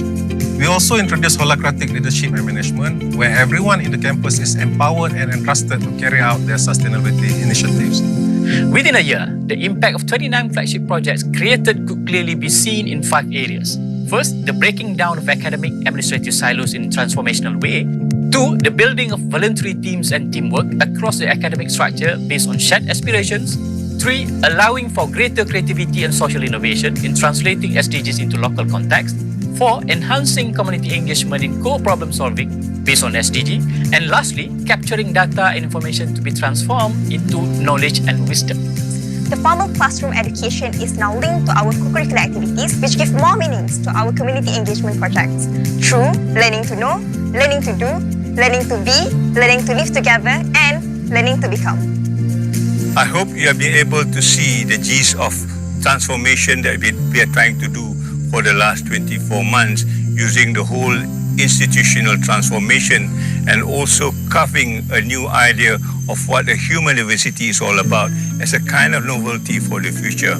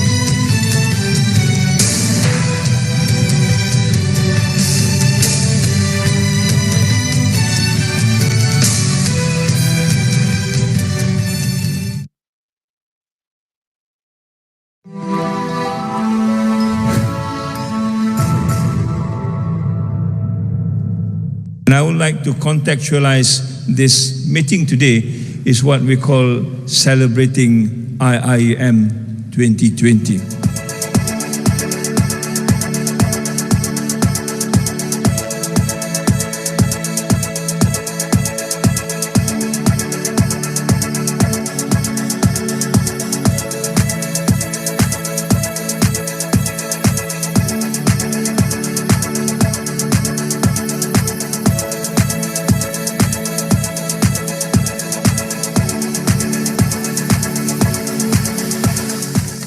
Hari ini, Perintah Kawalan Pergerakan dilaksana di seluruh negara bagi mengekang penularan COVID-19.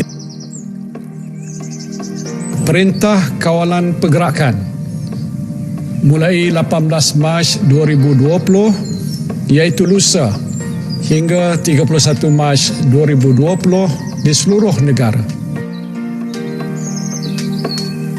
Let me reassure you, as far as I am concerned, the situation in the university is well under control.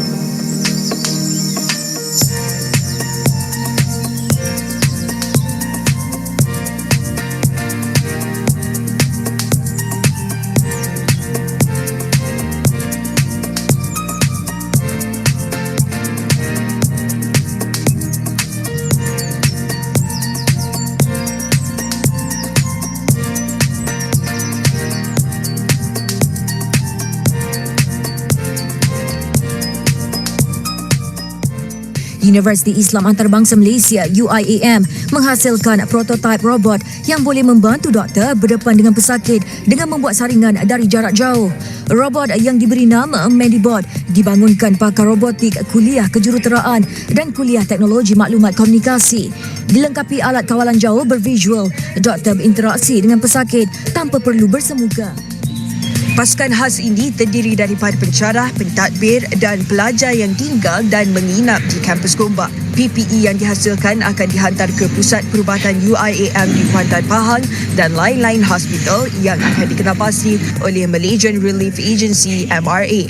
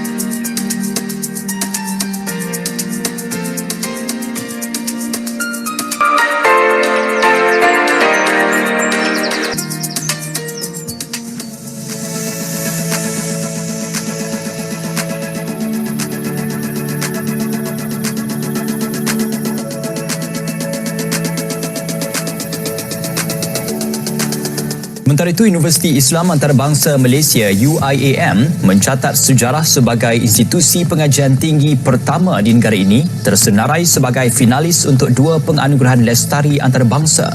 2 anugerah itu adalah anugerah Green Gown Antarabangsa dalam kategori institusi lestari terbaik dunia dan anugerah memanfaatkan masyarakat menerusi program Light.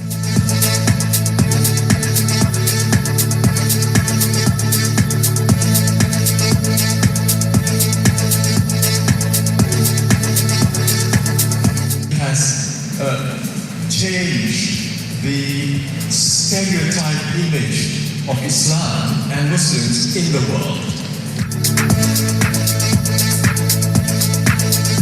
Anugerah ini merupakan pengiktirafan bagi universiti untuk membuat satu perubahan atas kepakaran yang telah diiktiraf oleh bangsa-bangsa bersatu dalam hal ini.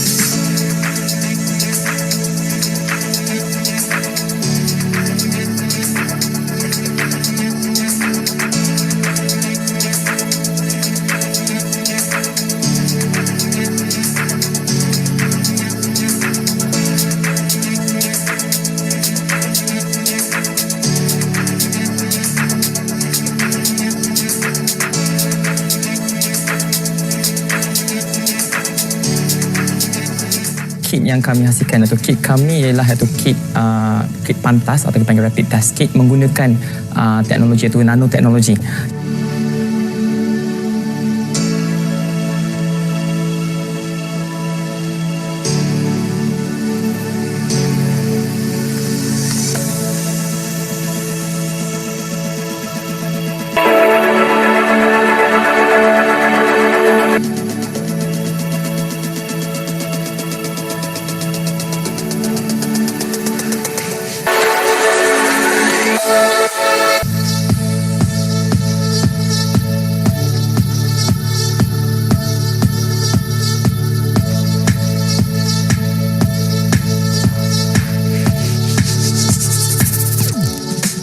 Thank you once again, and I look forward to working with you closely for the year 21, 22 and beyond, and I hope we can come together in a more cohesive way after this when we start looking at the roadmap 2021 to 2022 and also taking other initiatives like the Sejahtera Academic Framework and other things that will come by as we move forward in trying to understand what the future will be like.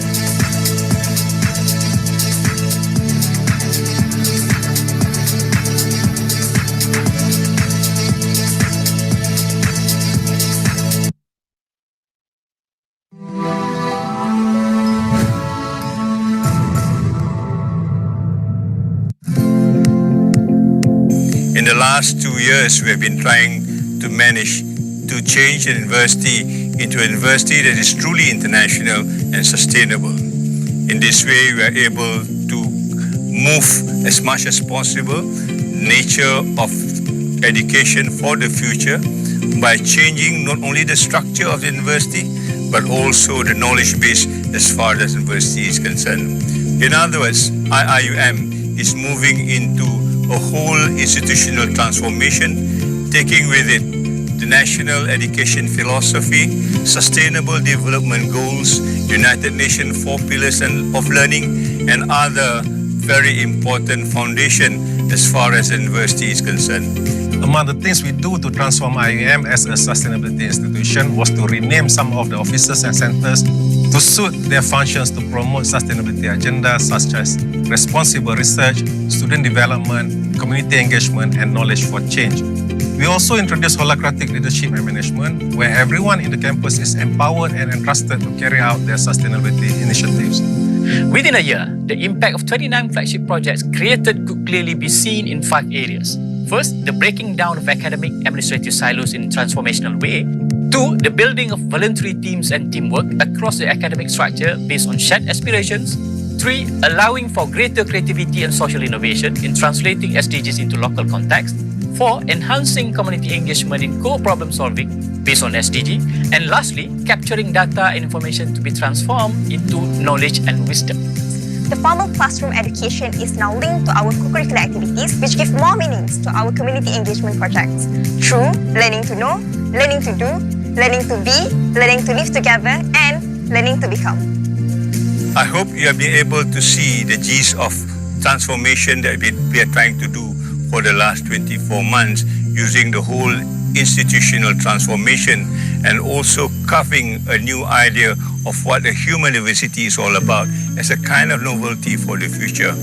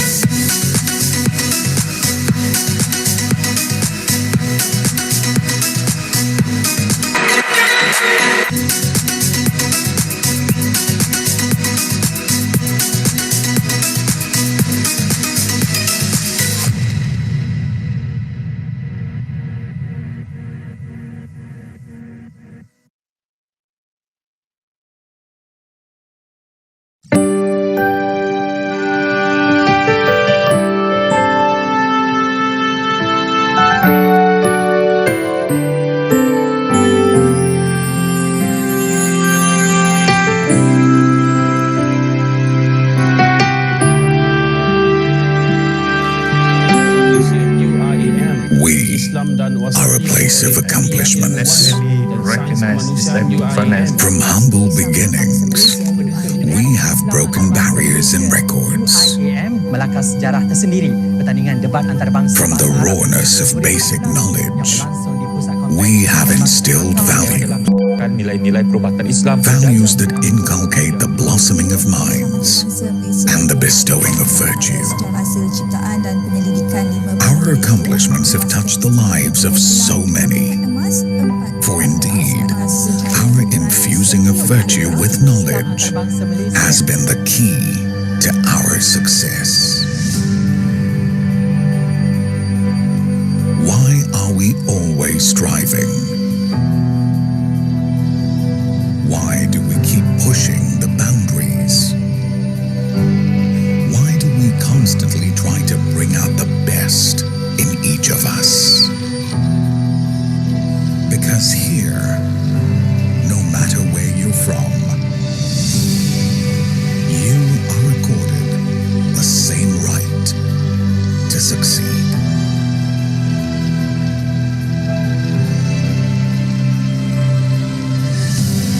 We want them to build a better future, where good is not just created, but sustained. We stand for excellence in our students, shaping their values and developing the world.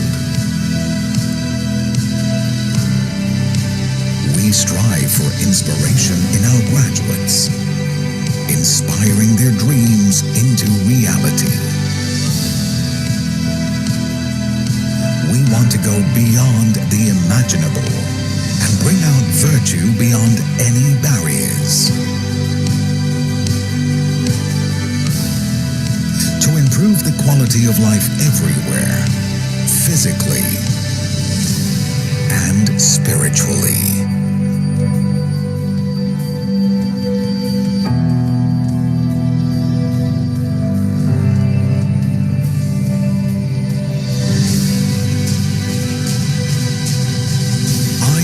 UIAM provides the best conducive learning environment for all students, offering a wide variety of amenities in the pursuit of knowledge.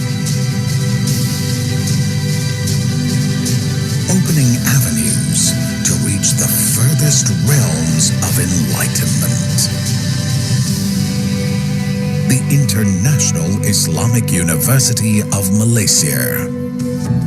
The garden of knowledge and virtue.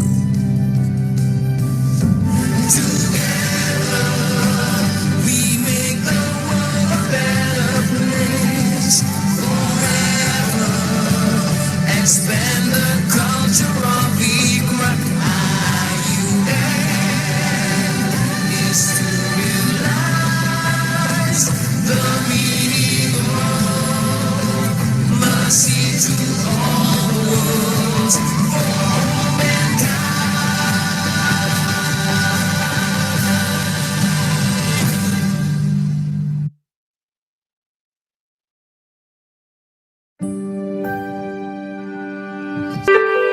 Ahlan wa sahlan. Welcome to the International Islamic University Malaysia, or IIUM, your garden of knowledge and virtue. IIUM was established on the 20th of May 1983. The philosophy of the university was inspired by the spirit of Tawhid, leading towards the recognition of Allah as the absolute creator and master of mankind. IIUM triumphs to lead the way to become the Khalifah of Allah, to expand the culture of Iqra, to fulfill the amanah that is entrusted to us, and to realize the meaning of Rahmatan lil Alamin. IIUM has several campuses spread across several states of Malaysia, offering nearly 200 academic programs in 17 schoolyards and institutes. The main campus is in Gombak, Selangor, covering 700 acres, beautiful architecture with elegant Islamic style buildings. IIUM is blessed with majestic green forested limestone hills and a cool calming river, nature's wonders of flora and fauna, making it a conducive environment for study. KIRKHS is the largest kuliah in the university with more than 5,000 students. It was formed to integrate human sciences and reveal knowledge disciplines. The kuliah offers courses that bridge the divide between Islamic and secular sciences. Other kuliah of IIUM in Gombak campus are Kuliah of Economics and Management Sciences, Ahmad Ibrahim Kuliah of Laws, Kuliah of Engineering, Kuliah of Architecture and Environmental Design, Kuliah of Information and Communication Technology, Kuliah of Education, Center for Languages and Pre-University Academic Development or CELPAD, and IIUM Academy of Graduate and Professional Studies. The campus offers complete range of facilities, including on-campus housing, a mosque, 2 state-of-the-art sports complexes with Olympic-sized swimming pools, a fully equipped library with more than 2 million printed and digital materials supported by online databases, a medical clinic, convenience stores, a post office, and 3 Malaysian commercial banks. The Kuala Lumpur campus at Persiaran Duta houses the International Institute of Islamic Civilization and Malay World, or ISTAC. ISTAC aims to proliferate studies on Islamic civilization and Malay world through learning, research, and exchange ideas and knowledge. The Kuantan campus is located on 1,000 acres of land, just like a garden within a valley surrounded by large greenery. This campus is well equipped with state-of-the-art technology for teaching and learning that offers medical science, pharmacy, allied health sciences, nursing sciences, and dentistry courses. The IIUM Medical Center in Kuantan was built on 27.8 acres of land, equipped with 350 beds for patients and supported by more than 133 specialists.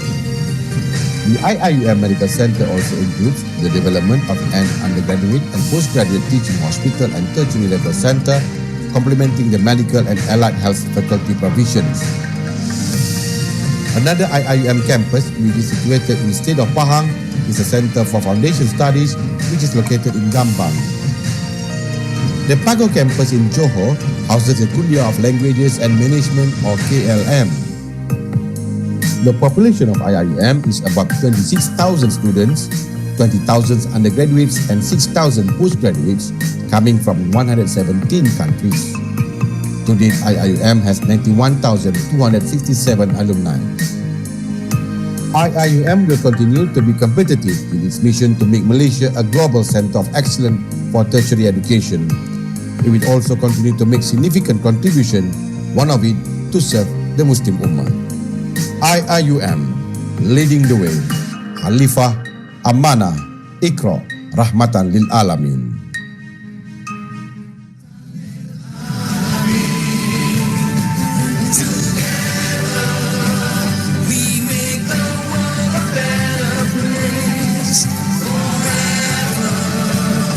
Expand the culture of Iqra. IIUM is to realize the meaning of mercy to all.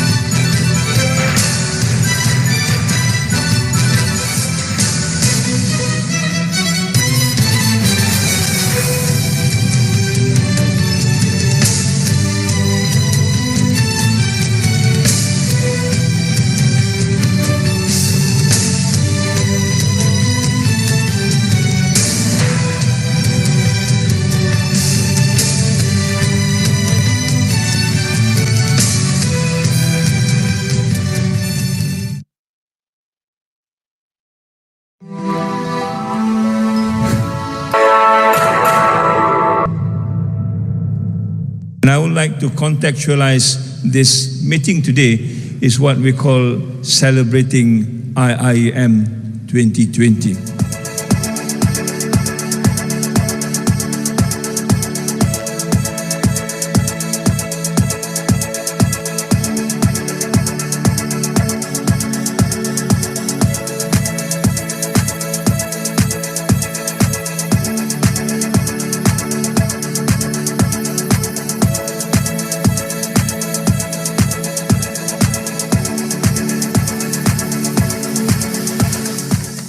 Hari ini, Perintah Kawalan Pergerakan dilaksana di seluruh negara bagi mengekang penularan COVID-19. Perintah Kawalan Pergerakan mulai 18 Mac 2020 iaitu lusa hingga 31 Mac 2020 di seluruh negara. Let me reassure you, as far as I am concerned, the situation in the university is well under control.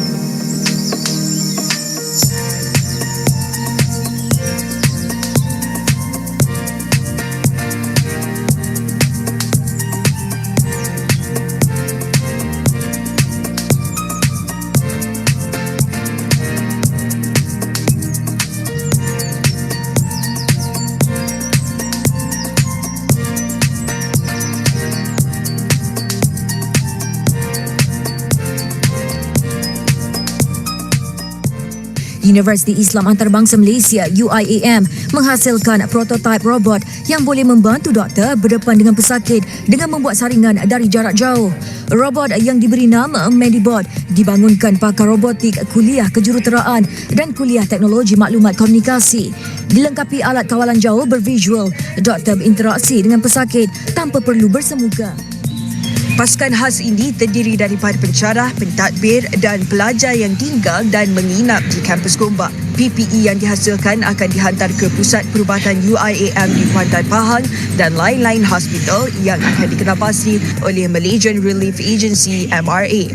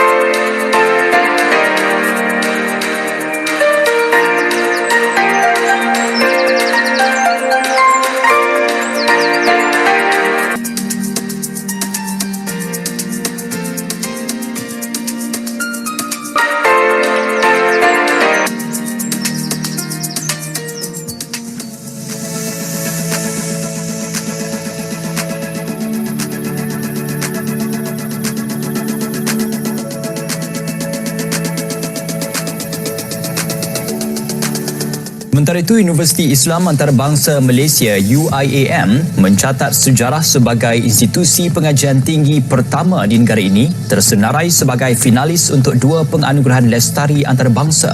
2 anugerah itu adalah anugerah Green Gown Antarabangsa dalam kategori institusi lestari terbaik dunia dan anugerah memanfaatkan masyarakat menerusi program Light.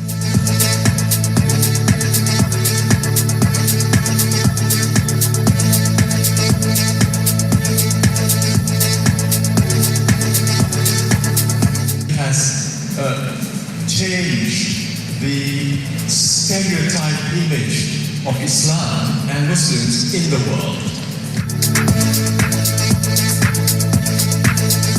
Anugerah ini merupakan pengiktirafan bagi universiti untuk membuat satu perubahan atas kepakaran yang telah diiktiraf oleh bangsa-bangsa bersatu dalam hal ini.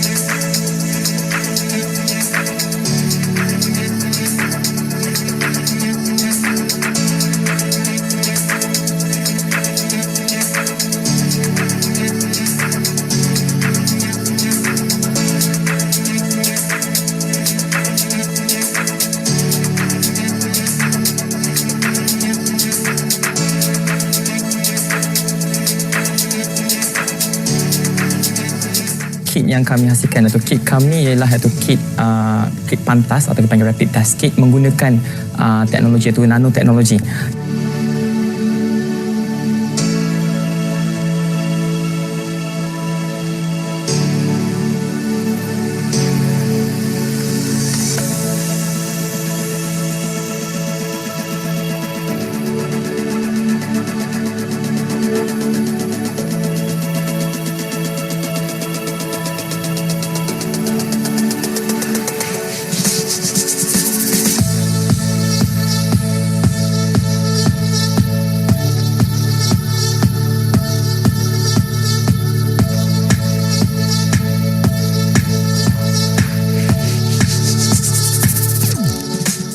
Thank you once again, and I look forward to working with you closely for the year 21, 22 and beyond, and I hope we can come together in a more cohesive way after this when we start looking at the roadmap 2021 to 2022 and also taking other initiatives like the Sejahtera Academic Framework and other things that will come by as we move forward in trying to understand what the future will be like.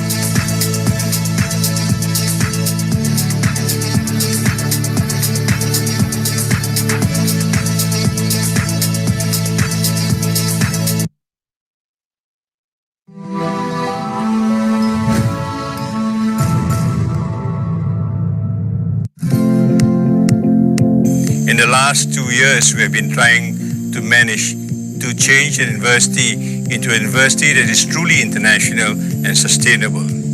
In this way, we are able to move as much as possible nature of education for the future by changing not only the structure of the university, but also the knowledge base as far as the university is concerned.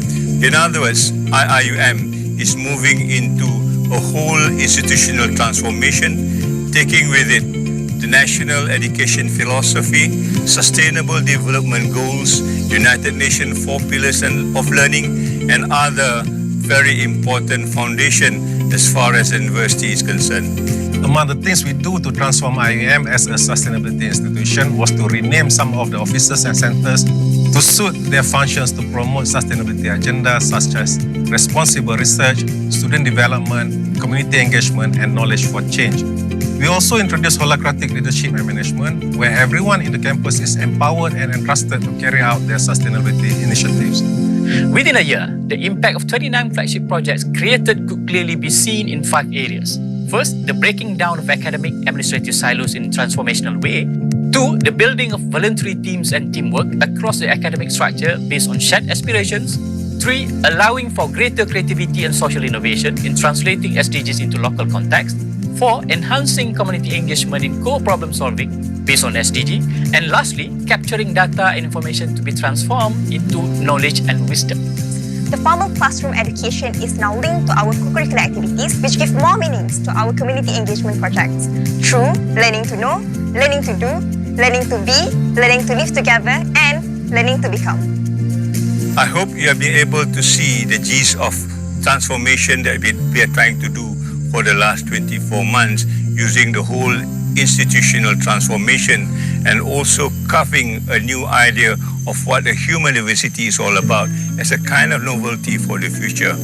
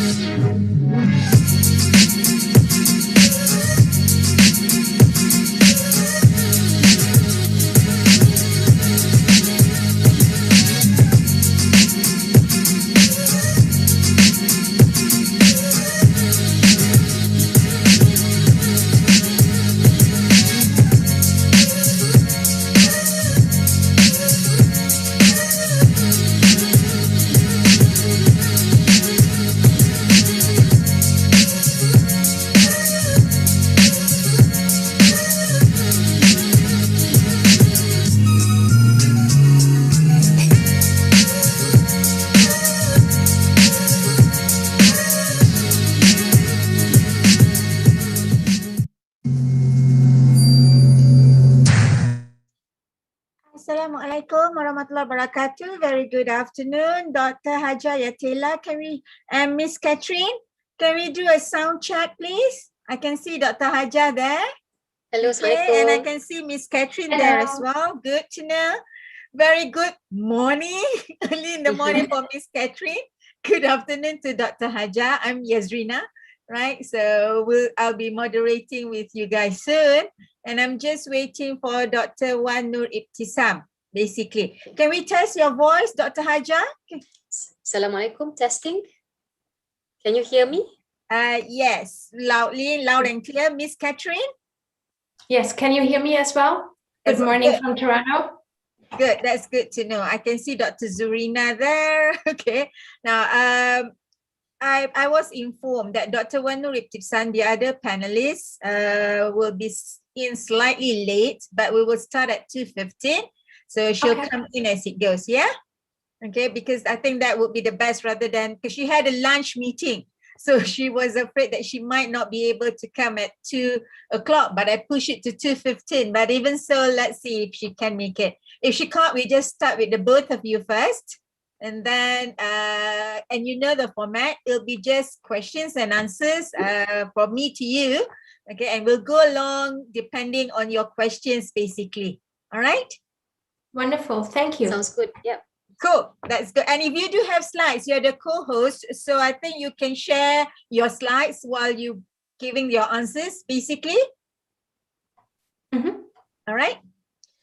Dr. Yes. Zin, you can hear my voice, right? Clearly? I know Dr. Zurina is muted. Miss Catherine, Dr. Haja, you can hear me clearly, right? Yes, we can hear you. Good. That's good to know. So we have like another 4 minutes. You can take your time off your video. We'll be on once the MC is back. Is that all right? Yes, thank you so much. Cool. Thank you, yes.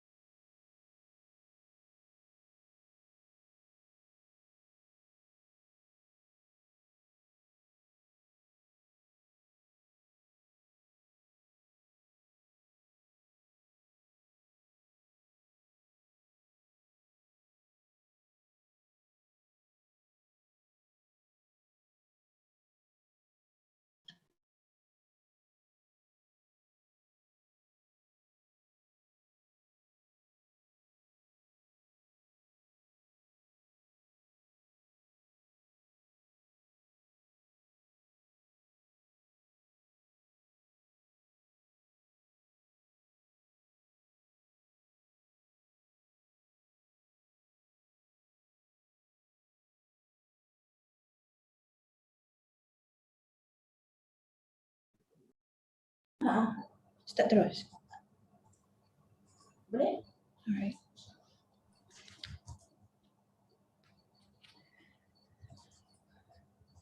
Assalamualaikum warahmatullahi wabarakatuh and good afternoon to all.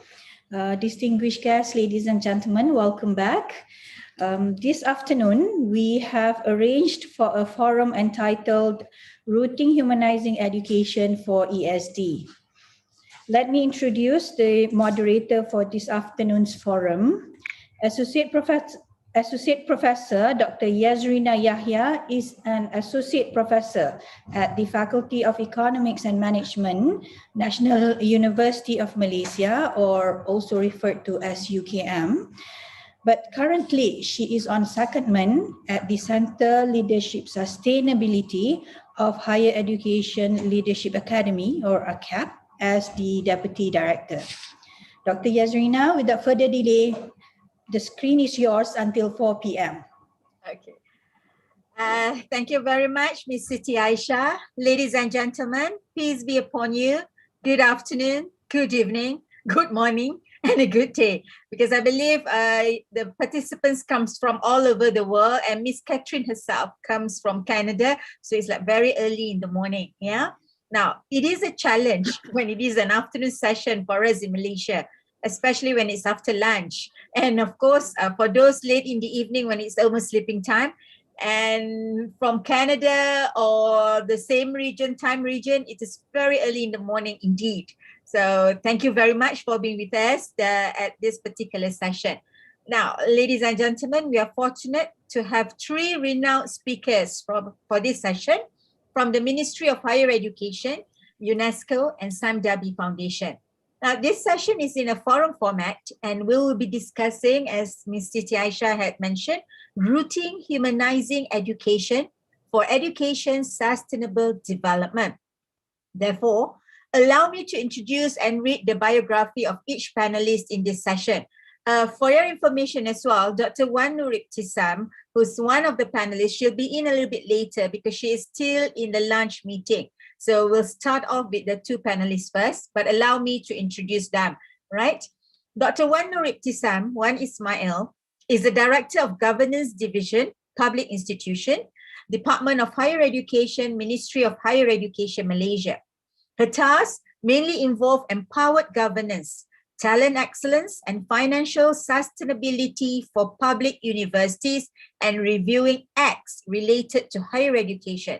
She is also currently assuming the duties of the Deputy Director General of Higher Education, Academic and Development that oversees academic excellence, student intake, and private higher institutions, governance, and standard. She completed her PhD in Public Policy from University of Malaya, and she was selected as Chevening Fellow for course on Gender, Social Justice, and Citizenship at University College London in 2007. Our next speaker is Ms. Catherine Cole, who is the Executive Coordinator to the UNESCO Chair in Reorienting Education Towards Sustainability at York University, Toronto, Canada. She's responsible for the overall strategy and global projects. Prior and in parallel to her engagement with the chair at York University, she served as Managing Director of the German Commission for UNESCO from 2014 to 2019. She is a lawyer and holds an MBA in General Management. Her focus on managing change and creating successful strategies for value-based institutions.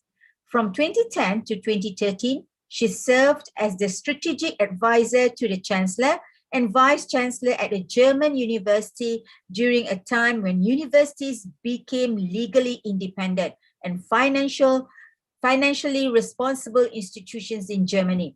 Prior to that, Ms. Catherine also held other management positions in the education sector in Germany. Our third panelist, Dr. Hajar Yatela Zainal Abidin, is the Chief Executive Officer of Yayasan Sam Dabi or Sam Dabi Foundation, which focuses on the 5 pillars of education, community and health, environment, sports and arts and culture. Dr. Hajar Yatela holds a Bachelor of Science degree in Accounting and Finance from the University of Wales, Aberystwyth, UK, and completed her Association of Chartered Certified Accountants, ACCA, professional degree at the Emil Wolf College of Accountancy, London. Due to her interest in education for the underprivileged, Dr. Haja Yatela completed a doctoral degree from Universiti Utara Malaysia with her thesis entitled Using Life Stories to Understand the Development of Resilience in the Underprivileged. Half of her career has been in philanthropy. So we have three ladies panelists this afternoon, ladies and gentlemen. This morning, my dear panelists and my dear audience, we have heard Prof. Charles emphasizing the importance of education for sustainable development. We need to reorient our existing education, creating the concept of public awareness and understanding on the concept of sustainability and the right training programs. I am sure that most of us have heard the word sustainability and also humanizing education. When we talk about sustainability, it often describes how a system remains diverse and productive for a long-term maintenance of well-being, having ecological, economic, political, and cultural dimensions. We want our environment to be sustained, and so that we can, all of us, live healthily and happily on the earth. Hence, in order to sustain the environment of the world, the education for sustainable development is required.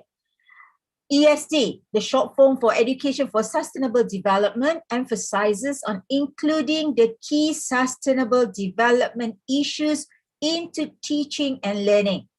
That is, putting in issues like climate change, disaster risk reduction, biodiversity, poverty reduction, and sustainable consumption.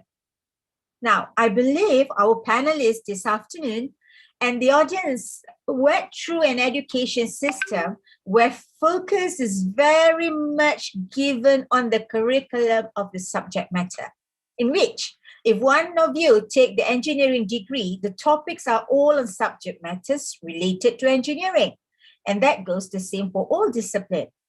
Therefore, to ensure there is key sustainable development issues embedded in the teaching and learning, it requires effective pedagogy to ensure a participatory teaching and learning method that will definitely motivate and empower the youth and also future leaders to ensure sustainability in their social systems. Now, to some of you, or to the Malaysian, we know that Malaysian government has also placed greater emphasis on the sustainable development of higher education institutions during the last decade. It begins to include sustainable development concepts in the activities of higher education. Efforts in education for sustainable development are also important to improve the sustainability for Malaysian public higher education institutions. So based on all the facts that I have presented or have said just now, we can conclude that the importance of ESD. And of course, in order to make ESD a success, it requires a collective effort from everyone. Now, to the panelists, Dr. Haja Yatela and also Ms. Catherine, all right, this question goes to the both of you. How do you see your roles now in supporting ESD? Because I know Ms. Catherine is based in the UNESCO. Dr. Haja Yatela, you are based at the foundation. So how do you see your roles in supporting ESD? If we can start with Ms. Catherine first. Thank you very much. First of all, I would like to thank you for inviting me to participate and to be part of this panel. It's been a very interesting morning, and although it's very much past my bedtime, it has been extremely interesting, and I've really enjoyed the other discussions. So kudos to the other speakers. Joining from Canada, I would also take the moment and acknowledge the traditional lands that I'm on here, just the Mississaugas of the Credit River. This territory was the subject of the Dish with One Spoon, Wampoon Belt Covenant, which is an agreement between the Iroquois Confederacy and the Confederacy of the Ojibwe and allied nations to peaceably share and care for the resources around the Great Lakes. A land acknowledgement is a Canadian tradition in meetings, and I would like to follow this also virtually.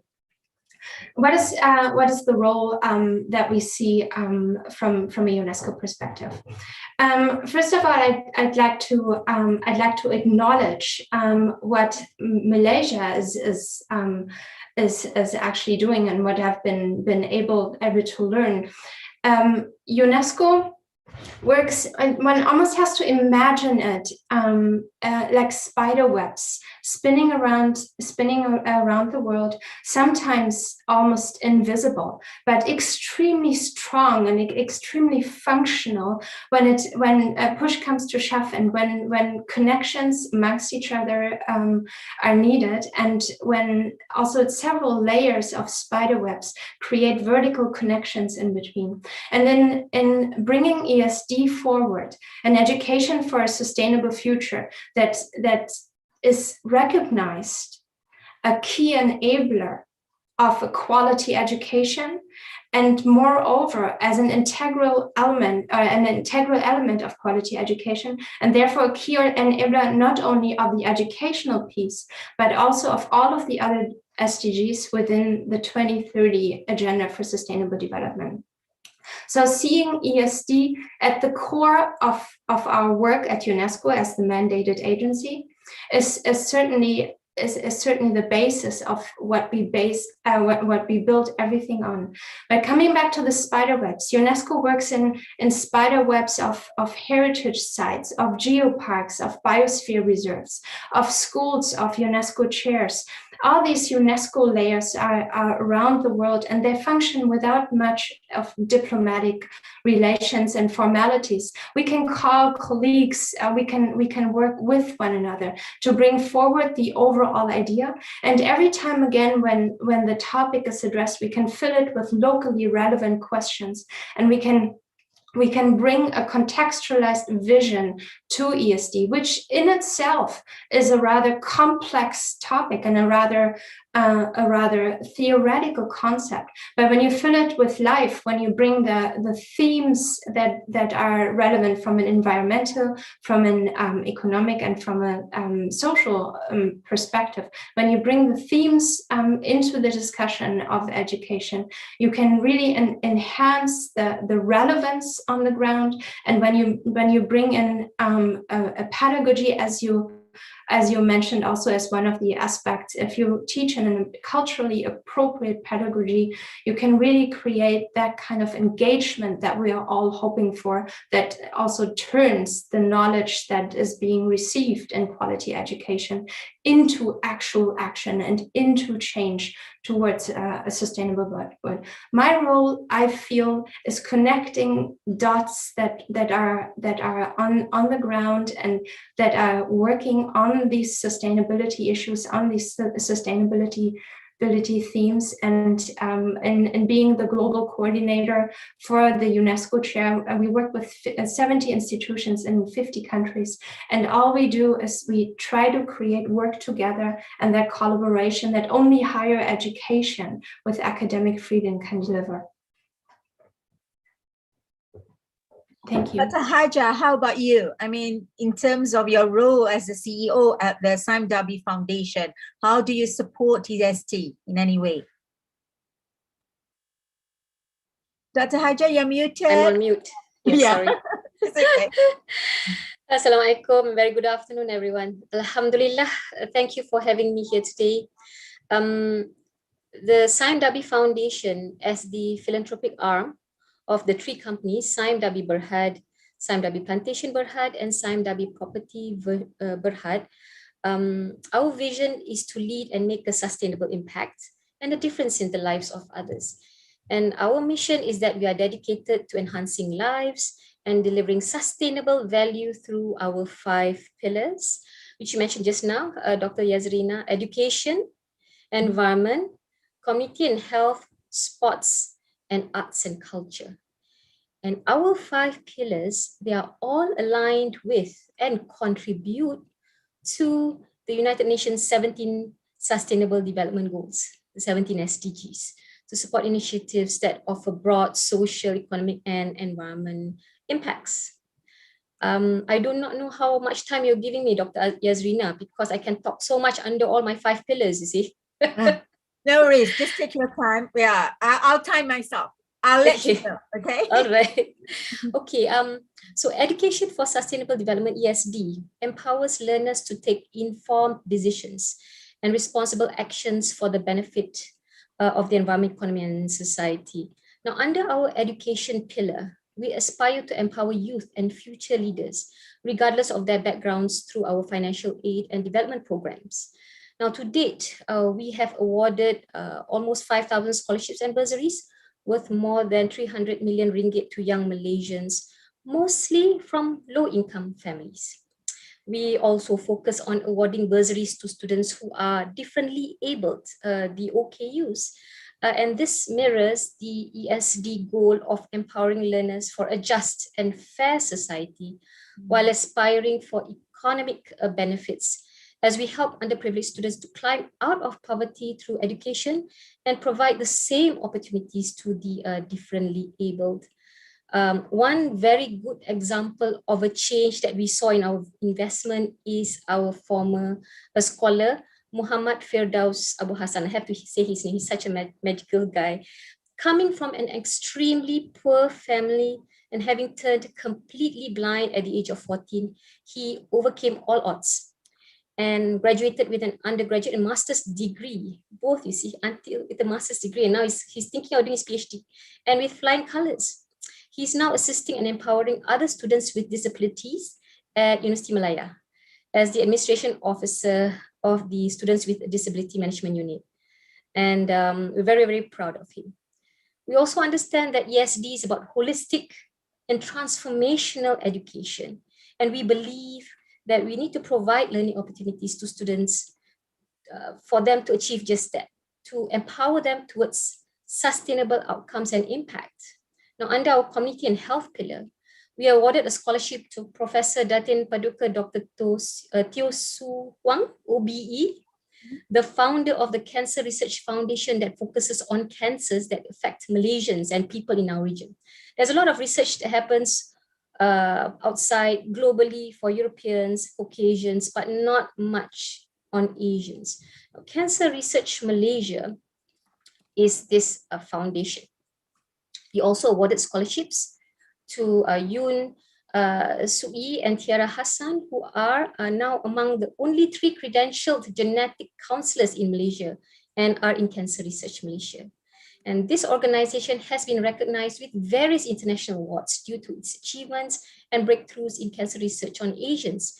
It's currently leading breast cancer genetics research in Southeast Asia and genetic counseling in Asia. See what kind of transformation education is that, the impact that it is bringing right now. Another example is through our partnership with Malaysian Federation of the Deaf.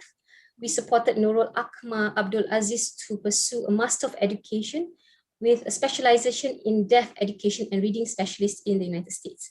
Now, she had facilitated sign language modules and public trainings during her tenure with the Malaysian Federation of the Deaf.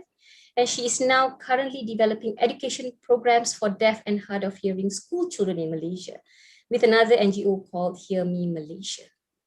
Now, I'm going into my 3rd pillar, Dr. Yazrina. Under the environment pillar, we support world-class scientific research to translate results into action while developing highly capable local scientists, researchers, and custodians. Now, this reflects the ESD goal of empowering learners to decide and act towards environmental integrity and economic viability for present and future generations. Our 10-year support for the Stability of Altered Forests Ecosystems project, or SAFE project, one of the world's largest ecological experiments and situated just in Sabah with a large collaboration with UMS, facilitated the training and exposure of 62 postgraduate scholars, 8 postdoctoral scholars, and 14 PhD scholars. The findings and recommendations churned out from the SAFE project have assisted the oil palm plantation industry and relevant government agencies in facilitating conservation-focused improvements in land use management. YSD has also been in partnership with UKM, Universiti Kebangsaan Malaysia, for more than a decade now, with 3 different endowed chairs: the Climate Change Chair, the Zero Waste Chair, and the Chair for Sustainability.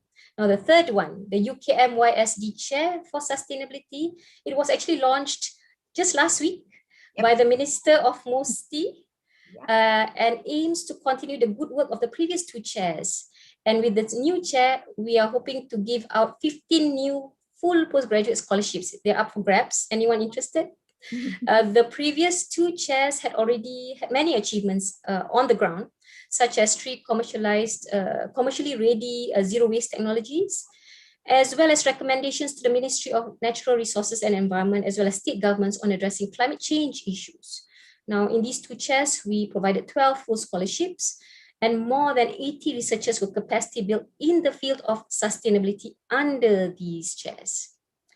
Our collaboration with the University of Nottingham in Malaysia, in partnership with Management and Ecology of Malaysian Elephants, or MEME for short, has enabled MEME to carry out capacity building of local elephant conservation experts through our postgraduate scholarships, while playing an important role in the direction of the National Elephant Conservation Action Plan and leading initiatives in elephant habitat protection in Ulu Muda and the Central Forest Spine habitat connectivity.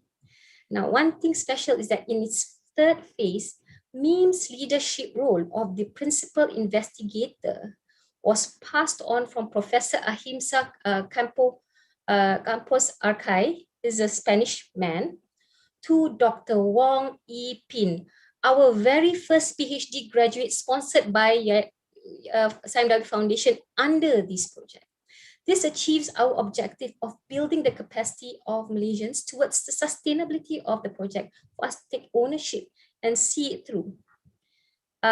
With Pongo Alliance, we provide funding for research and scholarships at UMS and aim for a sustainable world where humans and orangutans can live in peace together in the same landscape, conserving these critically endangered species while earning income from agriculture for the nation.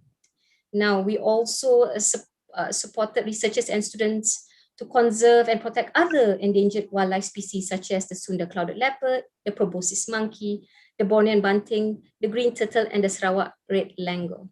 As you can see, all these mentioned scholarships that YSD had given out for education at higher education institutions are within projects with objectives towards achieving one or more of the SDGs, and always with sustainable development actions and deliverables set from the beginning towards a small step towards a sustainable world.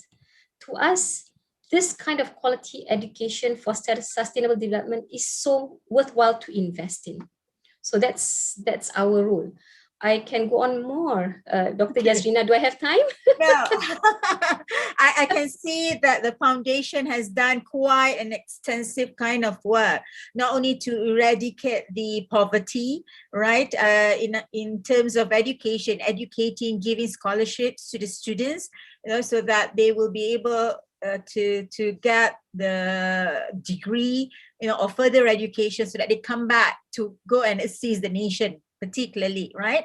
And of course, the work that you've done with the environment. So, I mean, there's a lot that you have done on your particular end. That's where the foundation comes very useful. And for Miss Catherine as well, being at UNESCO, that really connecting the dots, trying, because I know when I was at UKM, there was every time we need to report to UNESCO what are the kind of work that we have done in promoting the ESD and of course in the sustainability of the higher education.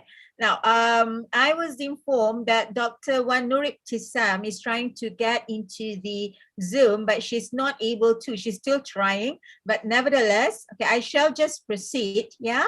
to the next round, basically now I would like to ask Miss Catherine. You know, like you've said, there are already efforts. You're connecting the dots, right? And we know very well enough that Malaysia and UNESCO have worked with the Malaysia UNESCO Funds in Trust, and of course with the MUCP program. And through MUCP and FITs, the government of Malaysia has provided financial contribution to support the implementation of 29 projects. And these projects were selected thematically according to the UNESCO's major program to enhance South-to-South cooperation under the MUCP framework. And of course, Malaysia has been working with several participating countries in the development of science, technology, engineering, and mathematics, right? Curricula for girls in Africa, Asia, and the Pacific. And there is already a working model between International Bureau of Education, Ministry of Education Malaysia, and participating South-to-South countries. And of course, this shows that clearly there is a substantial amount of work that has been done between UNESCO and Malaysia. Now, being affiliated with UNESCO for quite some time, how do you see ESD could be achieved together on a global scale, especially in the higher education? Well, first of all, I'd like to acknowledge the efforts that the government of Malaysia and also higher education institutions and the wider communities are actually making to bring UNESCO and ESD as a concept forward. But it's not only the commitment to UNESCO. It is in today's times. It's a commitment to multilateralism. It's a commitment to pursue sustainable development together, and not only in a certain region as an individual country, as we're seeing also during the pandemic right now. We're seeing so many nationalist efforts in trying to individualize and doing our own, and so it's really important. And sometimes it helps when somebody from the outside acknowledges it. I can only congratulate everybody on the efforts. And the fact that the Malaysia UNESCO Cooperation Program was the program that was showcased during the first general conference at UNESCO after in New York the SDGs were adopted by everybody, by every member state, and that this program was highlighted shows the value that it had already at the time as it started running way before the SDGs were adopted. Furthermore, in connecting it also to what I said before, and connecting the multi-layer approach that Malaysia is taking towards its UNESCO work, not only having the cooperation program, the funds and trust, but also having heritage sites in the country, having biosphere reserves, and also a very successful RCE community in Malaysia. All of these program lines and global networks put ESD at the heart. And often they are combined or closely connected to higher education, which then brings the focus on research. So the cooperation program with the focus on research, not only individual institutions again, but in cooperation, in collaboration. And here, even if you add the funds and trusts with the focus on small island developing states and least developed countries. So countries that not necessarily are part of a research institution. So I really think it's an extremely important focus. But it's not only about the funding. It's not only about putting the money and bringing the activities forward. It is like Dr. Haya also adds to her foundation. It is funding with purpose, and also funding with evaluation and critical observation of what is happening. Does it work? And those programs really include elements of evaluation and monitoring, and they give the opportunity to not only bring ideas forward, but share experience with each other to create knowledge in a global perspective. again, it is so important that, especially with the concept of ESD, that is rather a lens of in a way of looking at things than a specific add-on discipline. It is so important to contextualize and to see those different perspectives and how we interpret things that we see, findings that we find from research, and then building a bridge from research findings towards a language and towards an understanding of policymakers, bringing that piece forward, but also to the public. And this is again where all of these networks come into place. In working in those networks, and here I'm picking up what Hanim said in the morning, the idea of public awareness and understanding, putting things out there through multiple players and sharing the message will lead to a broader understanding. And yes, ESD, I'm absolutely with Hanim. ESD should be seen everywhere. The sustainability, the Sustainable Development Goals should be absolutely everywhere to actually bring this empowerment, the idea of empowering learners, as we all hope for. So those are the aspects that I'd like to highlight. Once more, the fact of higher education involved, not only for research, but also in educating the future generations. This morning, and I think we're all citing Tanzri Zul from his publication of 6.7%. That was a number out of 2013, I believe. Only 6.7%. Maybe it is 10% now worldwide. Get to go to higher education, but they will be our leaders. So having the discussion at university and having the importance of sustainability as a purpose of education. Why are we educating people? And Tanzri Zul said we're educating them for the community. We're educating them to be part of a sustainable culture. We're educating them to be our leaders to go that way. Those elements can only be delivered in higher education. And this is why the importance of higher education. And I'm so glad that finally in the SDGs, we are also called upon. We are asked to consider and to contribute our education and our efforts and our research to the discussion, and to set the scene, and to set the scene not only for today, but also for the future. Thank you. Thank you, Ms. Catherine. I mean, it's what can we say? It is very, very important, not only at the higher education level, all right, because that's where most of the youth are based in. I mean, where they want to pick up their education, but of course at the lower level, up to the kindergarten. I think it has to go to all of the public, educating the public about sustainability, what we need to do. Basically, yeah. And of course, like you said, Ms. Hanim earlier on this morning mentioned about, what the youth are currently doing, especially in all the efforts that you're doing it for, trying to assist the others. So that's the first step that you should do. But to do that is, of course, we need not only the policy, but also a voice, that actually a very strong voice, that it goes to every body, at the community, to be able to understand what needs to be done. As simple as just like what you call that, segregating your garbage. Yeah. So that's so I do agree with you. Now, Dr. Wan, I thought she was in just now. I saw her. Yeah, but I think there could be a problem with her internet, because she was once in, yeah, but then wait, hold on, yeah, just bear with me. Okay, but she was already in, and then she went out and she left. Okay, she left, but she will try to come in again. Okay, but so I'll just focus on Dr. Haja first. All right. Now, Dr. Haja, like you said, you give a very long explanation of what Samdabi Foundation has done. All right, and I see that you have a substantial amount, a huge amount of collaboration with others in promoting sustainability.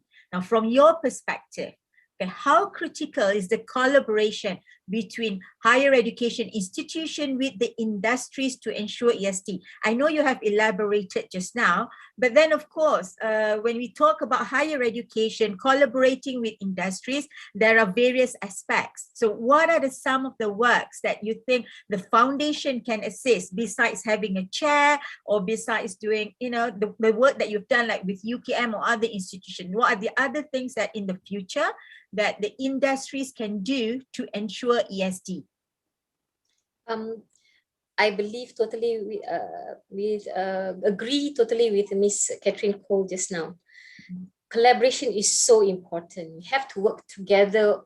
It's not only one, that means the higher education institutions responsibility only to develop our youth. We have to work together, the industry, other stakeholders, the government, etc., etc. So I do believe that the collaboration between HEIs and the industry are very important, if not critical, to transform learning environments within higher education towards empowering and mobilizing youth while building educator capacities and accelerating towards local level action. These are the 4 of the 5 priority areas for the implementation of ESD, which I learned from Prof. Charles Hopkins this morning of the UNESCO chair. At YSD, we provide scholarships and capacity building opportunities through partnerships with higher education institutions as well as NGOs and the government to achieve mutual sustainability goals, translating research into action and impact for the betterment of industry, community, and the environment. Now, we emphasize on key performance indicators that determine collaboration continuation. I know Tan Sri Zul mentioned just now, everybody's focused on KPIs, but in our specific context, the KPIs are very important to be set and agreed upfront because as Ms. Catherine Cole just now mentioned as well, there's monitoring and evaluation, which is very important to us as investors. We wish to know whether we want to continue with the collaboration or not. So we want to see whether the deliverables that we agreed on from the very beginning, the KPIs that are set, are met. And this will inculcate a performance-driven culture of a corporate organization like the Sime Darby Foundation with our partners. So hopefully we'll, rub off into the culture as well of performance-driven, of KPIs, of deliverables. And of course, the highest level of governance, transparency, and integrity. That's humanizing education. In the last decade of partnership, I have to go back to UKM, Dr. Yazrina, to give this very, very good example. Now, UKM and the industry, Sime Darby Plantation, worked hand in hand for knowledge generation as well as on-ground action achievements with research collaborations with 8 Malaysian companies and 16 international research institutes. Now, following from this, the new chair for sustainability is aimed as a multi-stakeholder collaboration involving academia, industry, and civil society to use science, technology, and innovation to tackle environmental sustainability issues according to industry and community needs. For the newly launched chair, we actually have set out milestones to be achieved every 2 years. Wow. Show me a chair in a university that does this. Now, we have to assess these milestones every 2 years over the next 10 years for impact on both industry and society. And the achievement of these agreed milestones will be assessed together, of course, with UKM, as well as the industry, Sime Darby Plantation. Now, our partnership with NIM, again, has brought together communities from academia, NGOs, industry players, government agencies towards elephant conservation. One of the most notable achievements thus far is a YSD scholar involved in this project, Ms. Noor Aida Abdugani, an employee of Sime Darby Plantation Sustainability Department.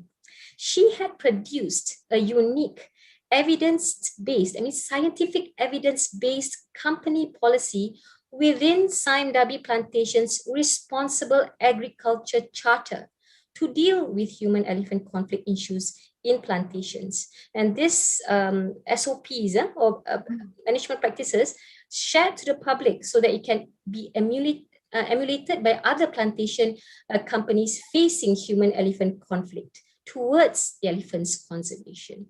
And we hope to achieve the same with the best management practices to be developed with research and scientific findings for implementation by plantation companies for human orangutan coexistence in Sabah. For the international community also to understand that human and orangutans can coexist in mixed landscapes, such as those comprising of oil palm plantations and forests. So those are examples of what we have done, which shows that it is imperative that higher education institutions and industries collaborate as well as with other stakeholders in order to achieve those objectives of ESD. Okay. Dr. Hajar, I fairly understood because when you work with the industry, all right, at the end of the day, there are some resources, be it human resources or funding resources that is being put. Yeah, so literally monitoring, evaluation, and then your KPIs basically needs to be met because you're supposed to report it and what are the achievements, right? Exactly so, Dr. Yazrina, Yeah, because we receive donations and we have a responsibility to our donors to say that, hey, we are using your donations to achieve this much. Definitely. So yes, we have that transparency and governance requirements to live up to, yes. So higher education institutions, in order to work with the industries, these expectations must be met and must be clearly stated. However, Tan Sri Zul here at the chat section did mention here, monitoring and deliverables are important, definitely, as we have already emphasized. But must it be about just numbers? Can it be in other forms? Will it be possible? Yes, of course. What do you call it? With UCAM, for example, the 2-year milestones, it's not all about numbers. It's about the type of mindset change that a community have gone through because of the work that we did based on scientific research results. Mm-hmm. So it's not all about numbers. Numbers are outcomes and it's an indication. But what we want to see is the change that happens in society, in the industry, in a government, in a country, due to policy changes, for example. So those are the kinds of impact, long-term outcomes that we want to see. Okay, all right. Now, ladies and gentlemen, we have Dr. Wan Nur Ibtisan online already. Hello, Assalamualaikum, Dr. Wan. Can we test your voice? Salam, Doctor. Sorry for the delay. No worries. Okay, glad that you're able to join us now. Right, now, I would like to pose you a question, Dr. Wan.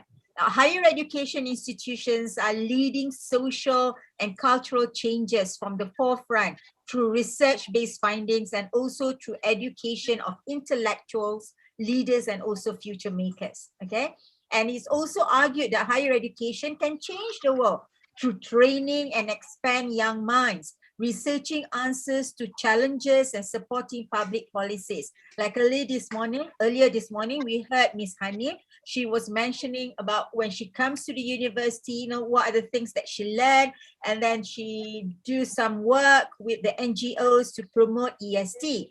Now, each higher education institution also can showcase an example to the society through its understanding and commitment through careful campus management.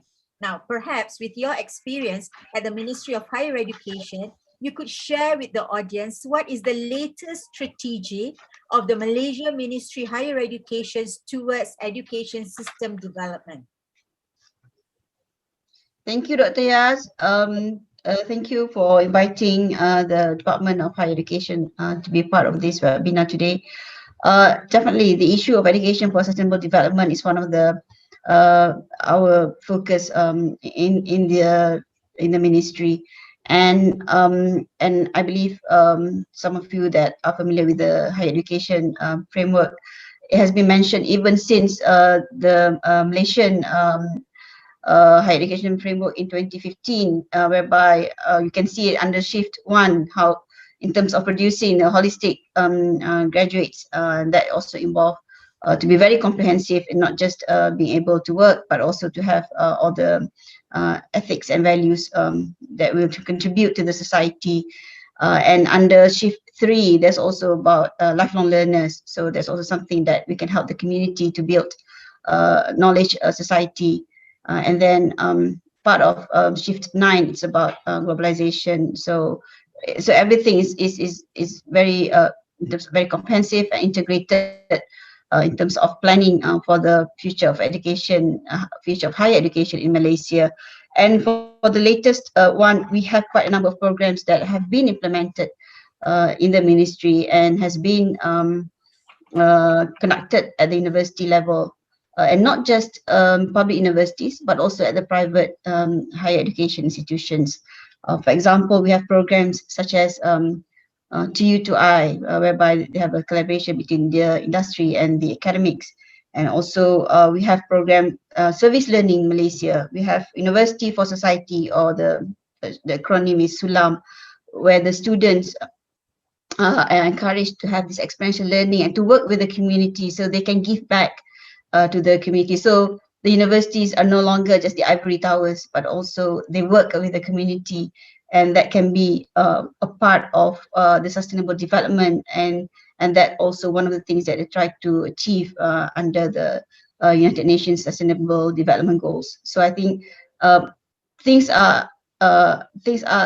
in the pipeline, and there's also things that have been conducted in terms of achieving education for sustainable development.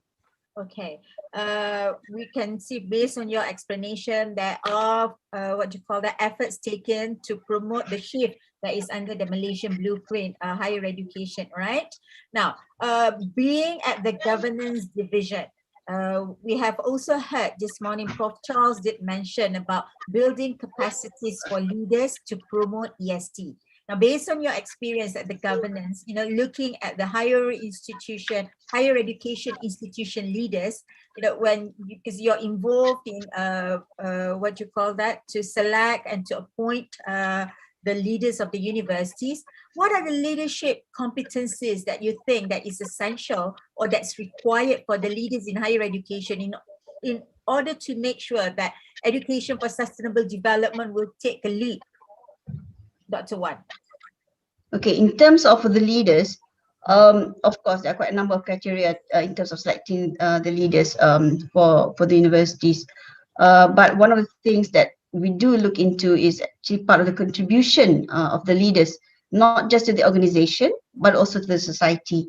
So that's something that that will be assessed and look into. And as you know, usually for the academics, most probably they would have lots of research work in terms of their leadership work, but we also look at the contribution for the society that will be considered as one of the things that will be assessed, and one of the most important things that will be looked into, not just usually it will be lots of it will be on the research work, but at the same time we do also look into other things that they do, especially about contributing to the society.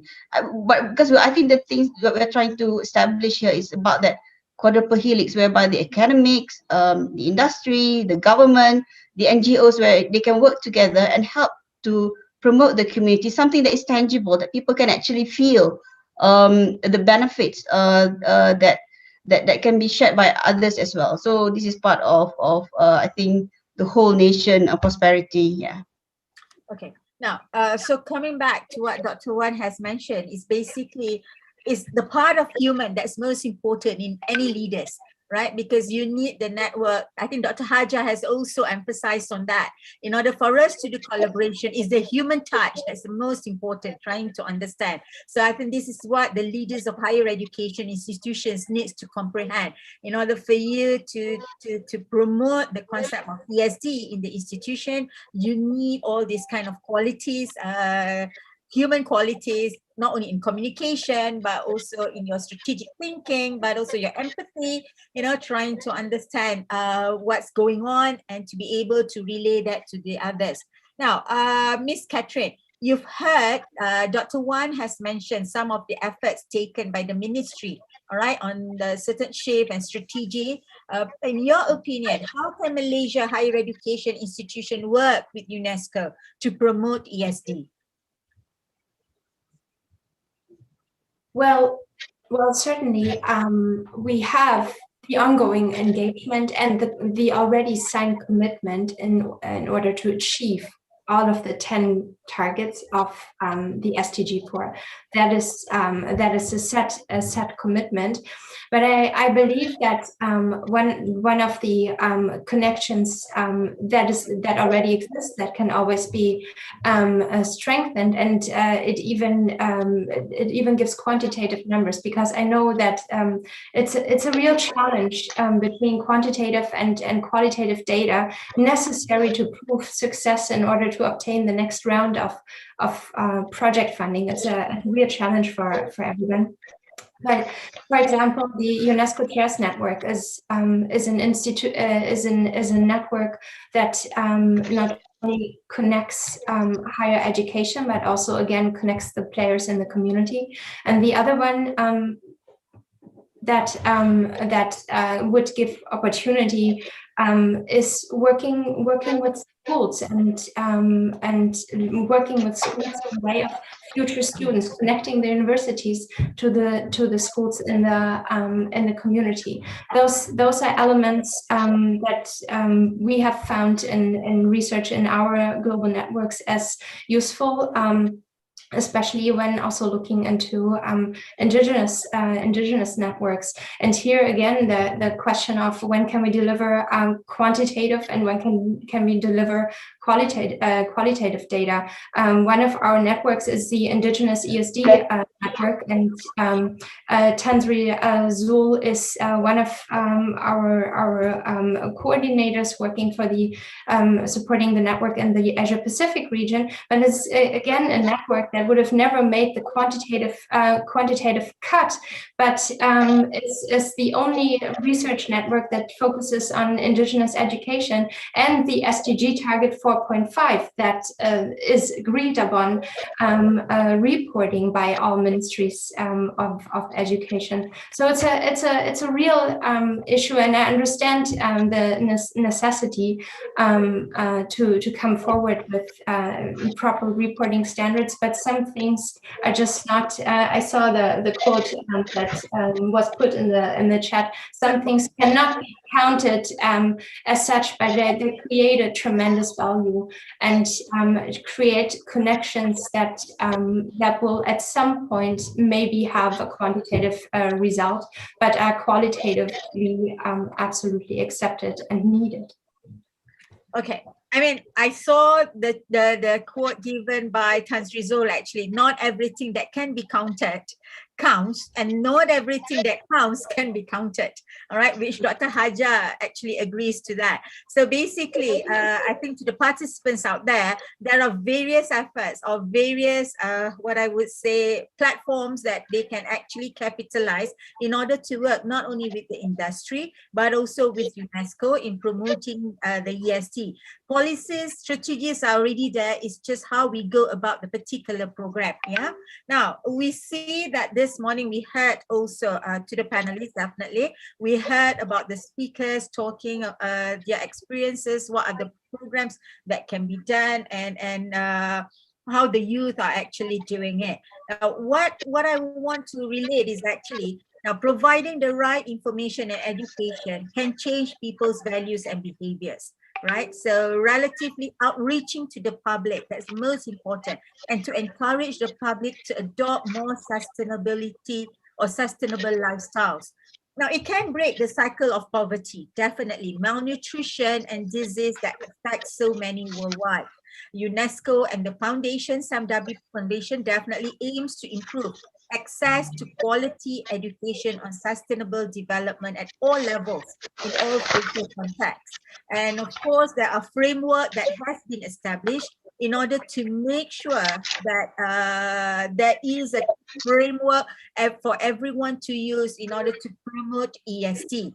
So there is this, what I would say, the literature that I found. There's an ESD framework established by researchers in Belgium, promoting and explains how a learning environment should be constructed to employ an action-oriented approach in which there are 5 components, which are action taking, students' leadership in learning, teaching and learning, peer interaction, community involvement, and interdisciplinarity.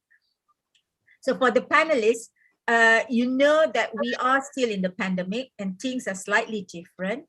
And of course, the new normal and other uncertainties that could disrupt EST.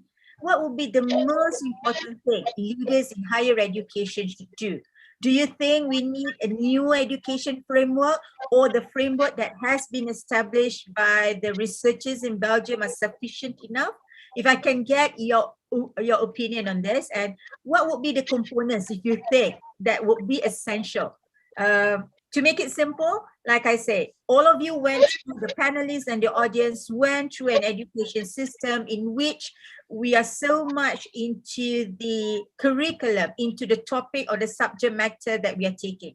If we take IT, we take all the IT subjects, and there are only a few bits and pieces in which that we need to communicate to the community, but whether sustainable elements are being imparted last time, is there or not, that is something that we can look into.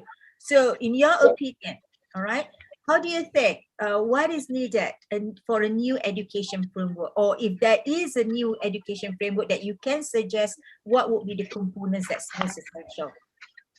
If I can give that question to Dr. Haja, would you mind?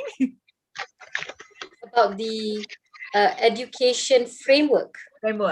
If you have any idea based on your experience at the foundation, working with the youth, with the youngsters, listening to them, do you have, from the foundation perspective, what do you think that needs, or from the industry perspective, what do you think that can be included, basically?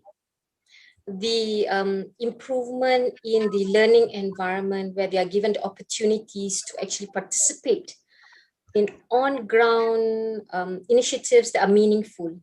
That would actually help them to change their mindset and the way they see the world, and the way that they see the future world is going to be, and the change that they, even though they are one person, can make. Now, I'd like to give a few examples.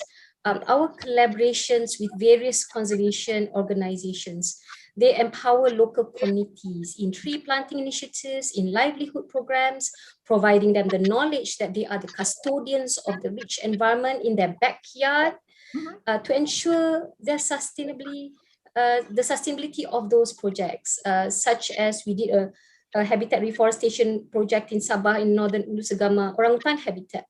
The community mangrove conservation in Perak, in Palagula and Manjung, as well as peat swamp forest protection and rehabilitation project in Raja Musa Forest Reserve. We also have programs to train rangers in anti-poaching patrol systems in Perak and Sabah from members of the local communities, as well as indigenous people around, through our collaborations with Perak State Parks, as well as Sabah Forestry Department. We are going to kick off similar anti-poaching efforts with the local communities, as well as the indigenous communities in Kenyir State Parks. Now, these are just examples where the community is being capacity built and awareness is advocated towards ownership.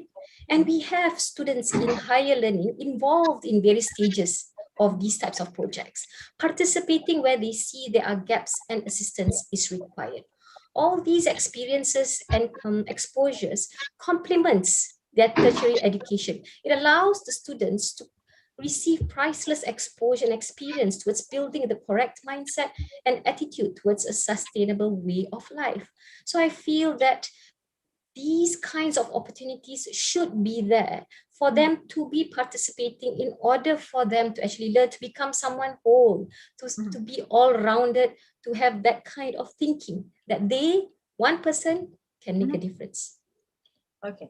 I mean, I can truly relate to that, Dr. Hajar, because I believe what you're saying is that, the higher education needs to have a framework, or even the academics needs to look that the students needs to go to the ground, be connected not only with the community, but also to the environment, basically, so that they can feel and see what can be done. So particularly academics like me, let's say, because I come from the background of IT, that I would be able, if I want to do something on IT, how does that relate to the community and helps to sustain the environment?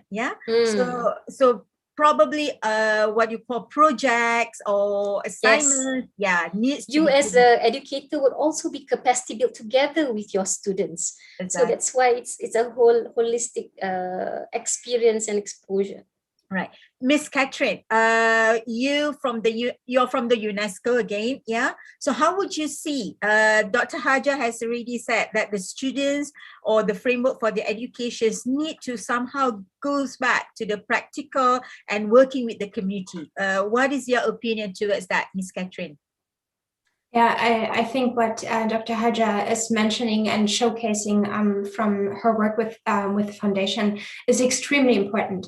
And one of the aspects of ESD is working with locally relevant issues, and it makes a huge difference when the issues and the themes that are talked about in the classroom and in the community are actually those of interest for not only the students, but also for the wider community. It allows the community to be involved.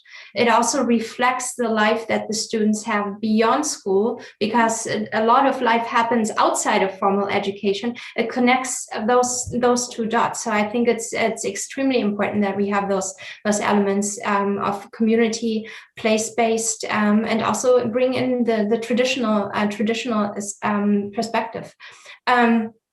In answering the question of do we need another education framework, I'd like to take a step back and consider where we're coming from, because we've today several times heard the 4 pillars of education: to know, to do, to be, to live together. And just recently we've been asking the question of, or adding the pillar of learning to become, to add an element of lifelong learning even in the discussion. And UNESCO is coming from a humanistic approach towards education.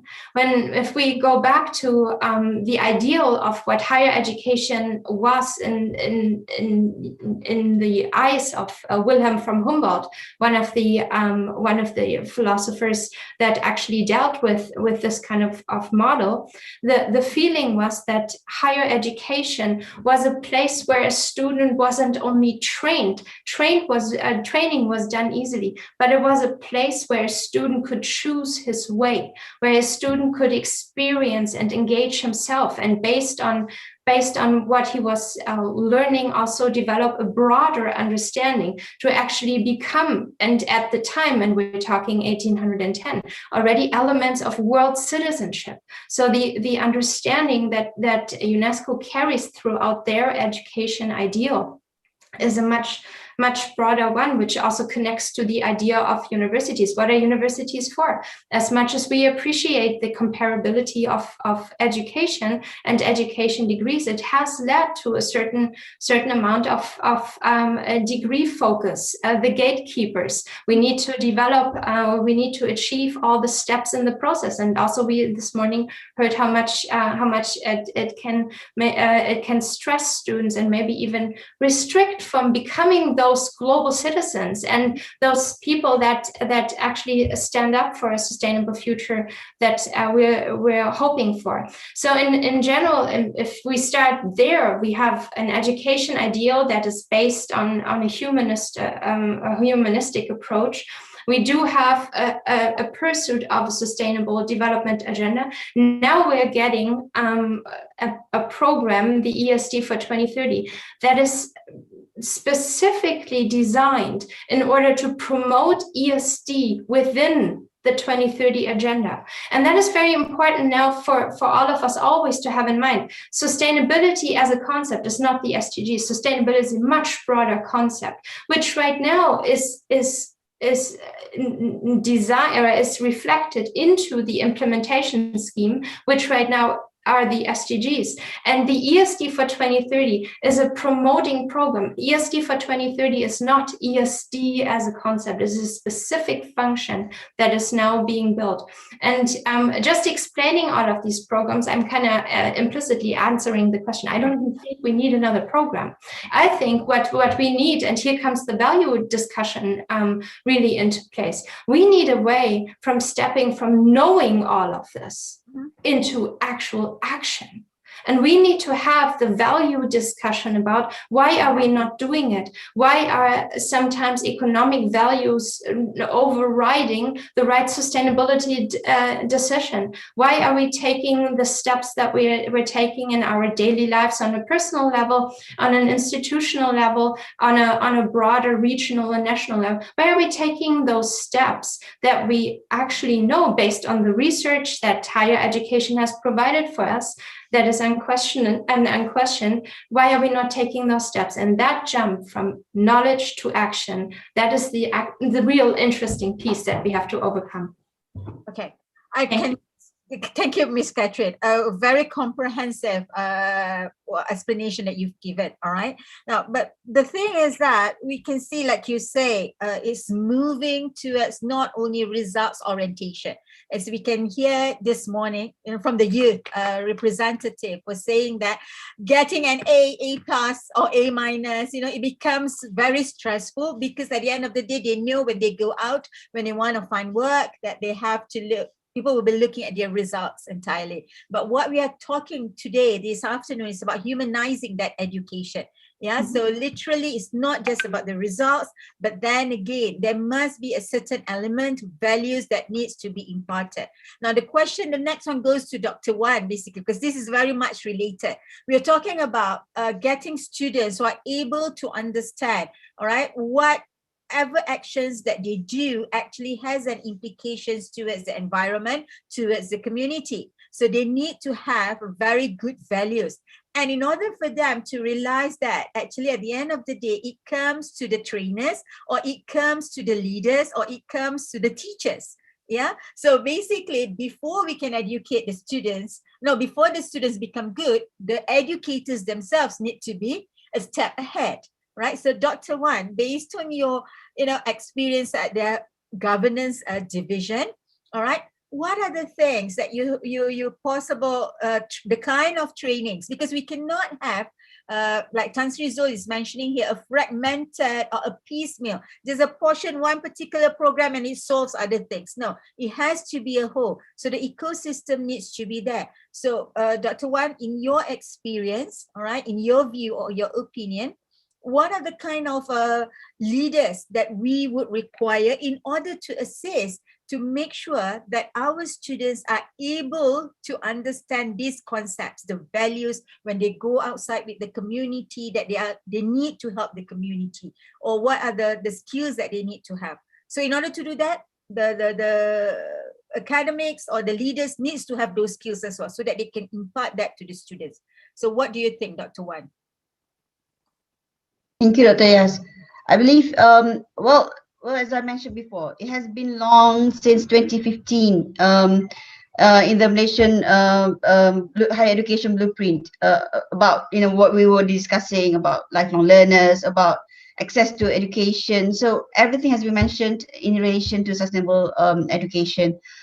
So it has been almost 6 years now. So like I would like to echo what Ms. Catherine was saying. It's all about implementation. It's not just about putting it on plan and then it just remains as that. So but the work is going on. It's not something that was forgotten and never been taken up. And for leaders and academics, I believe in terms of the universities themselves, as well as when I was in AKEPT last time, we will even have courses for ESD. So we developed the module for ESD for the academics. So it's something that has been given priority as the focus of the ministry to promote ESD. So it's not something that that's only in our blueprint. So actions have been taken. and universities have taken actions as well. And what I saw Dan Sizol's comment just now about IR 4.0 as compared to SDG.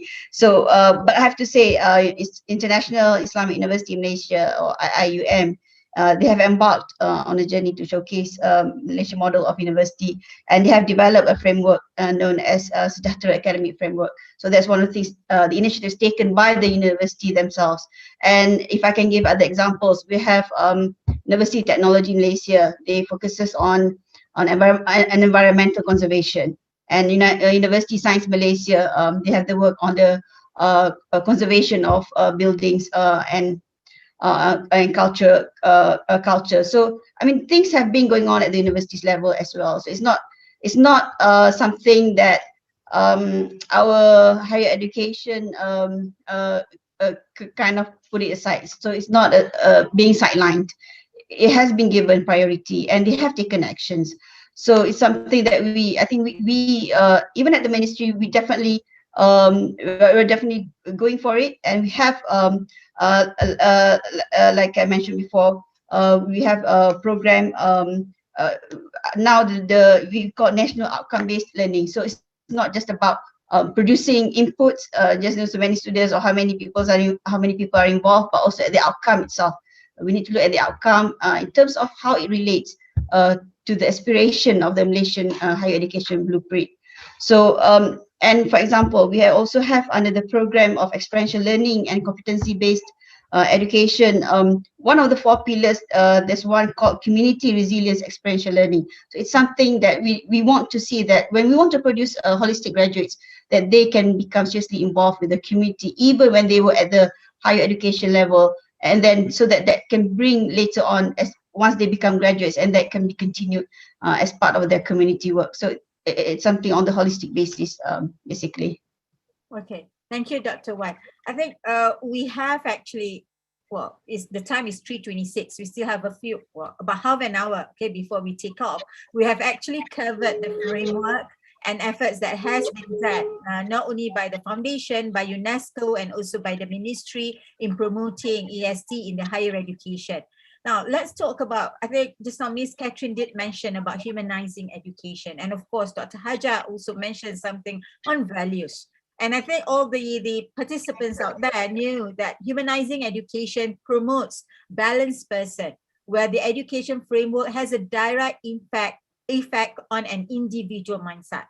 It is about creating a better human being or a more complete person.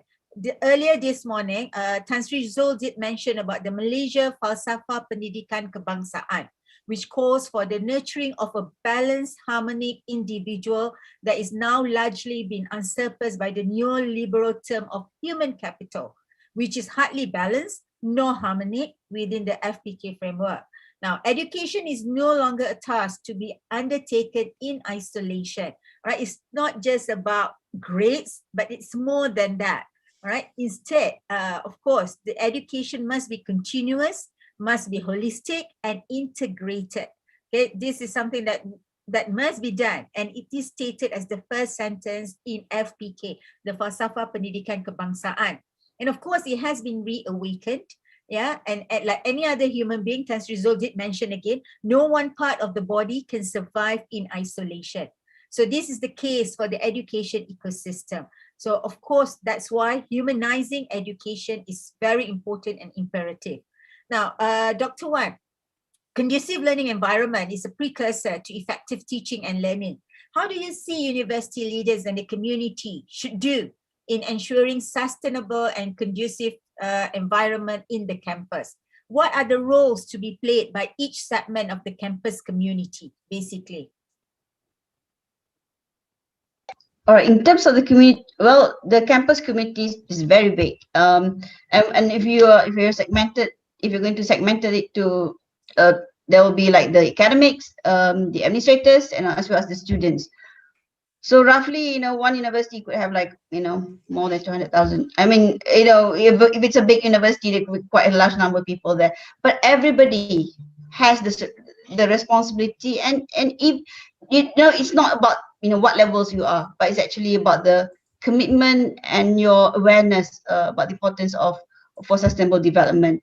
And I believe some universities have taken quite a number of actions. Like for example, they have been working in terms of giving that awareness to the community and to the university's community. So they have been practicing it in terms of for the campus community themselves, as well as also to bring it to their either to the nearby communities, or also, and sometimes they even go to to the even if the universities they go to the rural areas just to educate. I think Dr. Hajjah was mentioning about orang asli and all that. So the first is about the awareness. So maybe sometimes even though we keep on saying talking about ESD, but some people might be questioning what are you talking about.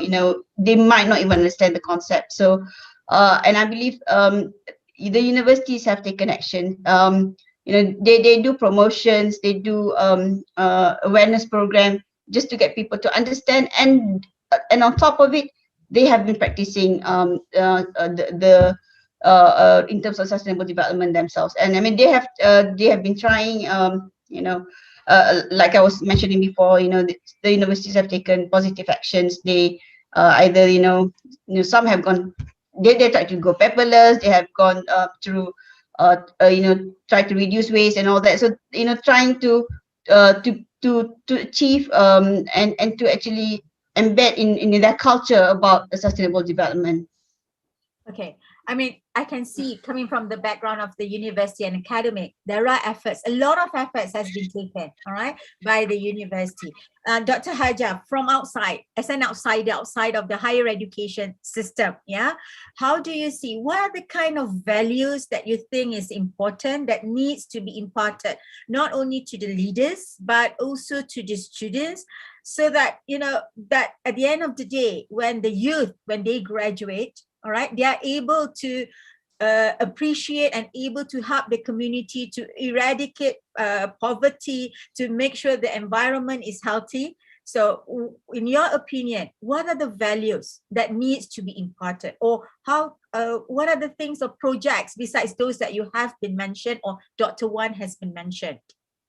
Okay, Dr. Yasrina, to answer your question, I'd just like to go back to Tan Sri Zol's idea that humanizing education is all about a task that cannot be taken in isolation, and instead it has to be continuous, holistic, and integrated.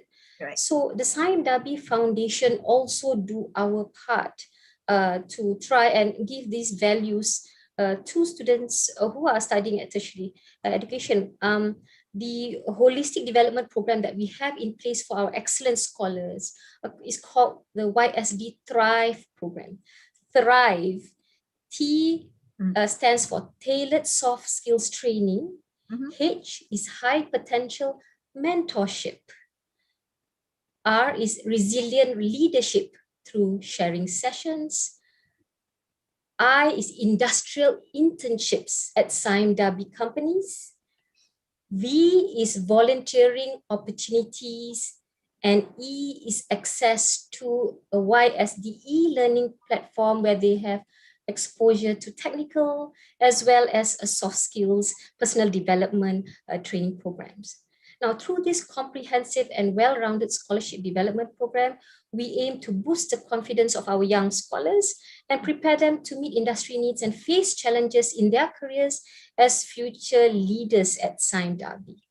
Now, on top of empowering our scholars to adopt these positive values, we also invest in providing scholarships and training programs, as I've mentioned before, to achieve the capacity building objectives under our various projects, under our 5 pillars, for individuals of various ages. And the postgraduate scholarships we award through various partnerships must work with these programs which are aligned to our objectives, the UN SDGs, national policies and agenda, focusing on impact on the ground. And these all complements the higher education institutions' efforts in providing ESD. As Tan Sri Zul, I'd like to mention here that Tan Sri Zul mentioned that it is equally important, I think, if not more important, to ensure that we prioritize education for individuals at a younger age who are in primary, secondary school. Right. Early interventions will result in lower public expenditure. This is from my own PhD research.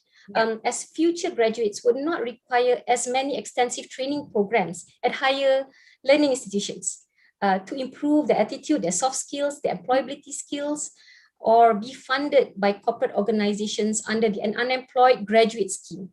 Right now, I think it's called the Prodigy. This is also why we invest in capacity building and education elements in school children. Now, for example, our annual flagship program, the SIME-DABI Young Innovators Challenge, engages and trains secondary school students as well as teachers and university students to use science and technology in solving everyday problems towards the cultivation of an innovative mindset and the development of critical soft skills. Now, however, in this initiative, we invite undergraduate students to be mentors. They are trained in both technical and soft skills to facilitate them being those mentors. So far, we have trained 935 undergraduate students, and they have benefited from this program.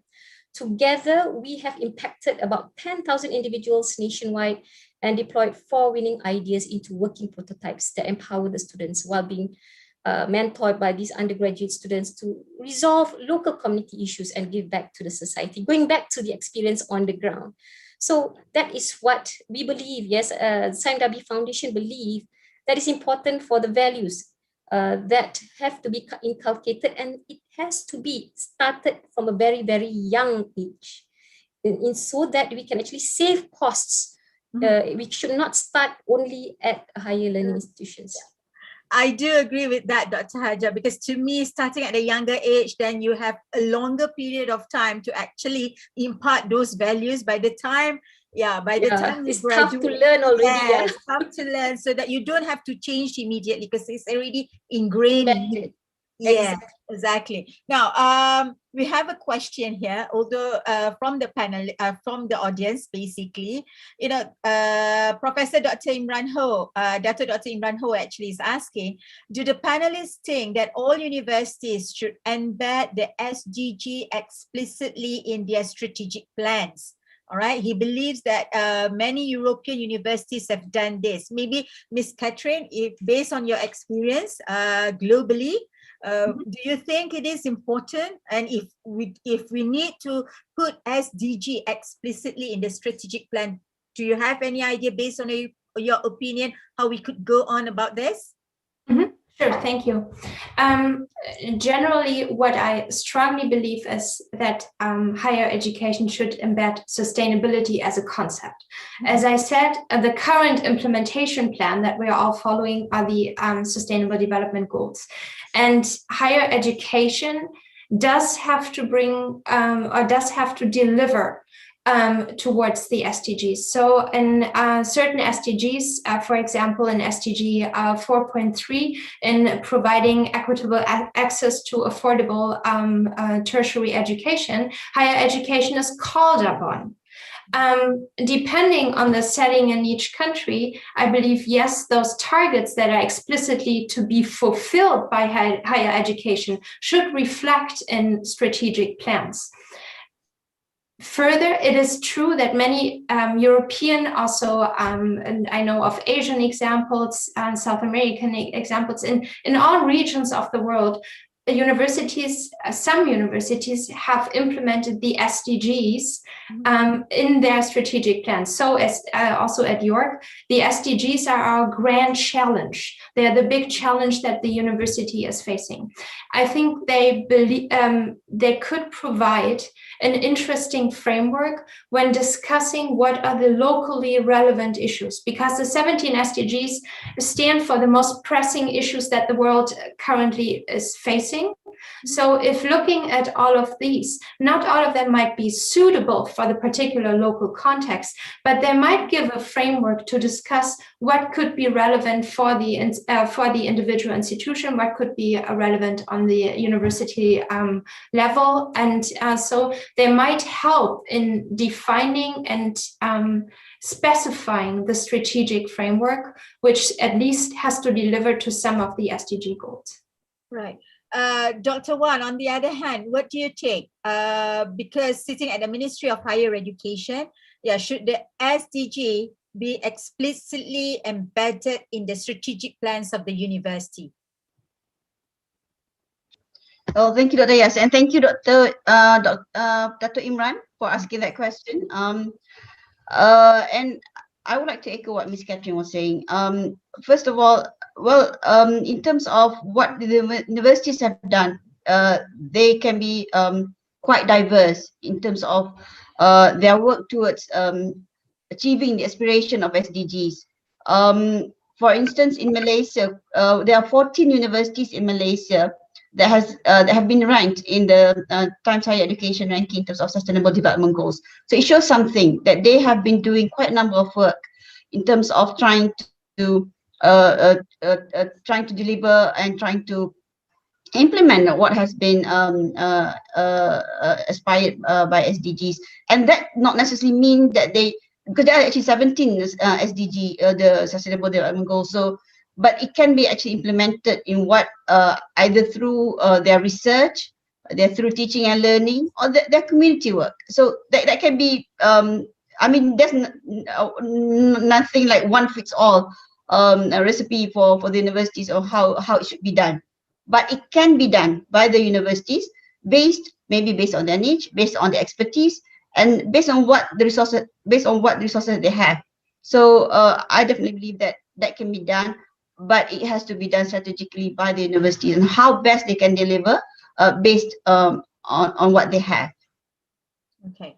Now, I think because what Ms. Catherine has also said early on, in order to develop the strategic plan, we need to look at the grand challenges and what are the local problems that needs to be addressed. Yeah, Dr. Wan? So that's what you're saying also, to look into the current local and see what are the things that can be embedded and to be put up. But of course, it's also very, very important to have it embedded in the strategic so that there'll be actions that can be done, right?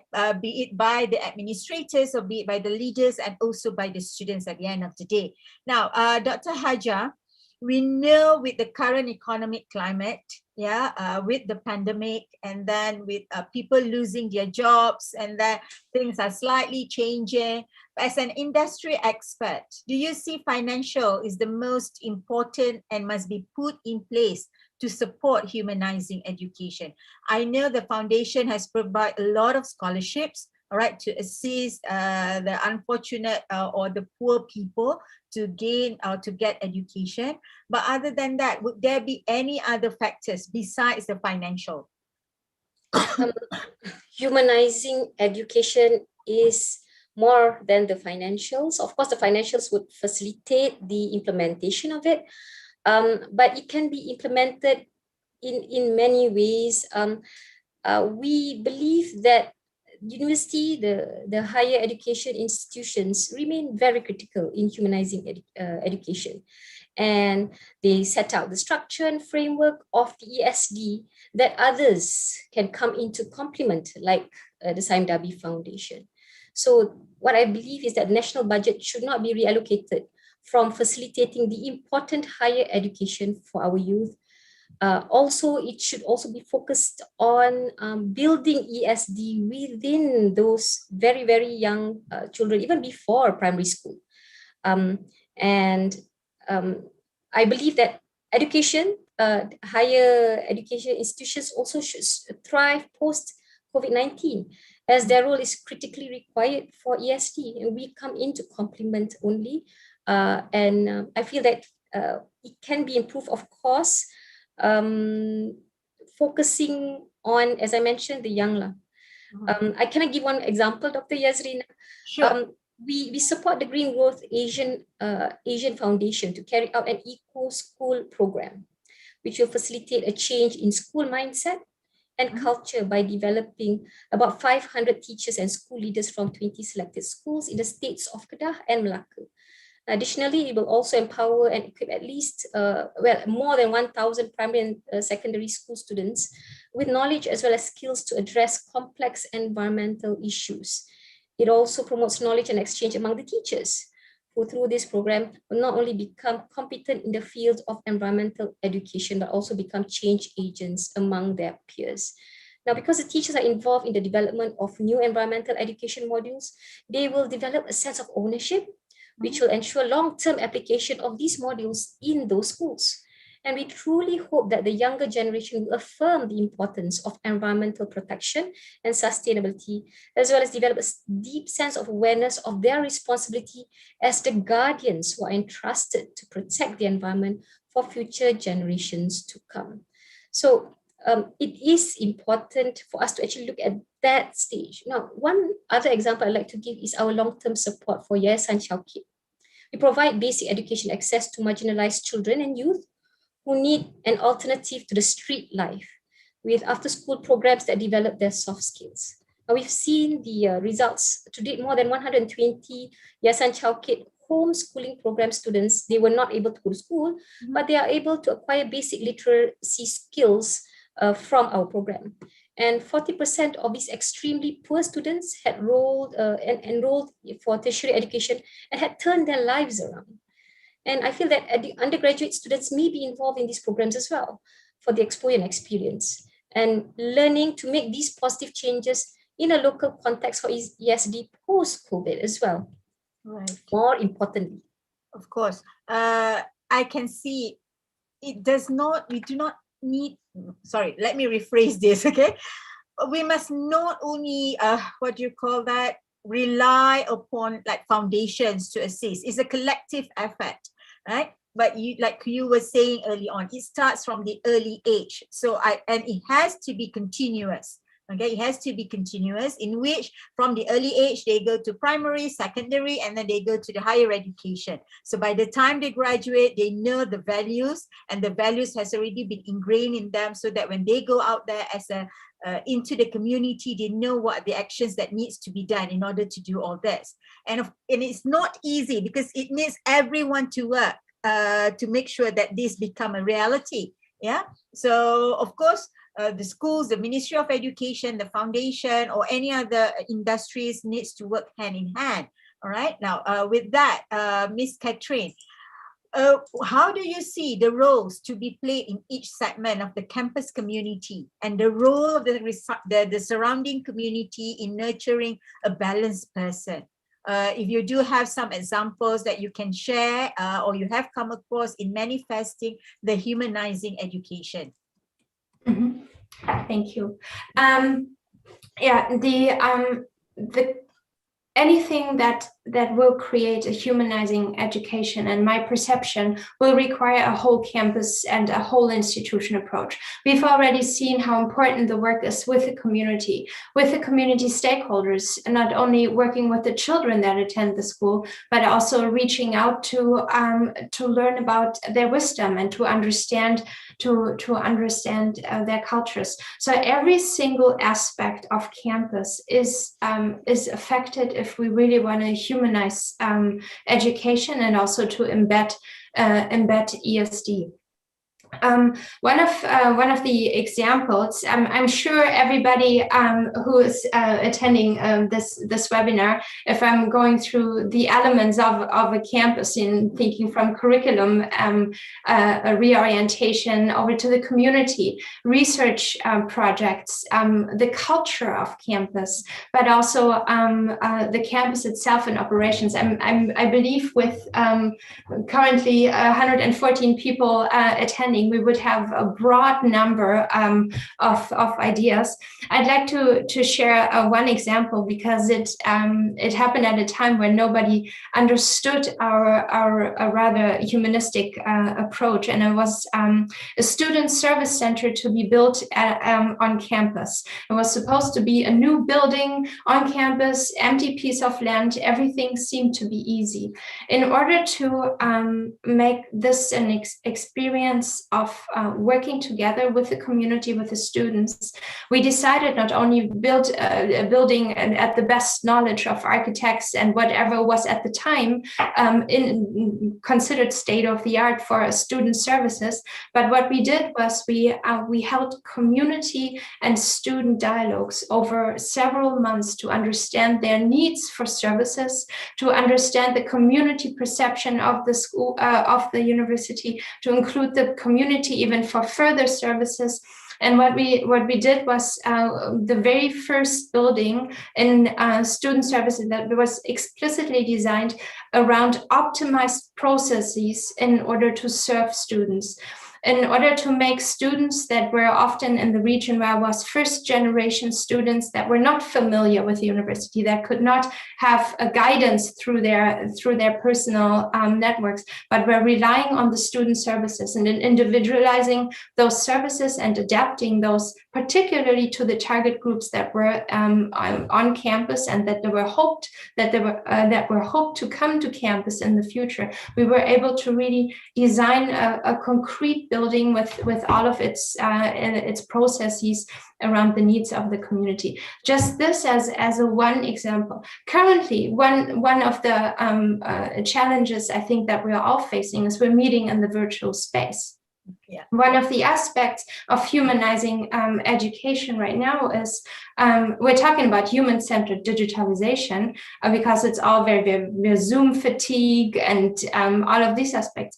But how do we include here? How do we include again the arts? How do we make it accessible again for everybody? How do we make it appropriate to meet at different age groups and don't make this one poor person that is 20 years younger than the rest make really uncomfortable because we're choosing different ways of communicating. So the virtual world puts a whole new challenge of how we can humanize education from the curriculum throughout to campus operations in terms of digital operations on campus. And I'm looking forward to being part of this challenge. Thanks. That is very interesting when you put about the virtual world, basically, because I think one of the aspects of humanizing education, is for the others to understand, to having that empathy towards others. Like you were saying just now, if we have someone who's like 70 years old, not to say that they are not IT literate, again, how do we impart that to make sure that they're able to contribute as well? Okay, so it goes beyond the normal education that we are currently looking into. It needs a different set of mind, all right, so that others will be able to think. Because I always believe in order to achieve sustainability is always looking at for better environment, better things, how you're going to make other person to feel better as well. Yeah. Now there is a question from an anonymous attendee. All right. He or she said, we'll listen to what Sister Farida Hanim this morning had to say about how she felt that the Malaysia education, and it is not new. Okay, on paper, of course, we've got the policy. I think this covers not only in Malaysia, but in everywhere around the world. All right, on paper, it's nice to have the policy, we have the blueprint, we have all the regulations, strategy, and of course, the implementation. Somehow, along the lines, it is not implemented and not supported well. All right, it's either at one point of time, there is this kind of policy, and then at the same time, there's also the lack of funding for the schools. The participant was asking, what's the comment? Dr. Wan, can I get your comment? Because it's related to the government policy in a way. You know, how do you see this? How can we overcome this, basically? Okay, in terms of, well, again, I think for the whole discussion we have been talking about, it's time to act. It's no longer about planning. It's actually now everybody has just started to do it. I mean, that in terms of SDG itself, it was in 2015, so it has been quite some time now. But well, to some universities, it may take some time to develop the right program, but some have started, and we have seen success stories. You know, there have been quite a number of projects and programs that have been taken up by universities in terms of for ESD. So I believe it has never been in terms of the ministry itself. We have been promoting ESD, so it's not something that we have put aside. So it's still part of the priority focus of the ministry in terms of ESD, and has been taken up by the universities to inculcate. It's not just about trying to do it in piecemeal, and I believe even in the comments you can see that, you know, trying to work together, maybe not just between the public universities and the private universities, or not just universities themselves. They could even go with working with polytechnics, with community colleges, even with schools. So if you want to start even younger, the target group of younger students, we can work, and it has been done. And I believe universities have collaborated with Ministry of Education to work with students in primary schools, to start them at a young age to understand about sustainable development. So it's not something impossible, and it has been done by various parties, including the universities. So, but of course, these things will sometimes it do take time to get things move forward. But but there have been efforts in terms of getting things done towards promoting education for sustainable development. Okay, Dr. Wan, coming to that, we are all aware, universities has done a lot. How would you think the best way to promote universities to work harmoniously, right? Because sitting at the ministry level, would there be a certain kind of, I'm not too sure whether it's policy, whether it is a program, or whether it is a part of certain actions that needs to be done in order that all universities, either public or private universities, to work harmoniously together and to complement each other to develop a community so that ESD could be more effective. So how do you see, what are the kind of things that you foresee that can be done at the ministry level? Okay, in terms of the ministry level, for the public universities, definitely we have come up with a program of like University for Society, and that is only it has started with public universities, and maybe the partner will even collaborate with private universities as well. So there are things that we are working towards to get to be more integrated in terms of our approach. So it's not be something that only can be done by a certain sector. So in terms of getting the collaboration of the public universities and private universities, and there have been certain programs that have been taken up by private universities as well, and in terms of collaborating, I think the discussions are going on in terms of to work together, because in terms of University for Society, it has been taken up by public universities, and I believe even the private universities, there have been quite a number of efforts that they have been that they have done in terms of having work done in terms of for the sustainable development. So it's something that universities, it doesn't matter whether you're in the public universities or the private universities, collaboration in terms of working together, certain things can be done, and in terms of sometimes when they go for the community, it involves both sectors, the public and the private universities. So something that it can be done by both parties. Okay, thank you, Dr. Wan. Dr. Hajar, just now you talk about, Samdabi Foundation producing a holistic and integrated person using the word tribe. Yeah. So how do you perceive, in your opinion, humanizing education? Is it all about nurturing a person who has strong values and ethics and be part of sustainable society, or is it something else? I believe it's everything. Okay. Towards making someone complete and whole and balanced, in order to change the way the person, as well as the society that the person lives in a sustainable way. So the person lives in a sustainable way. Now, just now, Dr. Yazrina, you also mentioned about post-COVID. Just want to mention that now, as we are approaching the light at the end of the tunnel, through mass vaccination programs, I think YBKJ just got vaccinated and just put it on the. Our work to address the inequalities are magnified by the pandemic, and it continues. It is a long, hard road ahead. Now, these uncertain times have magnified the global need for humanizing education more for sustainable development that encourages changes in knowledge, skills, values, attitudes to enable a more sustainable and just society for all. Now, despite all these efforts, tireless efforts by everybody, we believe, the foundation believes that there's so much more that needs to be done to humanize education.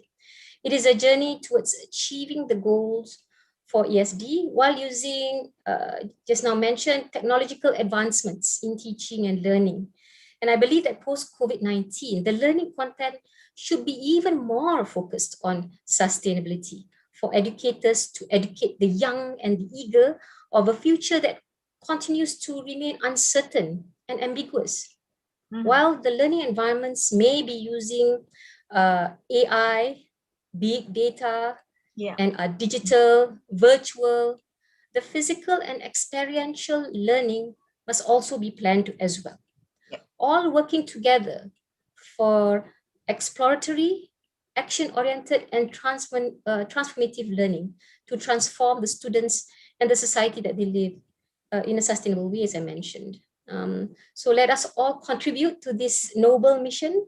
May Allah bless all our efforts for the development of the knowledge, skills, understanding, values, actions that are required to create a sustainable world which ensures environmental protection and conservation, promoting social equity, encouraging economic sustainability for education to shape the future of humanity and the planet. Okay, cool. You ended up just nicely, Dr. Haja, actually. All right, we've reached 4 o'clock, basically. I have to thank all panelists, but before we go off, I would just like to sum up. Based on what we have discussed this afternoon, we've looked into what are the kind of programs that can be done at the university level or at the industry level. But at the end of the day, in order for us to make sure that this is a success, that there is an education for sustainable development, values, the humanizing education is the most important factor that needs to be imparted. And it starts from young. So relatively, it does not only involve the higher educations. It starts from home, it goes to the schools, to the higher schools, and then it goes to the university and up until we graduate, basically, and go to the community. Now, the university level, because of course, this is by the university, there are programs that we need to look into, such as not only on the research, okay, we're talking about saving the environment, but also cultural. How do we interact and value other people and respect other people? And of course, the internship is not only now internship that involves going to the industry, but internship with values and the SDG in mind. All right, so of course, all of this needs to be embedded not only in the policy, but in the strategic plan of the university. And with that, definitely we have to work with the community. It's not only the university, it has to go through the media, it has to go to the industry. So only that, like Ms. Catherine was mentioning, the web can be spread, then we can go as a touch point, getting everybody to assist in promoting the humanizing education. So for that, thank you, Dr. Haja, thank you, Dr. Wan, thank you, Ms. Catherine. All right, it has been indeed a very good session, I believe, at least for myself, okay, as a moderator. And I really like the inputs that has been given. Thank you very much. And I pass the session back to Ms. Siti Aisha. Thank you very much.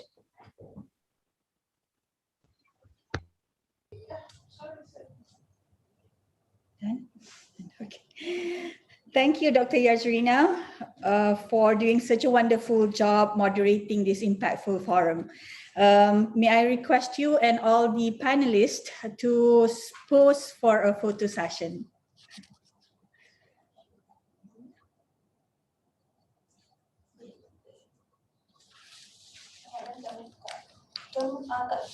Okay.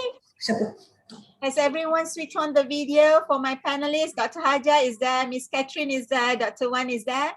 All right, and Miss Siti Aisha is there as well. So can we all now smile? Tan Sri Rector. Tan Sri Rector, Tan Sri Zul, are you?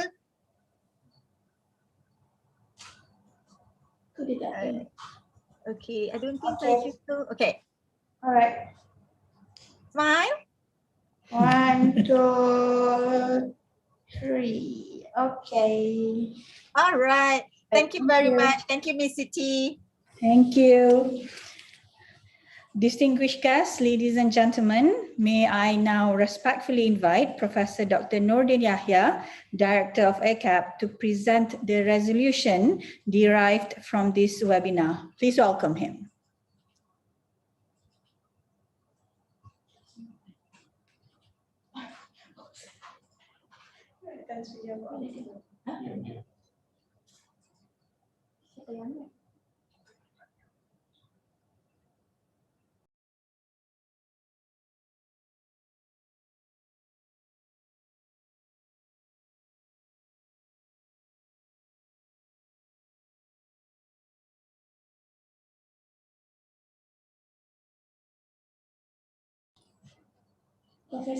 Professor Nordin, are you there?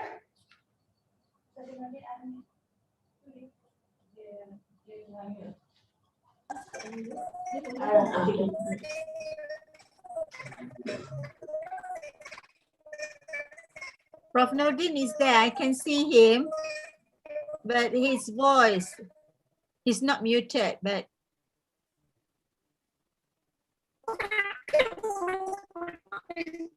Prof, your voice.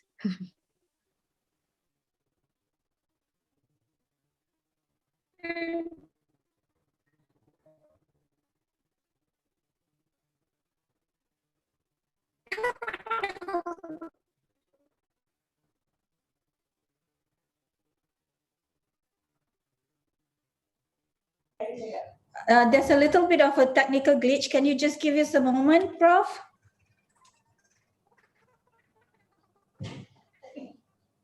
We can't hear you. Just hold on.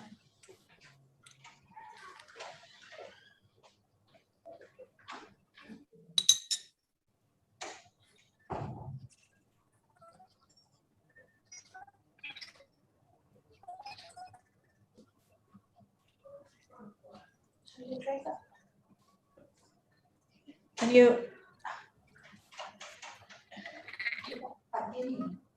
Huh? Oh, it's okay. It's according to the technical person here, it's probably at your side, Prof.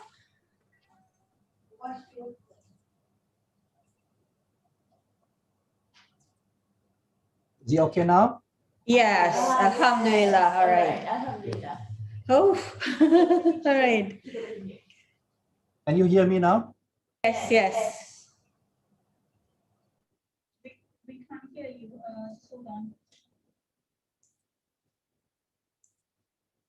Testing.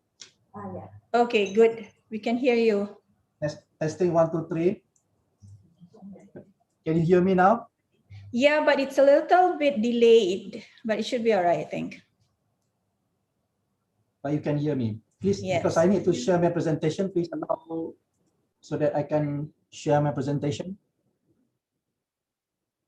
Okay, it's from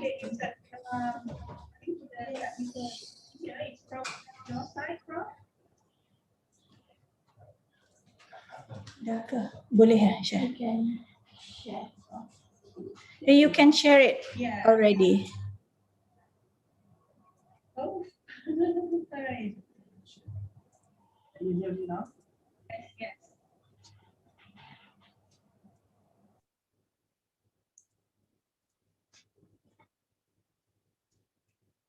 Hopefully it's okay now. Okay. Yes, we can see your presentation. All right, thank you. Yeah, but it's a little bit delayed. But it should be alright.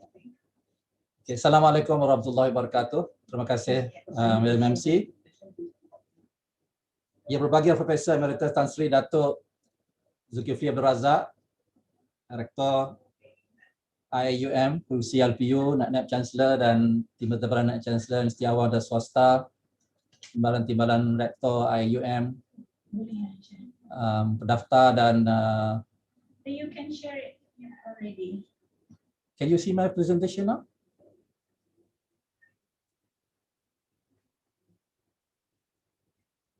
Okay. Can Prof, Now I can nampak. see. All right. And the audio okay now? Yes, we can Okay. see your presentation. All right. Let me proceed. So I'd like to take this opportunity to thank International Islamic University Malaysia.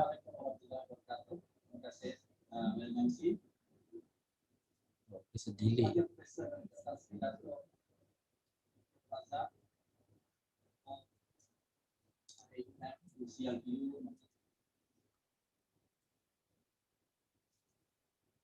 Sorry.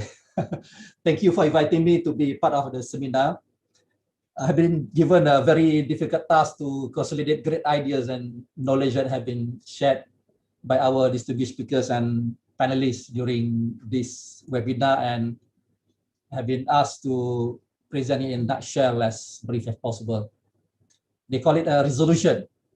What makes it even tougher is that I'm not even an expert in this subject matter, and but I'm a great believer in whatever we do, the knowledge we preach, the research we do, the services that we render to the community, and I really appreciate and recognize the vision and initiative that have been put in place in many institutions to achieve this endeavor of education for sustainability. I believe in whatever we do, in whatever roles and capacity as individuals, all must be envisioned to bring mercy or rahmah to mankind and the whole world in the wholesome concept of rahmatan lil alamin, wa ma arsalna illa rahmatan lil alamin. In the course of today's seminar, we have covered a great range of topics about education for sustainable development by our invited speakers, presenting a diverse range of expertise and background. We have covered the topics on the role of higher education leaders in reorienting towards ESD, spirituality and sustainability towards ESD, ingenuity and ESD, and challenges, opportunities. It was a great pleasure to listen to our distinguished speakers throughout the day, and if I may mention the talks by Professor Emeritus Tan Sri Dr. Kamal Hassan, very insightful view of spirituality. Professor Emeritus Tan Sri Abdul Razak, Professor Charles Hopkins, Mr. Leong Saksing. We even have topic on ESD and the future generation. Interestingly delivered by our student speaker from IUM, Farida Hani Bukhari, who happened to be a coursemate of my daughter actually in the Kuliah of Law, representing the voice of the young. Very exciting perspective from the young generation who probably have different kind of lenses in viewing the world. Very meaningful sharing indeed. After all, they are who will carry the flag into the next generation. We had a great time listening to our invited panelists in the forum, moderated by Associate Professor Dr. Yazlina Yahya from AKEPT on routing humanizing education for ESD. Very good combination of panelists from the Ministry, UNESCO, and industry. We learned so much today. Thank you again to all speakers.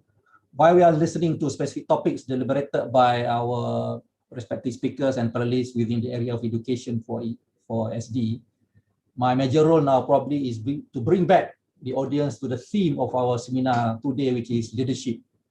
I may not do justice to great content of the seminar, so rich of new knowledge, but the context I'm trying to bring back is leadership and education for sustainability. I will try my best, inshallah.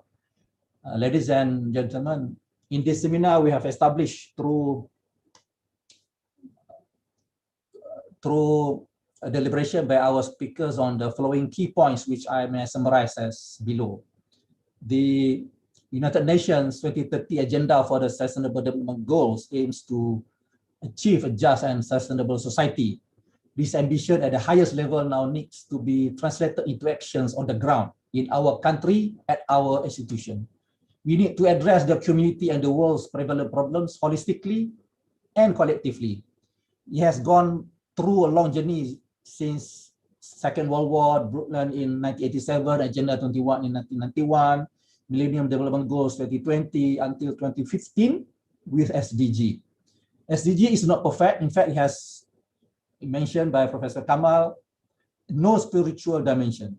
But at least we have something in common with great consultation, including with the developed and also least developed countries. We have something in common for the world, for the whole world.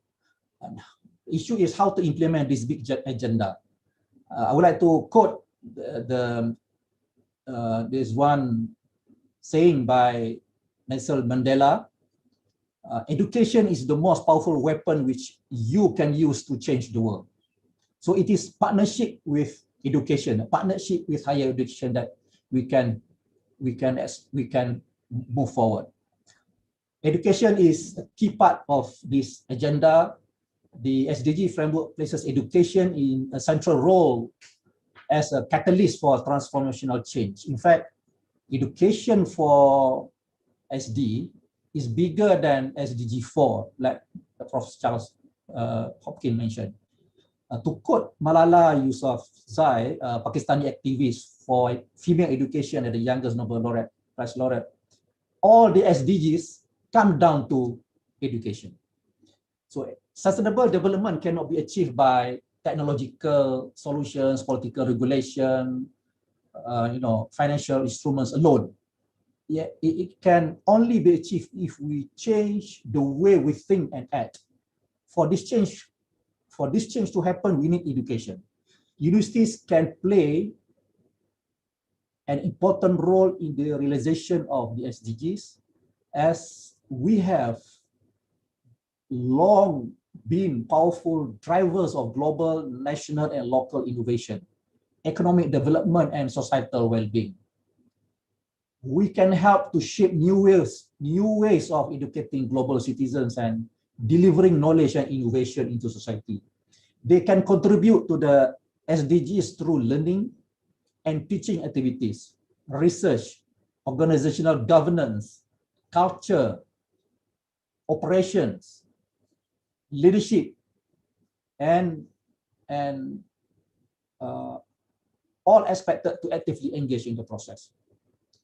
Prof. Charles Hopkins also mentioned about Education 2030 framework for action that necessitates reform of the higher education sectors through international agreements that establish and regulate teaching and learning activities so that they become aligned with sustainable development. And this roadmap intends to leverage the power of digital tools, open educational resources, and online learning to promote access, equity, quality, and relevance. He mentioned Target 4.7 in Education 2030 Framework for Action explicitly mentions education for sustainable development, ESD, and it has been mentioned by all speakers, ESD, as the kind of education that can empower learners with important knowledge, skills, attitudes, and values to address sustainable development challenges. ESD empowers everyone to make informed decisions in favor of environmental integrity, economic viability, and a just society for present and future generations. What is important is not only for now, but also future generations. For the ESD curriculum in the universities, while there is still debate on whether ESD should be offered as a standalone course or incorporated in all educational offerings, the number of university programs that explicitly identify themselves as representing the field of sustainability has increased globally. So as the number of programs that incorporate aspects of sustainability within an existing discipline. Again, Prof. Charles and Tafizul shared that sustainability education is booming in universities globally, especially in the developed countries, and began to have some traction recently in developing countries such as in Malaysia. Nevertheless, we have to recognize that the knowledge level of university students regarding the SDG is still probably relatively low, and much more can be done by universities to change this. Some efforts in the community have been done by our youth, like what have been shared by Farida Hani Bukhari through their NGOs and youth movements like Harmony Malaysia. Even they probably, without realizing that they're actually executing the very missions of SDG, and also the good work by civil society like Yayasan Samdabi and the like. Yes, we must change, but who will do this? Who are the supposedly responsible to drive the transformational changes in the education institutions? The question remains that what kind of leadership that could strategically plan for transformation and change to take place in our institutions? There was a question about should SDG be embedded in even the strategic plan of the university, such that we could deliver the desired philosophy and aspired noble mission of education for SD. How to inspire the whole university community to align with the wished values and mission. Further, how to educate and inspire our student community to embrace SD. Our students are the next generation of learners who will be innovative professionals and leaders in the society, who we want them to help the people and communities. We want them to be ethical thinkers and creative problem solvers, knowledgeable in their technical disciplines, but eager for collaboration and continuous learning, as well as committed to the values of social justice, sustainability, integrity, and dedicated to bring mercy to mankind and the world. As leaders, we should be committed, to provide the platforms to educate our students and to equip our community, our academics, so that they'll be able to do that, so that our students can be as good as they possibly can in the process. So in order to drive ESD, Prof. Charles, I quoted a lot of his points this morning, emphasize on the need that higher education leaders should consider giving priorities on 5 key action areas. I just repeat again here is advancing policy to mainstream ESD into both education and sustainable development policies, so that future successors of leaders could continue the mission regardless. Number 2, transforming learning environments. There is to integrate sustainability principles in education and training settings through whole institution approaches. He really campaigned on the whole institution approaches. Building capacities of educators. That means to increase the capacities or the capabilities of educators and trainers. This aspect is certainly directly related to the role of universities in preparing their academics.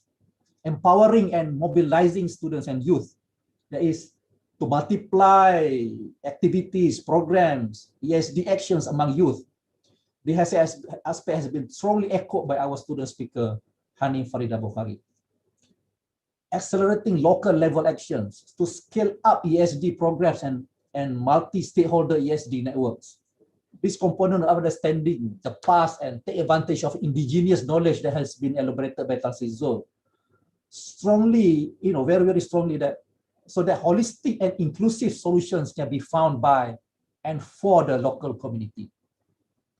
Almost all speakers deliberated in detail based on their perspective, either locally, nationally, or locally, on 4 major initiatives to mobilize education and learning to accelerate progress towards development.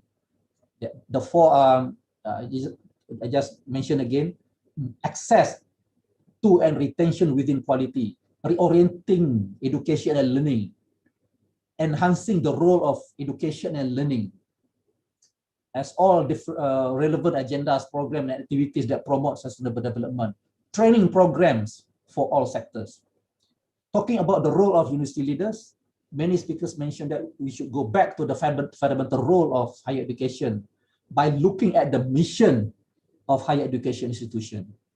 In most cases, it is generally agreed that there are three main missions of university education. Number one is education, number two is research, and number three is the third mission. The university is not only responsible for qualifying the human talents. I avoid using human capital, Prof. Zul maybe, disagree. So human talents, which is delivering the education for learners, the first mission, and for producing new knowledge, which is research. University must also engage with societal needs and demands by linking the university's activities with its own socio-economic context. This is an increasing demand for universities to use their knowledge from research and teaching to fulfill what we call third mission in society and economy. All speakers generally agree that the educational roles of universities in sustainable development should be reflected in the curriculum design, teaching and learning, research, as well as service delivery processes and approaches. Has to be holistic. So similarly in research, the focus should be about well-being for all, rooted on spirituality, values and ethics, fully engaged across schools and research centers in pursuit of a real interdisciplinary work, transfer of knowledge with purpose of mercy for mankind, rahmatan lil alamin again, and partnership with other bodies, NGOs, civil societies, as well as partners, global partners. By reaffirming a humanistic approach to education and research, or education with soul, many speakers mentioned about education with soul, we'll put more concern for sustainable human and social development and recognizing the diversity of reality, including the local community. We will not go wrong if we go back to the fundamental purpose of education in our falsafah pendidikan kebangsaan, which is developing the potential of individuals in a holistic and integrated manner so as to produce individuals who are intellectually, spiritually, emotionally, and physically balanced and harmonious, so beautifully crafted in our falsafah pendidikan kebangsaan already. So we should go back to our falsafah. We cannot go wrong. Based on a firm belief and in devotion to God. Even spirituality, which is void in an SDG, is already in our falsafah pendidikan kebangsaan. Such an effort is designed to produce Malaysian citizens who are knowledgeable and competent, who possesses high moral standards, and who are responsible and capable of achieving high level of personal well-being, as well as being able to contribute to the harmony and the betterment of the family, the society, and the nation at large. I don't know how many of us actually have read and really understand what does it mean by our falsafah pendidikan. It's so beautiful, it's so encompassing, so holistic, and we should not run away from this in order to move forward. Leaders. Okay, come back to leaders. Sustainability leadership entails the processes that higher education leaders, policy makers, and academics undertake in order to implement sustainable development policies and other initiatives within the institutions. I put a quote there quickly from Indian Prime Minister. The principle of common but differentiated responsibilities, the bedrock of our enterprise for sustainable world. That means every one of us has our own responsibility, irrespective where we are, at what level we are, whether you are the president of the university, whether you are the professor, or you are the administrator, or you are a student. So it encompasses approach, method, and systemic solutions to solve problems and draft institutional policy towards a more sustainable organization.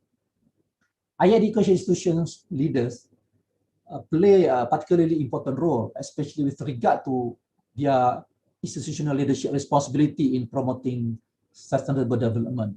They must become change actors. They are the one who really drive change, considering the needs of present and future generations, and encouraging professionals that are adept and aware of SD. This implies that the whole university ecosystem should become oriented to educate students that will be capable of leading different types of organization in the future. Charles strongly advocated the whole institutional approach in the transformation change. And Tan Sri also mentions Sejahtera so many times because this is so natural to our own society.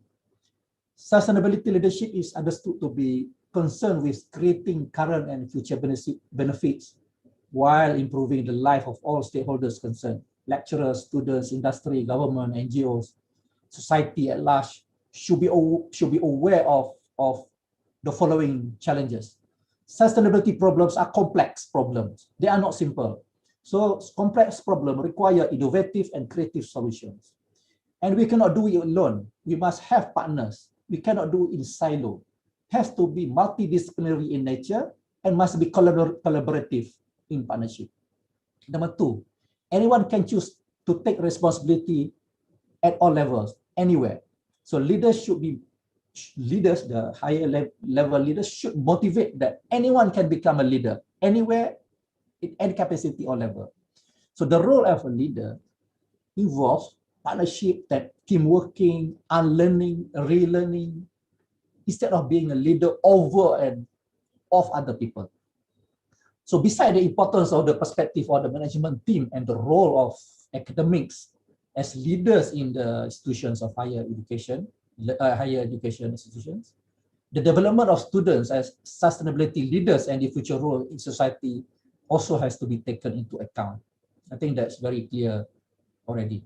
In this way, universities need leadership to create strategies with the vision of the future and connecting key areas, involving stakeholders, and we have to develop the development processes, coaching processes, inspiring people, creating creative programs, and making communities stronger by adaptation in order to manage and support all these challenges and demands. Leaders need to understand and be aware of challenges of their activities on the system and environment on which they interact. From the perspective of the individuals, the style adopted by the leader, such as inclusive, visionary, creative, team working, empathy, selfless, could contribute to sustainability leadership practices. If the leaders have set of competencies, values, knowledge, and skills, it will make them engage in leadership that seeks to preserve the systems, the earth system practically. To increase the performance of a leader, it is important to develop leadership competencies. That means fostering specific skills and capabilities, which will be needed by the leader during its job fulfillment. Some methods of leadership development have been practiced in many industries, although still slow to take place in higher education institutions, such as multilateral feedback, executive coaching, mentorship, experiential learning, attachment, etc. This model, this is actually AKEPT's leadership model, where almost all competencies required to drive ESD, as mentioned by many speakers, are already identified in our model. It's already there. We believe that we are heading in the right direction for the future. If we are able to identify the right pool of talents very early in the universities and really develop our potential leaders, emerging leaders, accordingly, so that they are ready with all the future challenges that we are talking about today. So we are not short of future leaders with the right mindset, with the right mission and vision to lead, and the right values to lead our institutions. So finally, there are several gaps that leaders of higher education institutions should consider in addressing education for sustainable development. So the required leadership competencies must be reflected in the tangible or intangible outcome that communities should feel and acquire: quality of humanity, humanizing leadership, higher education institutions leader. These are issues. I mean, these are points to ponder based on the resolution of our seminar today. Leaders and change management. Leaders need to steer their own course to be in control of the changes happening around us and be able to influence the change. Institutions need to become producers of knowledge, not only consumers. Higher education institutions need to realize that they are playing a different role. HEI's leaders need to repurpose the learning, which is to bring back values into education. We also need to transform the higher education. And as I mentioned before, that ESD is much more bigger than, broader than the SDG 4 itself, because education is the one who will drive almost everything.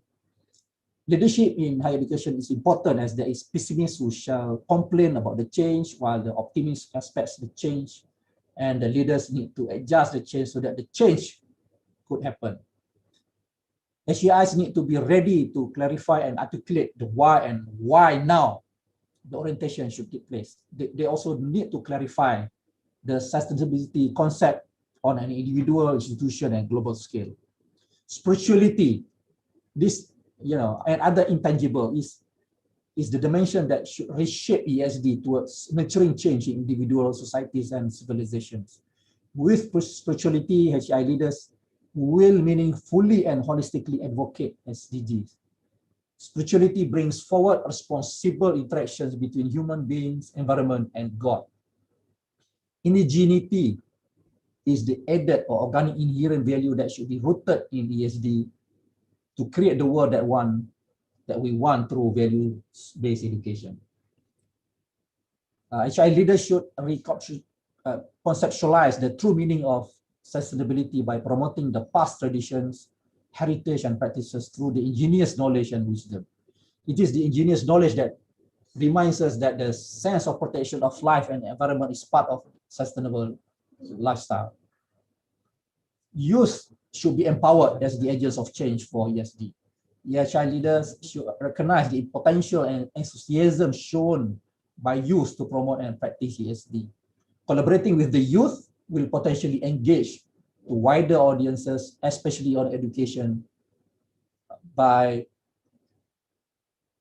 various means, including responsible social media. Education should be promoted as an independent entity, which is academic freedom that stimulates educating the current and future generations for kesejahteraan diri of community locally and globally. Despite the pressing challenges posed by the pandemic, there are a lot of opportunities that can spearhead change in ESD.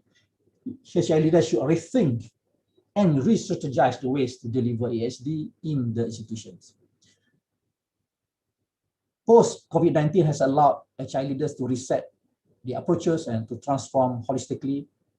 Education in Malaysia must be a continuum based on the ideas and ideals advocated by Falsafah Pendidikan Kebangsaan, as I mentioned earlier.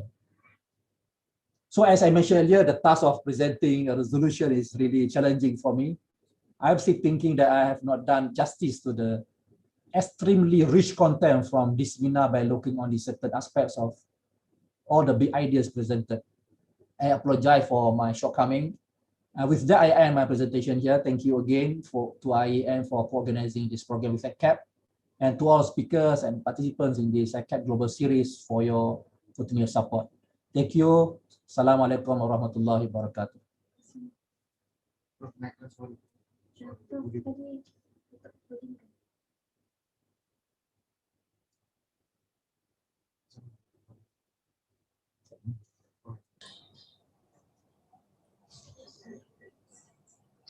Thank you, Professor Nordin, for sharing and elaborating on the resolutions.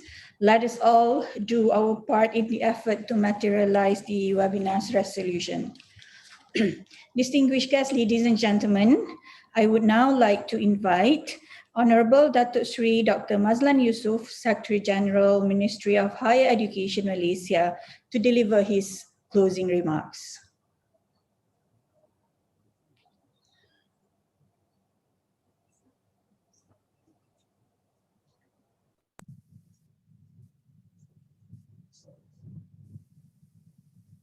Bismillahirrahmanirrahim. Alhamdulillahirabbil alamin.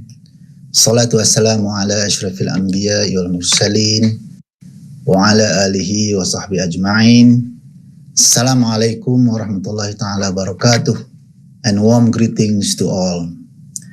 I would like to extend my thanks to Yang Bahagia Professor Emeritus Tan Sri Datuk Zulkifli Abdul Razak, Rector of the International Islamic University Malaysia, and Yang Berbahagia Profesor Dr. Nordin Yahya, Director of Akademi Kepimpinan Pendidikan Tinggi, Minister of Education Malaysia, and all audience in this seminar. Praised be to Allah Subhanahu wa Ta'ala, as it is because of His mercy and compassion we are here for the closing session of a webinar on education for sustainable development, or in short, ESD.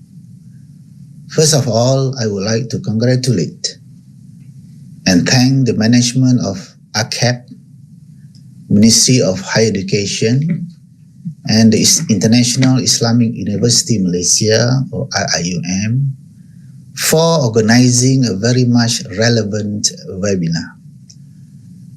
I would like also to thank the organizer for inviting me to deliver the closing remarks.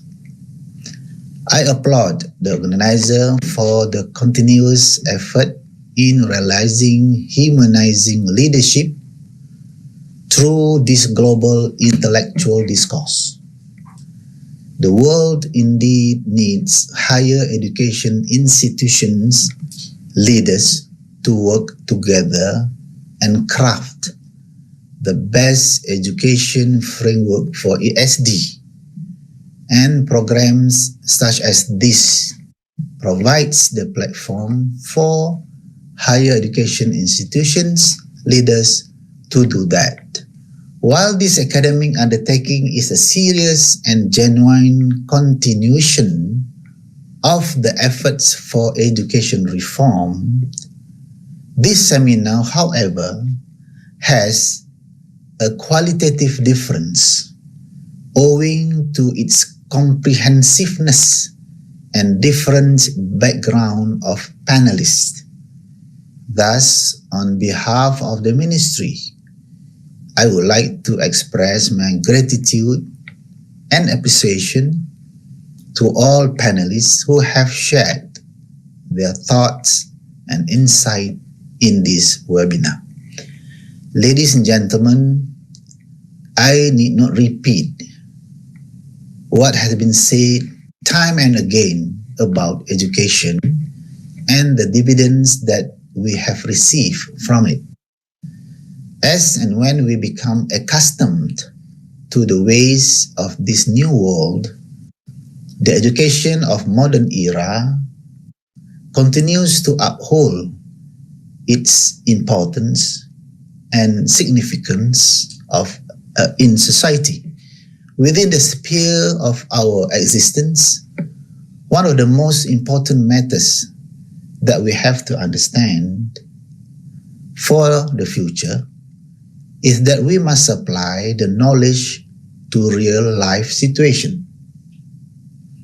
With the current scenario and the fact that the world will continue to be in volatility, uncertainty, complexity, and ambiguity, or popularly abbreviated as VUCA, higher education institutions play a vital role in shaping the future generation.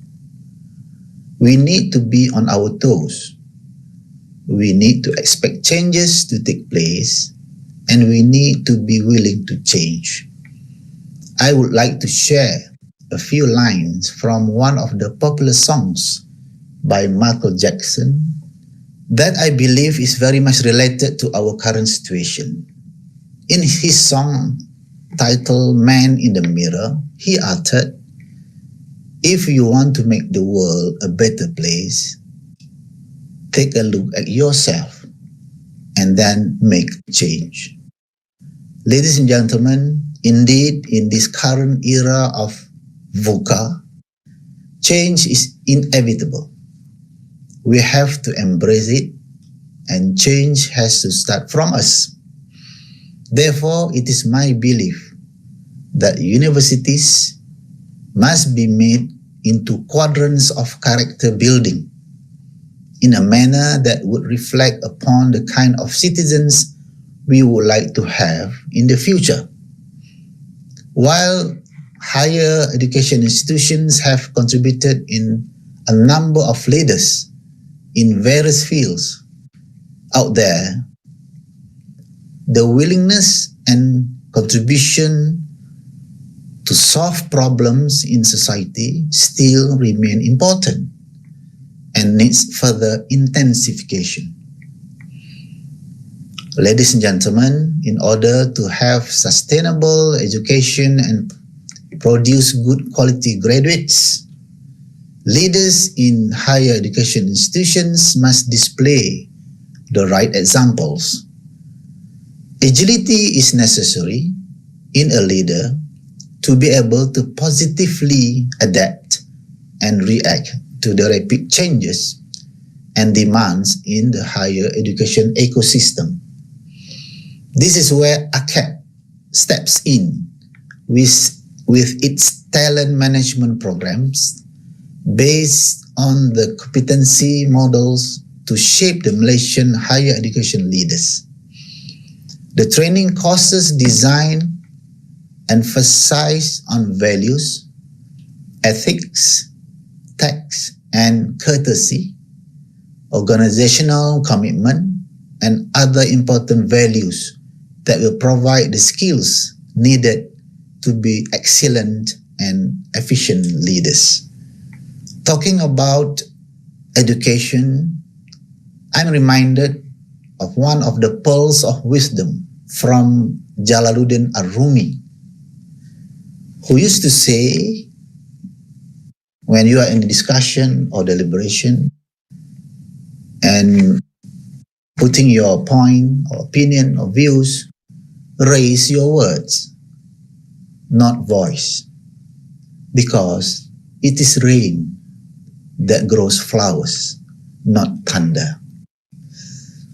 AKEPT has achieved numerous recognitions in competency-based human resource talent management through leadership profiling system management higher education institution.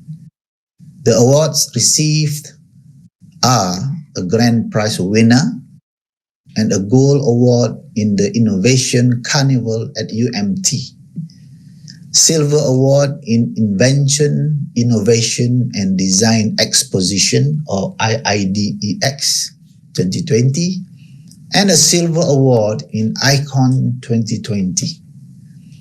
The talent management system has also been shortlisted in the current 20th Malaysia Institute of Human Resource Management or MIHRM. MIHRM has given opportunity and privilege to AKEPT to share best practices in competency-based talent management system or CBTM. CBTM is the platform that links AKEPT with industry players in human resource by sharing and demonstrating systems that have worked in implementing talent management in organizations. In addition, the ministry is also committed in ensuring a structured, trusted, and caliber talent management system is in place for higher learning institutions. The consistency and perseverance of AKEPT and 20 public universities in promoting CBTM has been a fruitful journey. The synergy, commitment, and consistency are aligned to the initiatives and aspirations of the Ministry of Higher Education in strengthening the talent management ecosystem in the higher education institutions. On another note, AKEPT's collaboration with UIAM has gone a very long way, in which UIAM has collaborated with AKEPT in numerous kinds of projects relating to the leadership profiling, establishing courses for the leaders, and also through a public seminar such as this webinar and a few others that have been conducted last year and a month ago. It is through smart partnerships such as this that we reach out to a bigger audience in promoting leadership in higher education.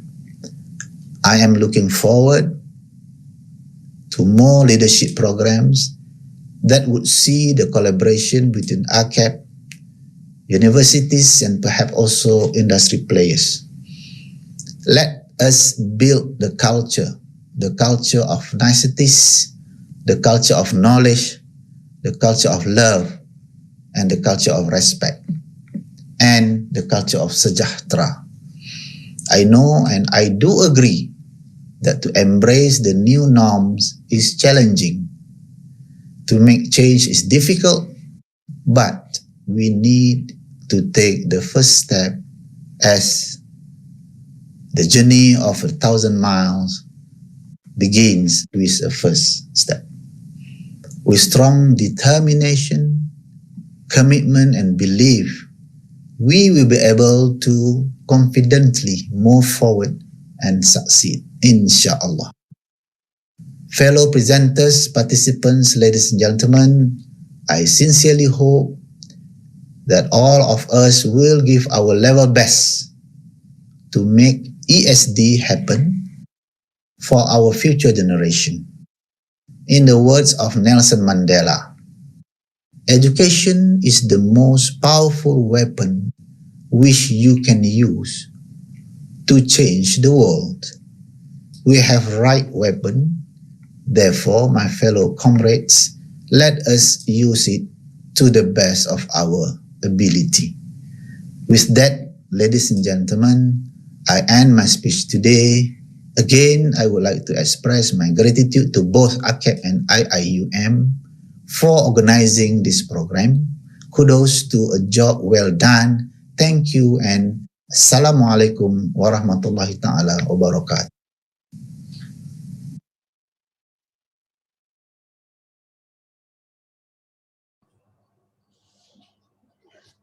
Thank you, Honorable Datuk Sri Dr. Mazlan Yusof, for the thought-provoking take-home messages. On behalf of the organizers, we would like to express our utmost gratitude and appreciation to Honorable Datuk Sri for gracing this event with his presence this afternoon. We would also like to record our appreciation to the speakers, panelists, and moderators. Finally, we would like to sincerely thank all the participants of this seminar. We hope you have not only benefited from this webinar, but shall make a meaningful contribution to the world. We have a lot of work to do after this, but I'm confident that together we will be able to materialize the resolutions for the betterment of the world. We apologize for any shortcomings and hope to see you again in future programs.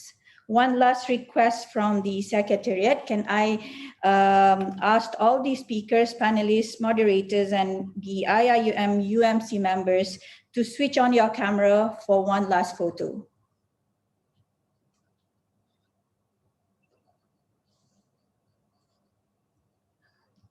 All right, smile to the camera. We had a good seminar today, alhamdulillah. So smile, everybody. Okay. All right, then. Okay, then with that, thank you so much. Have a good day. Wabillahi taufiq wal hidayah. Wassalamualaikum warahmatullahi wabarakatuh. Waalaikumsalam. Terima kasih semua. Thank you semua. Good job, Terima kasih, well Tan Sri done, Zul. Team IIUM, and thank you to all the panelists. Thank you, Tan Sri Zul. And thank you to all the audience who's out there. Thank you so much. Thank you, Dr. Yas. Thank you. Work begins. Thank you all. Prof. Nordin, work begins. Yeah, Work begins. Alhamdulillah. Thank you very much. Assalamualaikum. Salam. Waalaikumsalam.